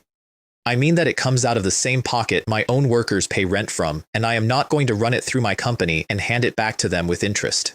The first round of bids came back with a range of $4 to $5 billion and an indicative price of $4.50. I read that book for about 20 minutes, and it is the most enjoyable document I have ever been handed. The professionals were exactly where professionals live. Davies Stanley at around $4.3 billion, which is disciplined, defensible, and precisely inside the range. The 3 Hong Kong property families I had refused had bid anyway, through brokers, at $3 to $4 billion, and had been eliminated for being too low. And Mitsubishi had bid $7 billion and had been eliminated for being too high. Why do we throw out the high bids? I said. My chief executive explained it the way an exchange man explains anything. Because their subscription volume at that price is more than we can fill, and because if the strike is set far above the issuer's real value, the stock breaks the issue price on day 1, and everybody involved is a fool in public. It is a rule in London and New York. And what is our real value? About $3.5 billion. He did not blink when he said it. 5 is generous. 7 is more than double, and I would not put my name to it. Put them back in. He looked up. Both of them. Mitsubishi and the Korean group. Any house that bid high goes back on the list. Chairman Lin, if it breaks the issue price, other companies worry about that. We are not going to break the issue price, and I will explain why later. I handed the book back, and a very high bid sitting visibly in the room does one thing that nothing else can do. It puts psychological pressure on the professionals, and the professionals are the ones who are actually going to pay. He wrote it down, and then I gave him the second instruction, and he went to color. And leak the Mitsubishi number. Leak it. $7 billion to a newspaper. Not to Ming Pao. I sat back. If it appears in Ming Pao, everybody in this city knows it came from me, and it is worth nothing. Find something small, something nobody reads. He stood there for a moment. You are teaching me to plant a story. I am teaching you a technique that you will use for the rest of your career and never once admit to. Learn it now, and I will not have to explain it again.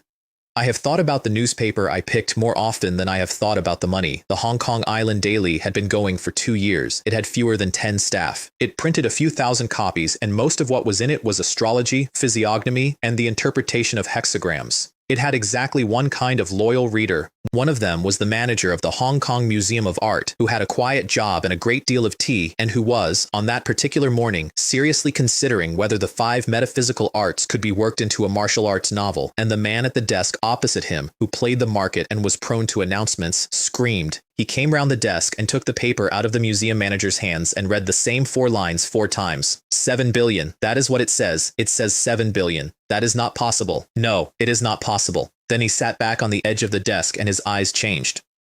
But are the Japanese fools? That is Mitsubishi. Mitsubishi Heavy Industries. Do you seriously believe they put in a bid at $7 billion for a chemist chain by accident? Then he looked at the masthead and asked where the paper had even come from. He made 4 telephone calls in 11 minutes. That newspaper sold out its entire print run in under half an hour. There were crowds at the newsstands asking for a title the vendors had never been asked for before. One vendor told a reporter afterwards that he normally sold 4 copies of it a day and that on that morning he could have sold 200. Their editor, who had published a story submitted by an unknown source without checking a single fact, came into a newsroom of 9 people and gave the only order available to him: print more, print 10,000. By the evening editions, Ming Pao and Sing Tao had both reprinted it with analysis, and once a serious newspaper reprints a thing, it stops being a rumor and becomes a fact that is being examined. Chung Chi-ho read the analysis over dinner and said to himself, the thing I had been waiting for. No wonder we did not even make the first round. He never worked out that I had put it there, so I put all of them in one room. My second round was held in the Jinmen building, in a room I had built for it, with the Securities Commission present to notarize, and only the houses that had bid above 4 billion were invited. The men in that room mostly knew each other, and almost none of them spoke. On one side, Davies Stanley, Goldman Sachs, and Lehman. On the other, Mitsubishi Heavy Industries, the Hong Kong and Shanghai Bank, and a British investment house. Around them, sovereign money out of Singapore and Malaysia, a Korean group, 2 Japanese houses, and the mainland trading company with its $50 million. The Temasek manager told me afterwards that he wiped sweat off his forehead that was not there, and that if he had not already secured his cornerstone allocation, he would have gone home with nothing. I sat down in the middle and did not make a speech. Thank you all for coming. This is a subscription meeting, and it is also, in effect, a statement of what each of you thinks this company is worth. There are 200 million shares. The higher your price, the larger your allocation. Please begin. Nobody moved. Everybody was waiting for somebody else to reveal a number, and then the Singaporean, who was not the most important man in that room and knew it, spoke before anybody else had drawn breath. Temasek subscribes for 30 million shares at $6. $6 is a $6 billion company. He had taken the floor from 5 and put it at 6 in 11 words, and he had done it deliberately and first because he was already locked in, and every dollar the price rose made his position look better rather than worse. Every head in that room turned. And the Malaysian Sovereign Fund, who compete with the Singaporeans on absolutely everything and have done for 20 years, did not even wait for the room to settle. 30 million shares, $6.30. He had authorization to go to 200 million, and he told me so afterwards. Swatch Assembly is in Kuala Lumpur. The mayor had opened the plant, and his government had decided some months earlier that they had missed the watch company and were not going to miss the second one. Then, Mitsubishi. 100 million shares. $7. He said it in Japanese and let his interpreter deliver it twice, once in Cantonese and once in English, and by the second delivery, the room had understood that the 7 billion in the newspaper had been real. He was expressionless. He closed his eyes afterwards as though resting. His reasons had nothing to do with me. Mitsubishi Heavy Industries is the core of that group, and whoever runs it eventually runs everything, and there were 5 men in contention, and he was one of them, and in that decade, a spectacular investment result was the fastest way to be noticed by the family that decides. He was buying a headline in Tokyo, and I was the shop. And then a man near the window, who had not been introduced, who had flown in the previous evening and taken a suite under a company name, said the following in fluent Mandarin: 100 million shares, $7.50. The room stopped. He had not given his name, and he did not have to. Everybody in that room knew what that family is and what it means when the son of it comes 7,000 miles for a chemist chain. Somebody from Goldman said out loud that it was not possible, that even generously the company could not support $7.5 billion, and Arthur Davies looked around the table and said the single most arrogant sentence I have ever heard in a business context, which I have since stolen and used twice. Then do not bid. None of you has to bid. I will take whatever Watson's releases at $7.5 billion, and we can all go home early. Nobody laughed. I found out later why he was so certain, and it is the only genuinely rigorous piece of analysis anybody did about my company that year. His bank is a large shareholder in an American retailer that most people in that room had never heard of. In 1971, that retailer was worth $36 million. By 1976, it was doing $340 million in sales. By 1979, it passed $1 billion, and in that year, 1981, its market value went through $10 billion American dollars. Their internal research department had spent 2 years working out why and had concluded that it ran on 3 things and only 3. Geographic expansion, replicated identically, demand expansion by widening the product range under one roof, and relentless cost control through scale and owned logistics. He read the Muddy Waters piece on Watson's and recognized all 3 in order in a different alphabet. That is the entire reason a Davies crossed the Pacific for a chemist chain, and none of us in Hong Kong knew that company existed. The Singaporean came straight back in at $7.50. He had to. He had told his government he would be a cornerstone, and a cornerstone that flinches is a joke. Then Mitsubishi, in English this time, and he opened his eyes to say it.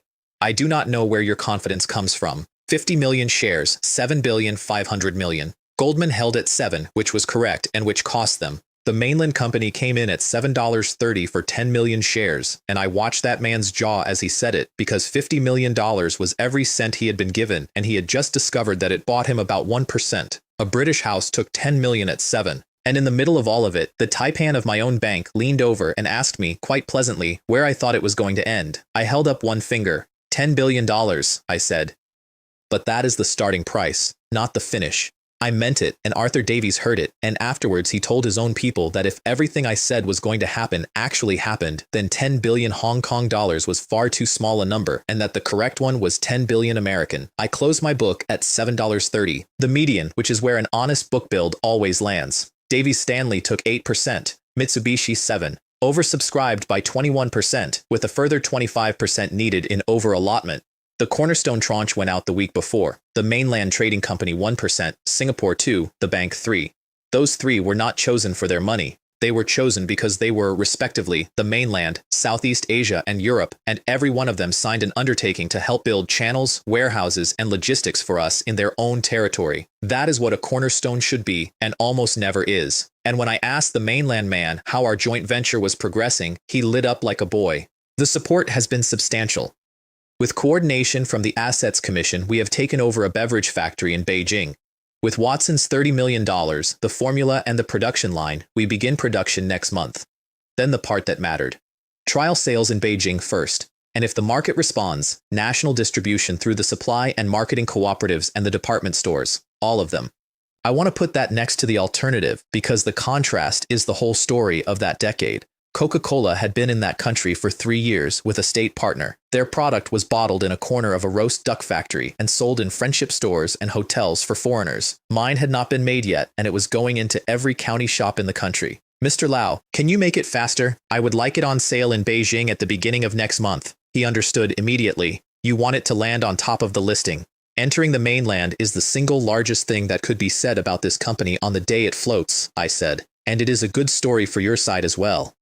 It is the first consumer joint venture anybody up there can point at. He rang me back that evening. The syrup was already north. They would free up an existing line rather than wait for hours. My money arrived on the 29th of July. $1,530 million. I held it for about 4 hours. It went through the bank into American dollars and from there into an account in New York belonging to a securities firm that nobody in Hong Kong had heard of, and it was there to buy a record company. I was in a hurry about that for a reason nobody around me understood. Columbia Records had a joint venture in Japan with an electronics company, and that joint venture was the best music company in that country, and it ran on a disc technology that was about to change everything. If I was slow, that electronics company would buy the parent, and then I would be negotiating with a giant instead of with a board. They are going to fight you on price, Alex said. Then do not negotiate. Go onto the market and make a tender offer directly to the shareholders. I was already looking at the next page, and I am bringing Shaw Brothers in alongside me for the operating side. I do not want to run a record company. I want the catalog and the global distribution, and my father's label needs both because in 4 months I am going to have 20 singers under contract in 6 countries and nowhere to put them. And then it was the 1st of August, and it was my morning. There were 4 stock exchanges in Hong Kong that year, all competing, none of them speaking to each other, and the merger everybody knew was coming had not happened yet. So Watson's did not list on one of them. It listed on all 4 simultaneously by agreement, which had never been done and has not been done since. That was my chief executive's work, and it took him 11 days, and it is the reason I paid him what I paid him. Nobody else in this city knew those rules well enough to bend them. There were queues outside all 4 of those buildings before 8 in the morning, and every one of them was mine. Our posters were on the front of the exchange, 3 large screens on the Bell platform. Every advertising board inside and outside the trading hall carried our name, which cost a fortune and which I would do again. And up on the top floor, before the opening, I stood at the window with the 2 largest shareholders in my new company and had a conversation that I have never been able to forget. Below us, the hall was filling with several thousand people. It is remarkable, Arthur Davies said, that in a city with a per capita output of $5,000, this many people play the stock market. The American figure that year was 27,000. Mitsubishi's man did not even look down. Asians gamble, he said, East Asians in particular, and in the end, what is an exchange except a very large arena? They were both waiting for me to be offended. The reason is simpler than either of those, I said. East Asians are born dissatisfied with where they are standing. There is a line every child here knows which asks whether kings and nobles are born to it. Almost nobody down there is content. Every one of them believes there is a door and that the door can be opened in an afternoon with a small amount of money and a piece of luck. And Watson's is that door? Watson's is a drop of water in the sea. I watched the floor. We are greedy people, and we are also extremely easily satisfied.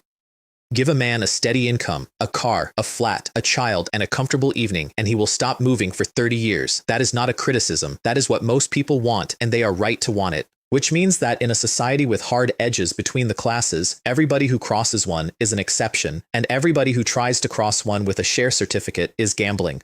Most of the men down there cannot afford to lose. When they lose, the family goes with it. I have watched that happen from close range, and I did it to some of them on purpose.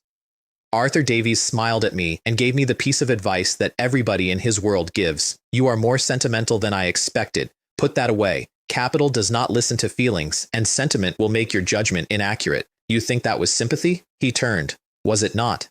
And I gave him the true answer, which is worse than the one he was afraid of. I know better than anybody alive that sympathy changes nothing. Nobody down there is $1 richer because I feel something about them. So instead of standing here feeling it, I am going to make this company as large as I can make it. Because the size of it, and the jobs in it, and how far into an ordinary household it reaches, will do more for the men on that floor than anything that happens to a share price today. That is all. I want to build the biggest thing I can build. He looked at me for a long moment and then started laughing. You soft-hearted fool, I am beginning to regret giving you my money. If you regret it, Mitsubishi said immediately, without opening his eyes, transfer your allocation to me, at cost. Get out of it. Davies was still laughing. And when Mitsubishi Heavy Industries decides it has had enough, do let me know. We will take yours at a premium. 9 o'clock, and my bell. The countdown came over the floor and the whole hall counted with it, which they do not normally do. Then I hit my bell, and it is a golden bell, and it is heavier than I expected, and the sound of it went out over 3,000 people who had gone completely quiet. Every camera in my city was pointed at 3 men on a platform, and I was in the middle of them. I hereby declare that Watson's is now listed. Downstairs, on the board, under a code that this city still recognizes, a number went up in chalk. $9.30, issued at 7:30, opened at 9:30, 27% on the first print before a single share had traded, $9.3 billion, second largest company on the Hong Kong Stock Exchange, behind one bank on its first morning, 11 months after I had bought it out of my own watch company for $1 billion in cash, while everybody I employed told me it was a mistake. The mainland man punched the air like a boy at a football match. The Singaporean hugged his own deputy. The taipan of my bank stood absolutely still and worked out that his institution had made $60 million in 9 days and that it was the fastest return of his career. And I turned round and shook hands with a Davies on my left and a Mitsubishi on my right. Gentlemen, I said, I think that is our moment. In a house at Repulse Bay, a man stood up out of his chair in front of a television for the second time in a year. 9.3, on the open. I was there, his man said, the moment it opened. And they were still buying at that price. He sat down again, and he did not say anything for a while, and what he eventually said his wife has repeated exactly twice. Did I take the wrong road? In an office in the north of this city, a man who had put a state trading company's entire allocation into my company and then spent 3 weeks defending that decision to people above him, danced, physically, in front of his own staff. $70 million in, $20 million up in one morning, and every person up there who told me not to support that company can be quiet now. And in Beijing, a man took a telephone call and could not make himself understood for the first 30 seconds, and when he finally got the sentence out, the 2 men in the room with him did not believe him. 9.3 billion Hong Kong dollars. It may pass 10 before the market closes. That is not possible, one of them said. It is questionable whether this country holds 10 billion Hong Kong dollars in foreign exchange. Nobody spoke for a moment. They courted foreign investment every month of every year, and they got promises, or they got somebody demanding access to the market as the price of a factory, and a privately owned chemist chain from a colony had just pulled in an American bank, a Japanese conglomerate, a Singaporean sovereign fund, and a British bank in one afternoon without asking anybody for anything. People from Hong Kong are also Chinese, their president said. Did Lin Zemin not just form a joint venture with our own company to make a cola? Then their editor-in-chief, who is the one who always says the useful thing, said, President, we should write an editorial, and it should go upstairs tonight. You believe this changes minds up there. I believe there are men in Beijing who have spent 2 years arguing that Hong Kong capital is a risk, he said, and this morning every one of them has to explain a number. My first day closed above $10 billion, and I did not feel one thing about it. The bank that had been the largest company in Hong Kong since before my father arrived here was at 12.5, and everybody in that hall did the same subtraction, my final register. I held 66.7%, and 10% of that was the incentive pool that I was holding on other people's behalf. Swatch Group 3. The 3 founding families of Watsons, after everything, 4.1. Davies Stanley 8. Mitsubishi 7. The Bank 3. Singapore 2. The Mainland 1. Public float, 5.2. Raised, $2.1 billion. I needed 2.5 for the record company plus expansion, which meant my father's company had to find $1 billion of its own, which it did, and that is a separate story, and he still complains about it. My dinner that evening was in a private room, and I had exactly one conversation in it that mattered. Why a record company? Arthur Davies said. You have a retailer and a watch group and a film studio. There is no line from any of those to a catalog of songs. How did I take Asia in one summer? Mitsubishi answered before he could, without looking up from his plate. A television program, and your own shelves. Correct on the second and only half right on the first. Watson's was the precondition. Without the program, Very Cola would have taken 4 years, and I did it in 4 months. So you want to do it again in America? I want to do it again everywhere, and not with a program, because the Americans already have programs and they are better at them than I am. I put my glass down. Music is the fastest medium that exists. A film takes 2 years to make and reaches a cinema. A song takes 4 months and reaches a bedroom, and a person who loves a song hears it 400 times. For a drink to enter America, it needs to become fashionable, and fashion in that country is not decided by advertising agencies. It is decided by whoever the young are currently in love with. So what is more powerful than the king of pop endorsing a product? And Mitsubishi's man, who had barely spoken all evening, said, "The king of rock is dead." He was right. He had died 4 years earlier, and there is a line about him that everybody knows. I looked at him for a moment. Gods are made by people, I said. The king of rock is dead, so we will make a king of pop. Arthur Davies stared at me and then put his head back and laughed until other tables turned round. That is magnificent. You are all atheists, of course. If you said that in America, they would take you apart in the press by Thursday. Then he stopped laughing and pointed his glass at me. Columbia Records, is it? I will get it for you. At which point the door opened and the mainland man came in without waiting for anybody, holding a telegram with his tie loose. Chairman Lin, it is approved. Very Cola is in production, and it goes on sale in Beijing in a matter of days. Everything had moved after the listing. The last officials who had been hesitating had read a number in a newspaper and changed their minds inside a week, and the joint venture had been given every clearance at once. Arthur Davies put his glass down slowly. You are already inside China. We signed 6 weeks ago. He looked at me for a long moment, and I could see him revising something. He told his own people afterwards, and it came back to me by a route I will not describe, that the thing about me which frightened him was not ambition, because Wall Street is made of ambition. It was that I used other people's strength every single time. Somebody else's newspaper, somebody else's television station, somebody else's government, somebody else's rival, somebody else's money. And then he asked himself a question that I wish he had not. Swatch Group has been quiet for 6 months. A man like that does not go quiet. What has he been doing? The following morning, my newspapers went to war for me, and I enjoyed all of it. Chinlan opened with a headline that was designed to be picked up by everybody who hated us. Another carrion? Or a genuine $10 billion miracle? And then she spent 11 paragraphs answering her own question with paperwork. The 3-month review, the law firms and the accountants, the joint committee of the exchange and the commission, the first cumulative bidding process in the history of this market, and the shareholder register, name by name. She ended it with a line I did not write and would not have improved. 10 billion is the beginning of this company and not the end of it. My enemies had a worse morning than I did. Across the harbor, a British trading house had the worst morning it had had since the war. Because everything they had done to me had produced this. They had put a man in my airport with a gun. He had failed, and the failure had bought me a fortnight of national sympathy and a mainland foreign ministry. They had kept a fraud alive to draw the investigation away from themselves. It had worked, and it had also handed me the largest short position in the history of this exchange and $5 billion of value out of the wreck. They had put $3 million into a rival television program. It had been switched off in front of them, and they had watched a chemist chain, which they could have bought at any point in the previous 10 years for less than they spend on entertaining, become larger than their own group in a single morning. The head of that house, I am told, was perfectly calm about it for about 4 minutes.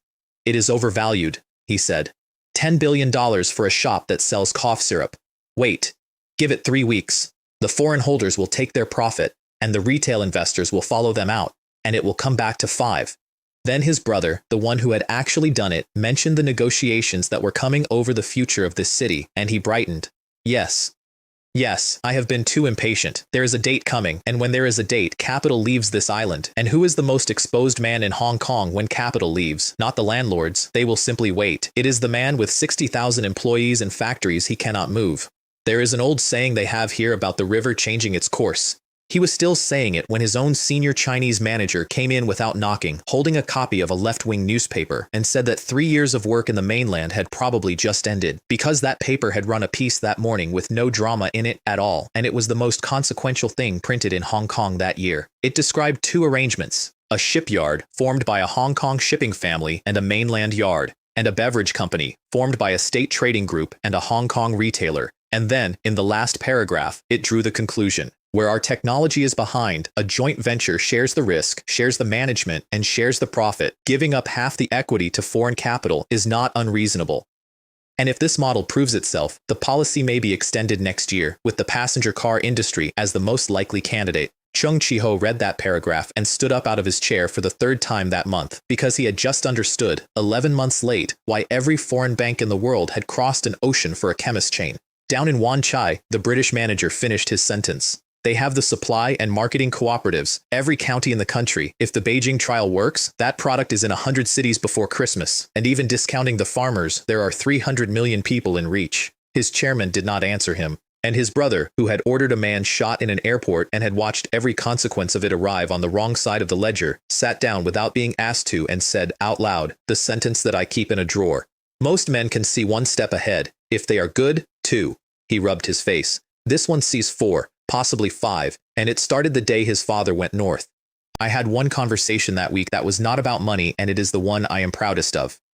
My general manager came in to tell me he was going back to Bangkok because the energy drink deal was still not closed, and he had said he would close it. Sit down. I looked at him for a moment. You feel that you were passed over. No, sir. I know my own limits. I have known them since the telephone call about the votes. If you did not know them, I would have sent you to run a warehouse in Surabaya.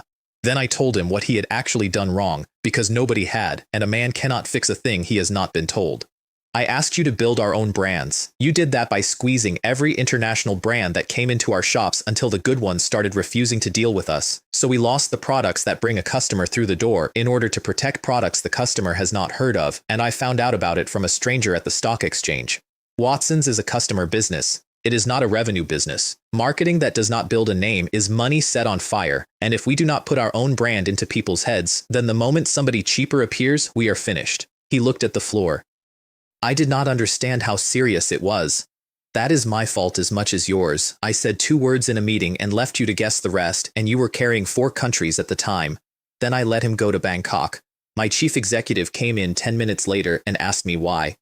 I have read the file. That family will not sell. They have been stalling for 5 months. They have kept the license term short on purpose, and they intend to take the market back when it lapses. He will come home with nothing. I know. Then why send him? Because he has a stone on his chest, I said. If he does not go and put both hands on that wall and find out that it does not move, he will carry it for 10 years, and he will be no use to me or to anybody else. So let him hit the wall. It is a very good wall, and it will not hurt him. My chief executive sat there for a moment. Chairman Lin, you are a great deal kinder to your people than your reputation allows for. It is not kindness. A drink is a drink, and I can build another one with the same function inside a year. I went back to the file. A man who can be aimed at something is much harder to replace, and I have not got very many of them. Then my market ran away with itself and would not stop. My index went through 2,000 points, which it had never done before.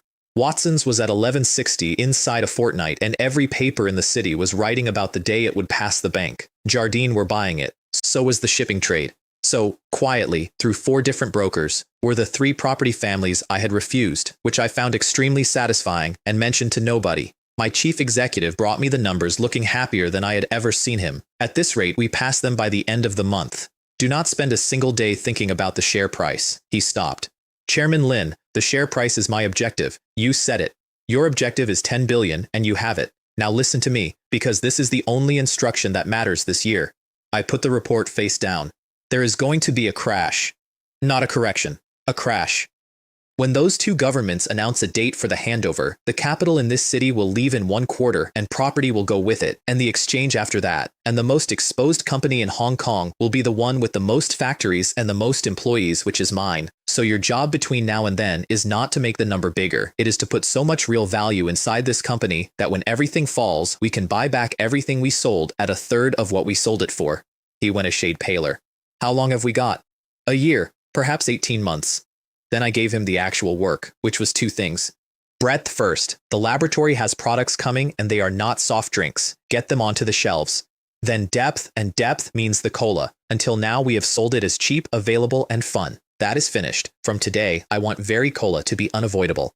Every grocery in every street, every noodle shop, every canteen, every stall outside every school. I want a man to be unable to decide to buy a soft drink in this city without one of ours being within arm's reach. And second, and this is harder.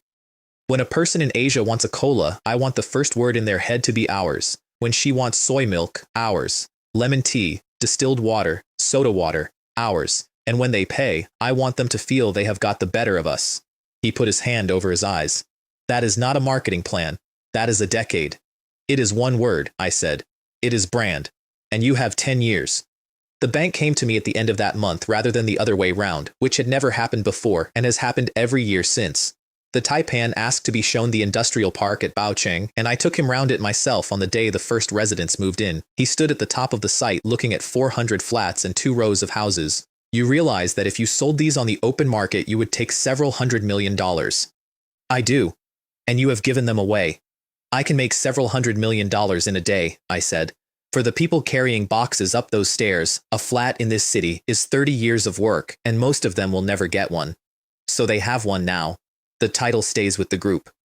Which means that for these flats alone, those men will work for me until they die. He looked at me sideways. That is a colder answer than I expected. You shear a sheep by feeding it first. That is not sentiment. It is animal husbandry, and it is even more true of people, I shrugged. 90% of the men in those buildings are the core of my workforce. One flat buys a working life. It is the cheapest thing on my balance sheet. He laughed for a while and then said something that got printed in 3 newspapers because he repeated it at a dinner, and which is the best description of me anybody has produced. Mr. Lin, you have the experience of an old man, the ruthlessness of a middle-aged one, and the ambition of a young one. He put his hat on. And underneath all 3 of those, the frankness of a child. Hong Kong is a more interesting place with you in it.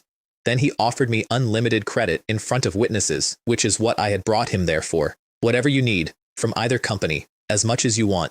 You walk in the door, and this bank will lend it. I let that sit for exactly as long as it deserved. Any amount at all? Any amount. Then come to the launch this afternoon, I said, and tell me again afterwards. So I made them come to my factory. I held it inside the industrial park on purpose, and every journalist in Hong Kong had to drive out there and walk through the gates to reach it. They had all written about that park. None of them had been inside it. 50,000 employees across 3 plants and a dozen component works. With families, close to 200,000 people living inside a wall. The Ta Kung Pao man asked me what the whole thing had cost. Under $1 billion. Acquisition and construction together. $1 billion. Entirely into production. In a city where $1 billion buys you a tower in Central and a photograph.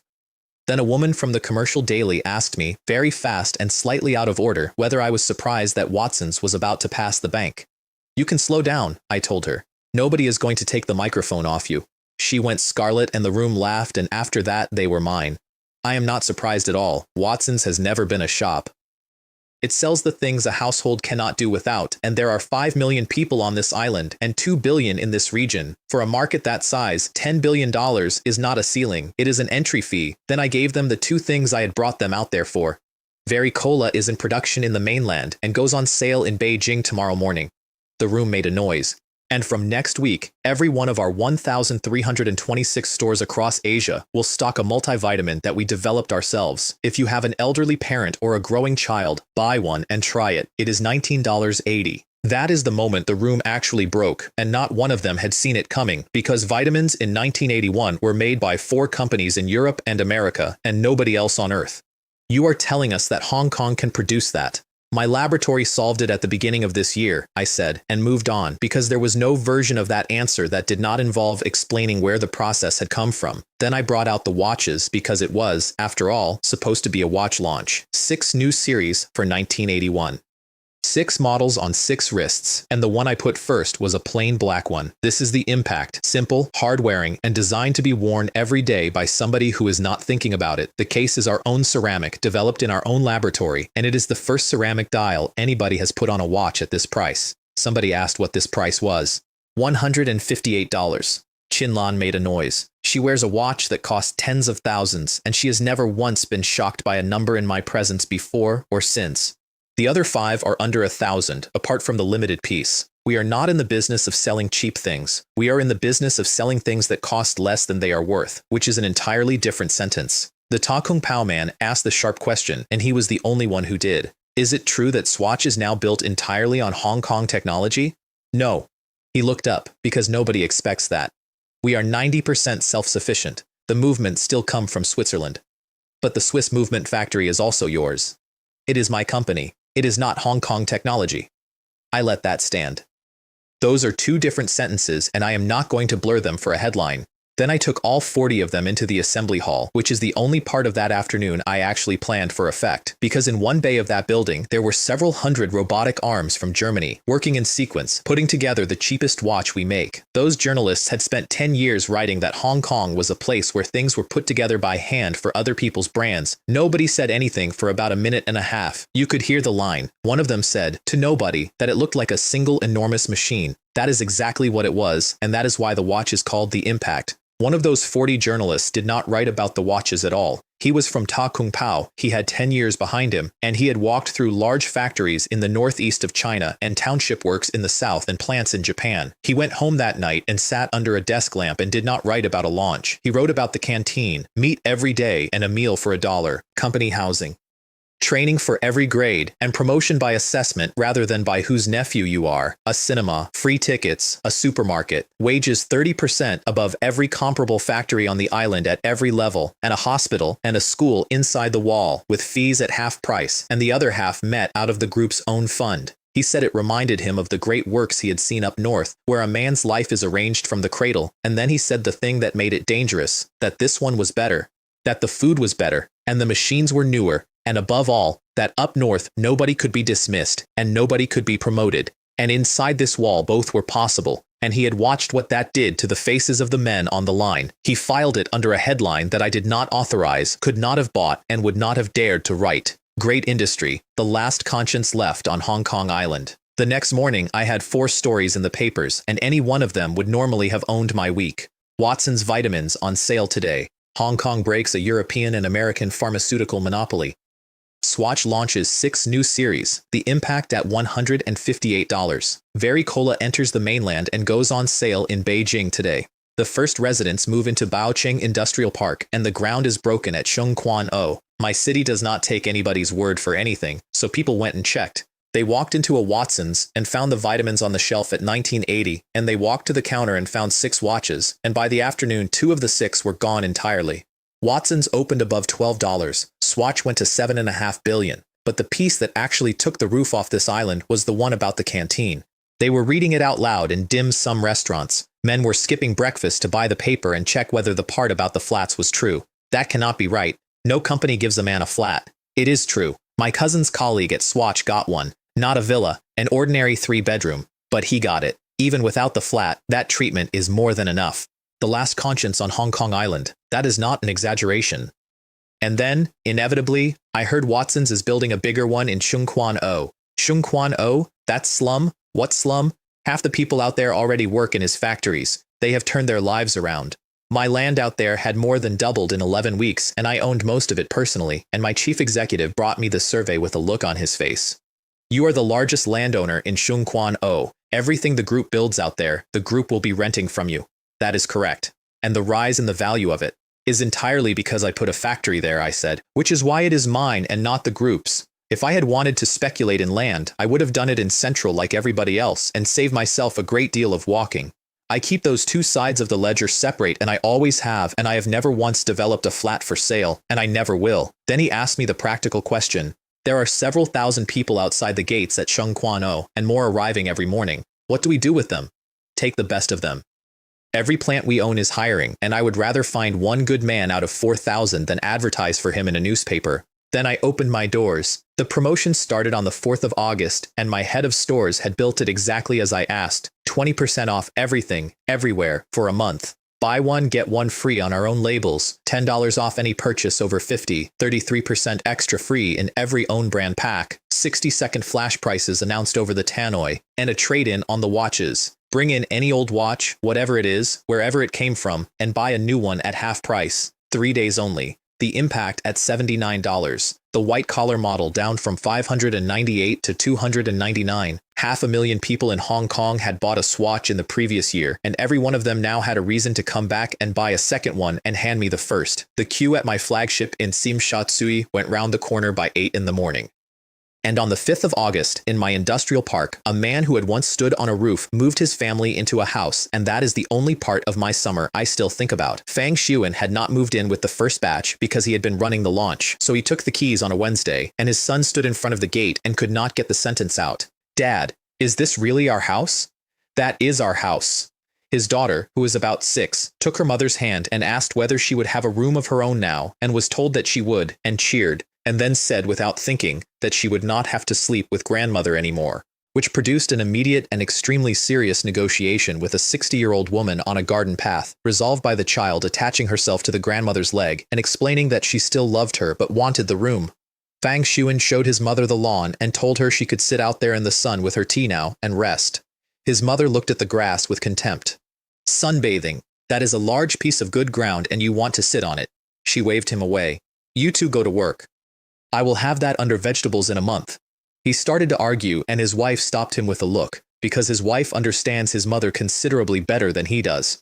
A woman who has pushed a tofu cart at 5 in the morning for 4 years does not want a garden chair. She wants a job. Then his mother took his hand and she was crying and she asked him the boss's name, Lin Zimin. Then I am going to go and thank him. Whatever anybody says. Without that man, this family would not have a roof. She would not let go of his hand. You work hard for him, Ah Wen. The woman next door says the newspapers call him one of the few decent men in this city. And Fang Xuan, who had stood outside his own front door 2 winters earlier holding a roast goose and crying because his son had asked whether there was any point in studying, held onto his mother's hand and said quite steadily, Mother, I have already sold him my life. His son came round the corner having heard all of it. Dad, Mum, I want to work for Swatch Group too. Then study, or my company will not have you. You wait and see, the boy said with his chin up. I am going to be somebody serious. There was a knock at the door about an hour later, and it was one of my own men from the old block, a big man with big hands, come to help with a move that was already finished, with his mother behind him carrying a gift she could not afford. The two families had lived on the same walkway for 11 years. Their fathers had come to Hong Kong together. Fang Xuan had got that man a job on a line 18 months earlier and had never mentioned it since. They walked down to the shops together to buy food for lunch, and on the way the big man said the only thing he said all day. The work is fine, it is not heavy, and I eat as much as I want every day. He shrugged. It is better than carrying sacks at the pier. Then they turned the corner by the supermarket and both of them stopped. There were nearly 1,000 people queuing at the Watsons inside the industrial park. Fang Xuan stood there for a moment looking at a poster he had helped write. 20% off everything. If it is like this inside the wall, he thought, what is it doing out there? What my promotion was doing out there was $50 million. In one day, in one city, in one chain. My chief executive came into my office that evening with the tally in his hand and could not keep his voice level, which for a former exchange official is remarkable. 50 million in a day. If it holds at anything near this, we will do $1 billion a month. In one city, I said. The overseas market is 3 times the size. The best-selling item is not what you think. He was almost laughing. It is the watches. I assumed the afternoon would be quiet and then school finished and the offices came out at 6 and they have taken every swatch in every shop. Every branch is screaming for stock.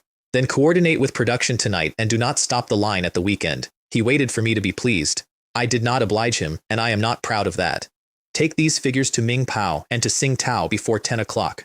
Tonight? Tonight. We are past 12 billion. There is a bank in this city at 12.5, and I intend to be above it by Friday, because when we are above it, that is the top, and that is when I begin selling. He stared at me. You are going to sell your own company at the peak. I am going to sell a portion of it at the peak and buy the same portion back after everything falls, and in between, I am going to spend the difference in Europe. I put my coat on. There are about 30 houses over there with 200 years of history and no money, and they are waiting for their emperor, and I have kept them waiting long enough. My headlines the next morning ran in 3 papers, and I have kept all 3. Watsons takes $50 million in a single day. Swatch sells 100,000 watches on the first day of its new range. And in the third one, in the largest type that paper owns, nobody can stop Lin Zimin now, the richest man in Hong Kong. Nobody had ever printed that phrase in my city about anybody. In 140 years. Not once. In 140 years. Before 1978, the wealth here was British, and the British do not permit that sort of thing to be written, and their money was spread across the world where nobody could count it, and no newspaper was going to try. And the Chinese tycoons who had risen since could move $5 or $6 billion in a stock war, and still nobody was certain they had passed the British houses. So this city did the arithmetic itself, over breakfast, out loud, in every tea house on the island. Swatch Group. 7.5 billion. Watson's Retail Group, 12.1 billion. 19.6 between them. And that boy holds more than half of both, which means his personal net worth is over 10 billion Hong Kong dollars, and that is before you count the land, and the shops, and the buildings, and the trademarks, which are in his own name and not in either company. The Chinese families of my city were shocked. The British families were considerably more shocked, and I enjoyed that a great deal more than I should have. And then everybody arrived at the same second sentence, and it is the one that made it unbearable. He is 23 years old. In an office in a new building in Kowloon, a property man in his 50s sat with that newspaper in both hands, and his fingers would not keep still. He read the line about the richest man 3 times. Then he said 2 things out loud to an empty room, and the second one changed his family forever. The Chinese have really risen. And then, we are going to list the company. He was not the only one. All over this island that morning, men who had spent their whole careers assuming the ceiling was somewhere above their heads and belonged to somebody else, read a number in a newspaper and quietly changed their plans. So, my ledger, that is the whole thing. That is what I actually did. Not the watches, not the cola, not the $10 billion, which is a number, and I have never once been able to feel anything about a number. 19 months earlier, I stood in my father's drawing room with a cardboard folder and no money, and told him that this city was an assembly shop that made everything and owned nothing, and he laughed at me, and he was right too. And on the 5th of August 1981, a man I have never met read a newspaper in Kowloon and decided that the ceiling was gone. That is all. That is my entire ledger, and I am not going to pretend it is longer. I would like to end it there, and I cannot, because of a photograph that reached my desk about a fortnight later.